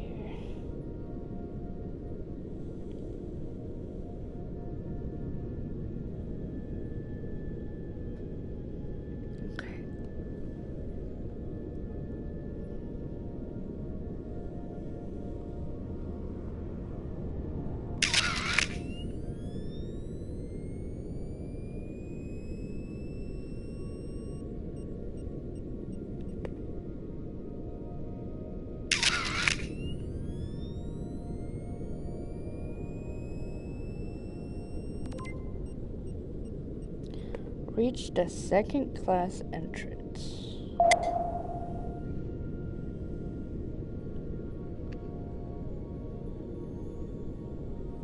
Get in the basket. Come on. Get in. Good little rove.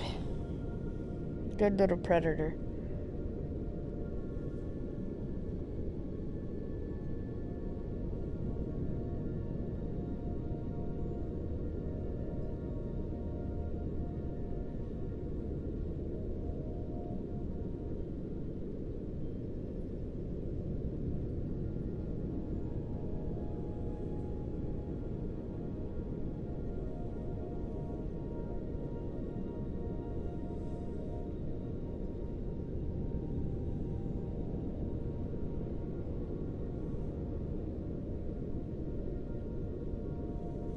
Oh shit, I almost fell.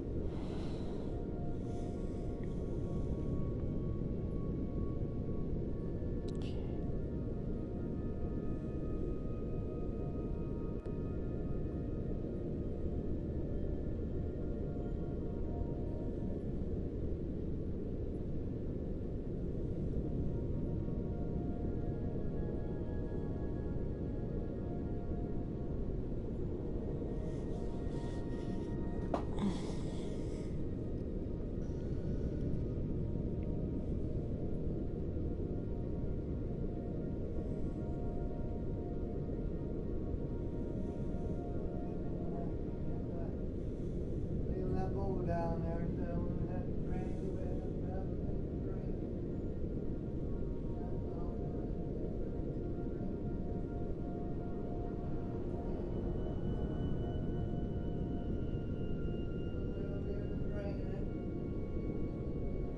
Okay.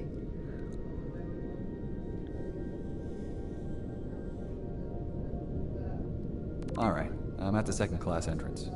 It's not in great shape. The walls of the entrance are propping the equipment up, but it's leaning to port and unstable. Be careful not to get too close when taking the photograph. Right.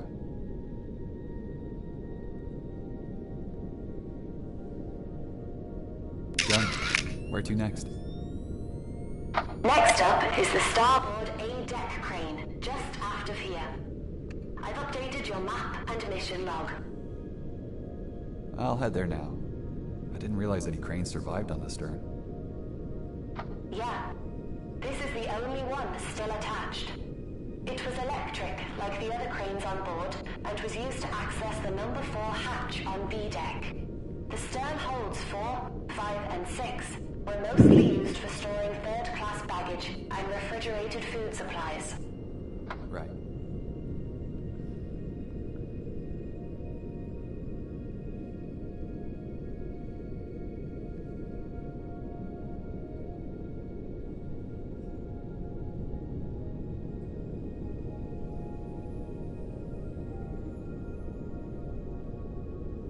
Alright, I'm at the crane.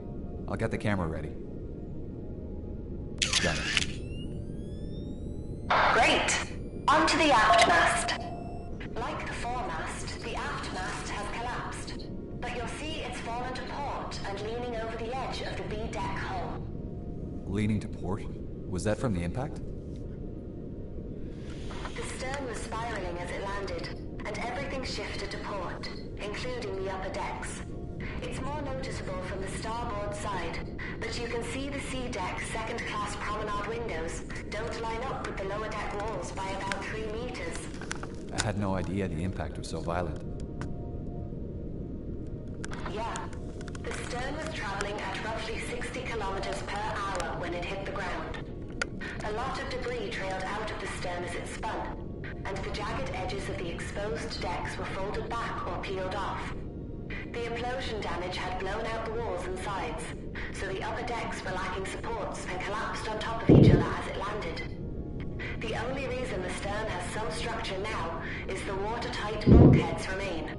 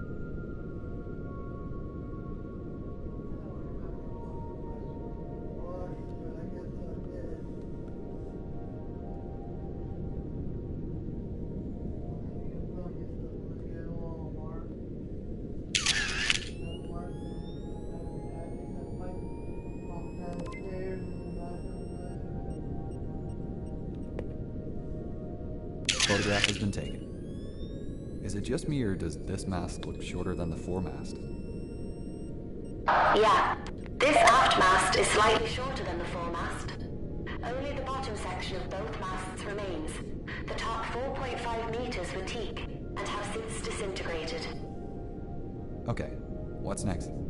We're heading aft again. Over to the starboard side this time. I'll mark it on your map. What should I be looking for? We're moving towards a piece of decking, sticking up out of the collapsed decks. A loose section of the well deck fell fast enough that it managed to slice through the decks just forward of watertight bulkhead O. Whoa.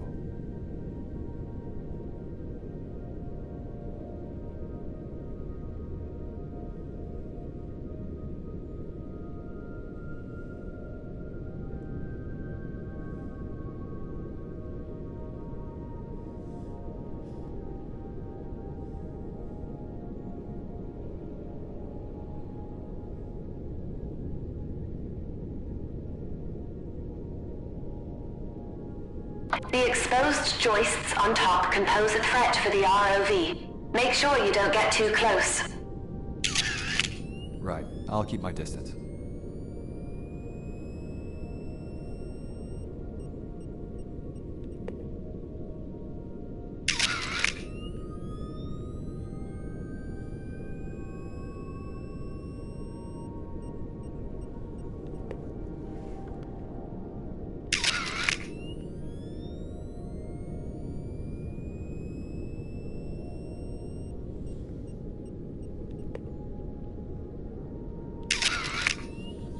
Wait, what the fuck was that boy supposed to take a picture of?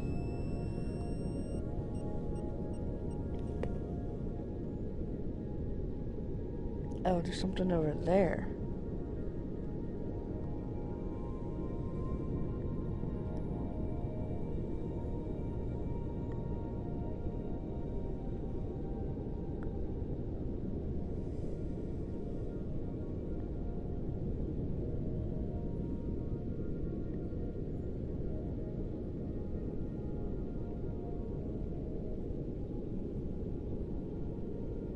I'm about to get my... I don't know where to go.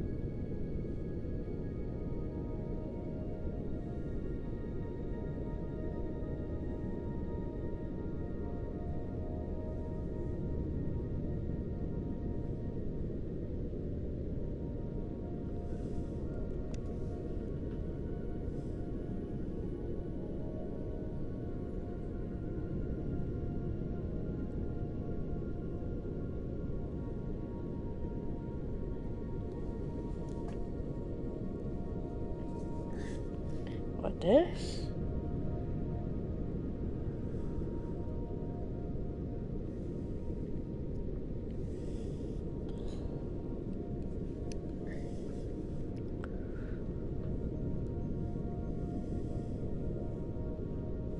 Oh, this. I think I might be talking about that.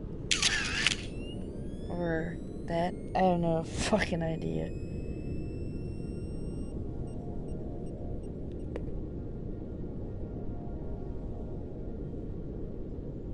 Done. Got it. Why has the decking here collapsed so much more than the port side? This area suffered massive implosion damage. The stern still had pockets of air as it sank, and the outside pressure increased to a point where the surrounding water forced its way into these pockets. The implosion was powerful enough to strip away all the cabin walls and supports from this area, leaving the decks to collapse on top of each other. Survivors reported hearing underwater explosions. Do you think that was the stern imploding? Yeah, that's the current opinion. Ships don't go down quietly. Okay, what's next? We've been asked to recover a tile from the decking just aft of here. There is a small pile of tiles from the third-class general room, and we can grab one from the top of the pile.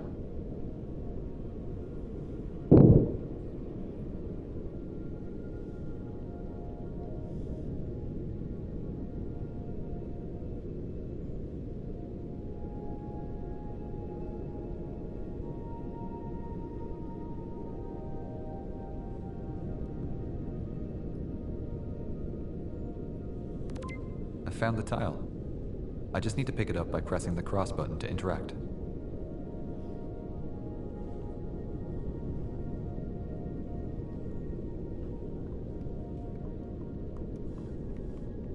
So, this tile was originally from the general room. Was that near here? Yeah. The third-class general and smoking rooms were at the very aft of the stern, just under the poop deck. We'll pass them as we head over to the port side propeller. Right. The general room was used as a covered communal space for families and friends to talk and enjoy music, similar to the open space in the bow.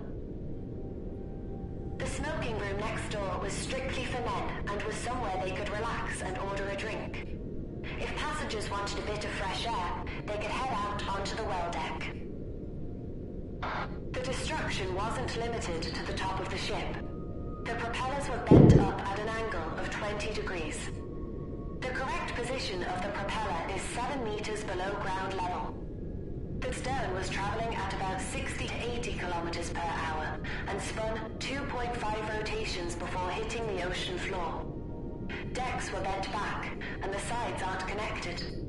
The sides must have come apart on the way down, because they're bent too far out to be damaged from the impact. The central propeller has been thought to be a 4-blade like Olympics, but Harland and Wolff records show a 3-blade was fitted to Titanic.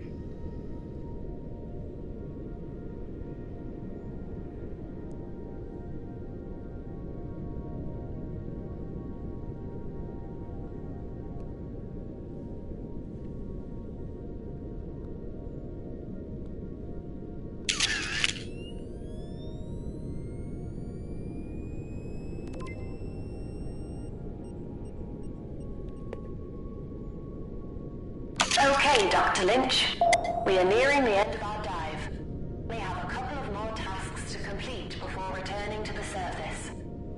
Right. What's next?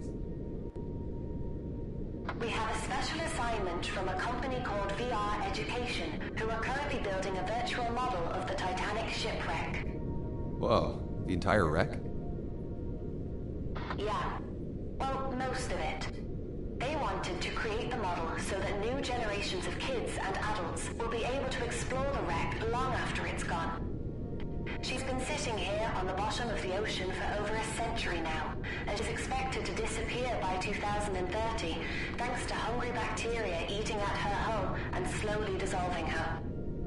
Yeah, it really is sad. It'll soon be just a memory. But this sounds like a worthwhile project. What's the assignment they've asked for?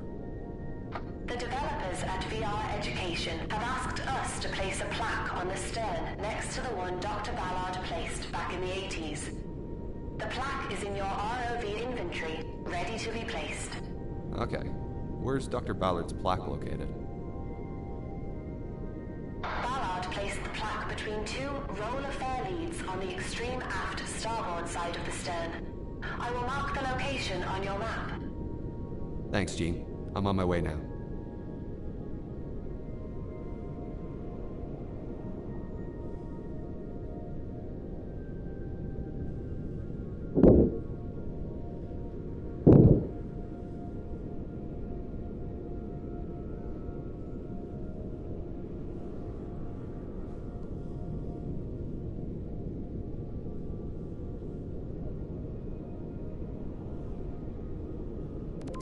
Okay, I'm on location now. I can see Dr. Ballard's plaque. Great. Once you've placed it, please take a photo so we can send it to the people at VR Education. Photo taken. The plaque reads, "This plaque is dedicated to the memory of all those who lost their lives on the sinking of RMS Titanic on the 15th of April, 1912. This plaque is located on the ship's final area of refuge before she plunged into the depths of the icy ocean. May those who perished find peace at their eternal destination." Very poignant.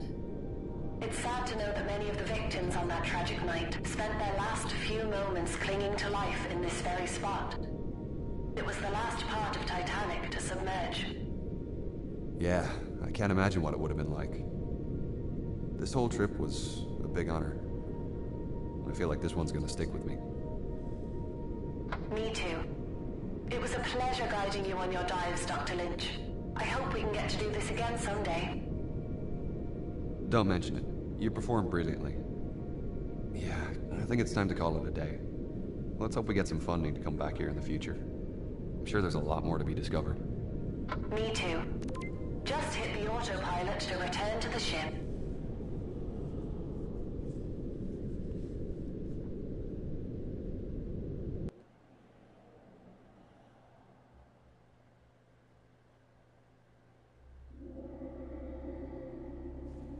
Yeah! I beat the game! It didn't even take me that long to beat it. What the fuck is a sandbox? Sandbox? I don't know what a sandbox is on here. I have no idea. We're about to find out though.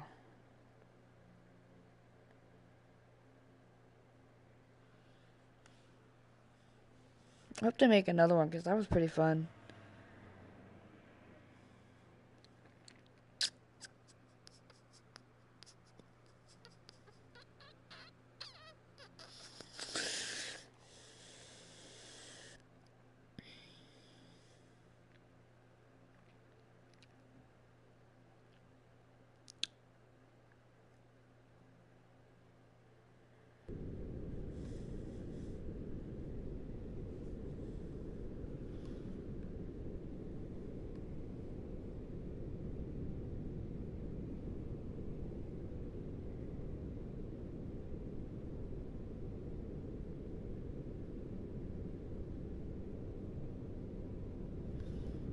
I have no idea. Oh, explore Titanic.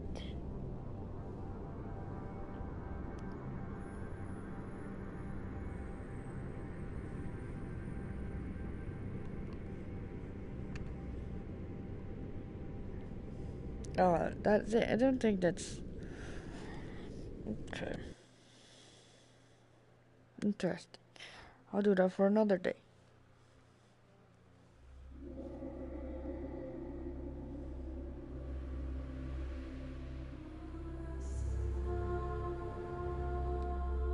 Oh yeah, we forgot to do the short tour.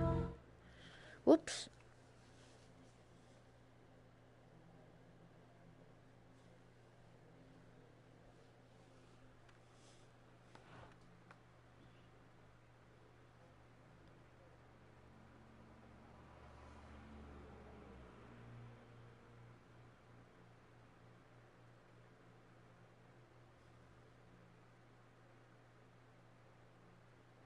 Reminds me of Nintendo GameCube. The way they're moving.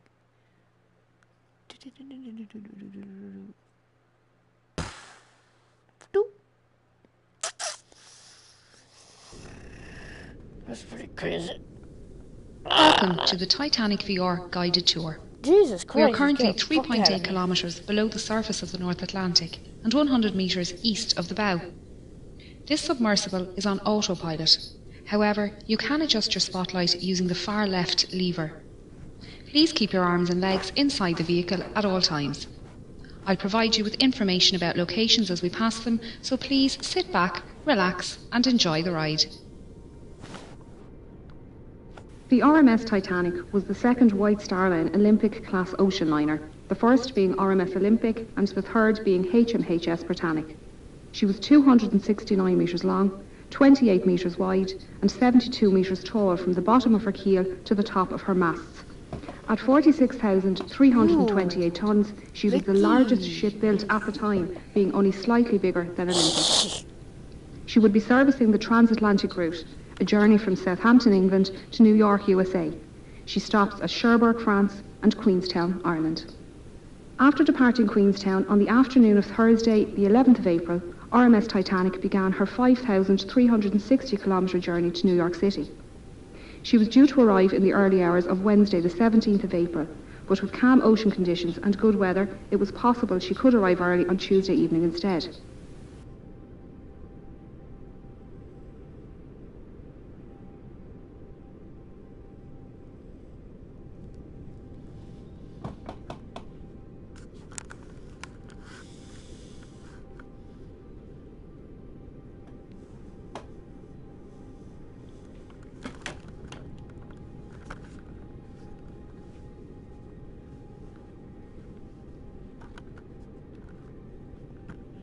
The night of the 14th of April was moonless, and a light fog was developing on the horizon. Titanic's captain, Edward Smith, had received a number of ice warnings during the day, and had changed their course so they were further south to avoid the affected areas.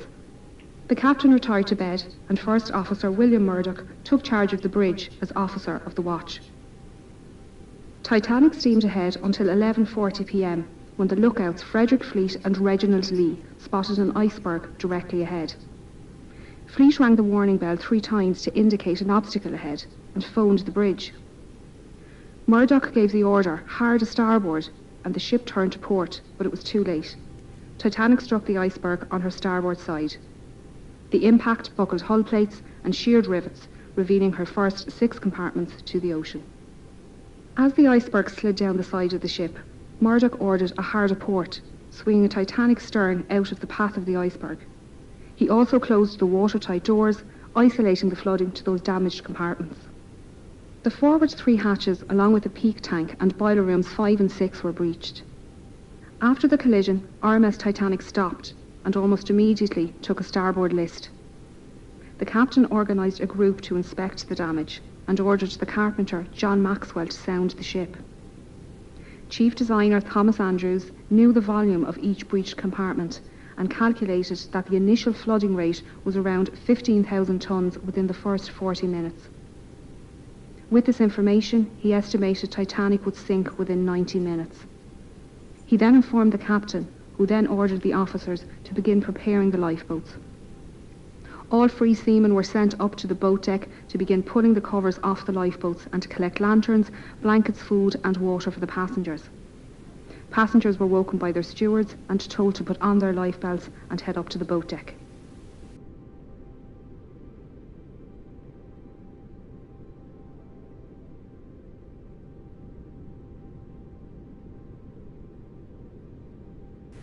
Titanic carried just 20 lifeboats, 4 more than required by the regulations outlined by the British Board of Trade. There were 14 regular wooden lifeboats, 2 smaller cutters and 4 Engelhart collapsible boats. The total capacity of these lifeboats was only 1,178 people, far less than the total on board. This fact must have weighed heavily on the captain's mind, as he specified the boats to be filled with women and children first. Just over an hour after the collision, the first lifeboat left the sinking ship. To convince women to leave, officers tried assuring them it was only a precaution, that they would be back on board by daylight. First Officer Murdoch filled the starboard side, while Second Officer Charles Lightoller filled port. The officers interpreted the captain's women and children first order differently, with Murdoch putting men into the boats after all the women and children near the boat had entered. Lightoller, on the other hand, only allowed women and children to enter the boats and refused all men and boys over 14 years old.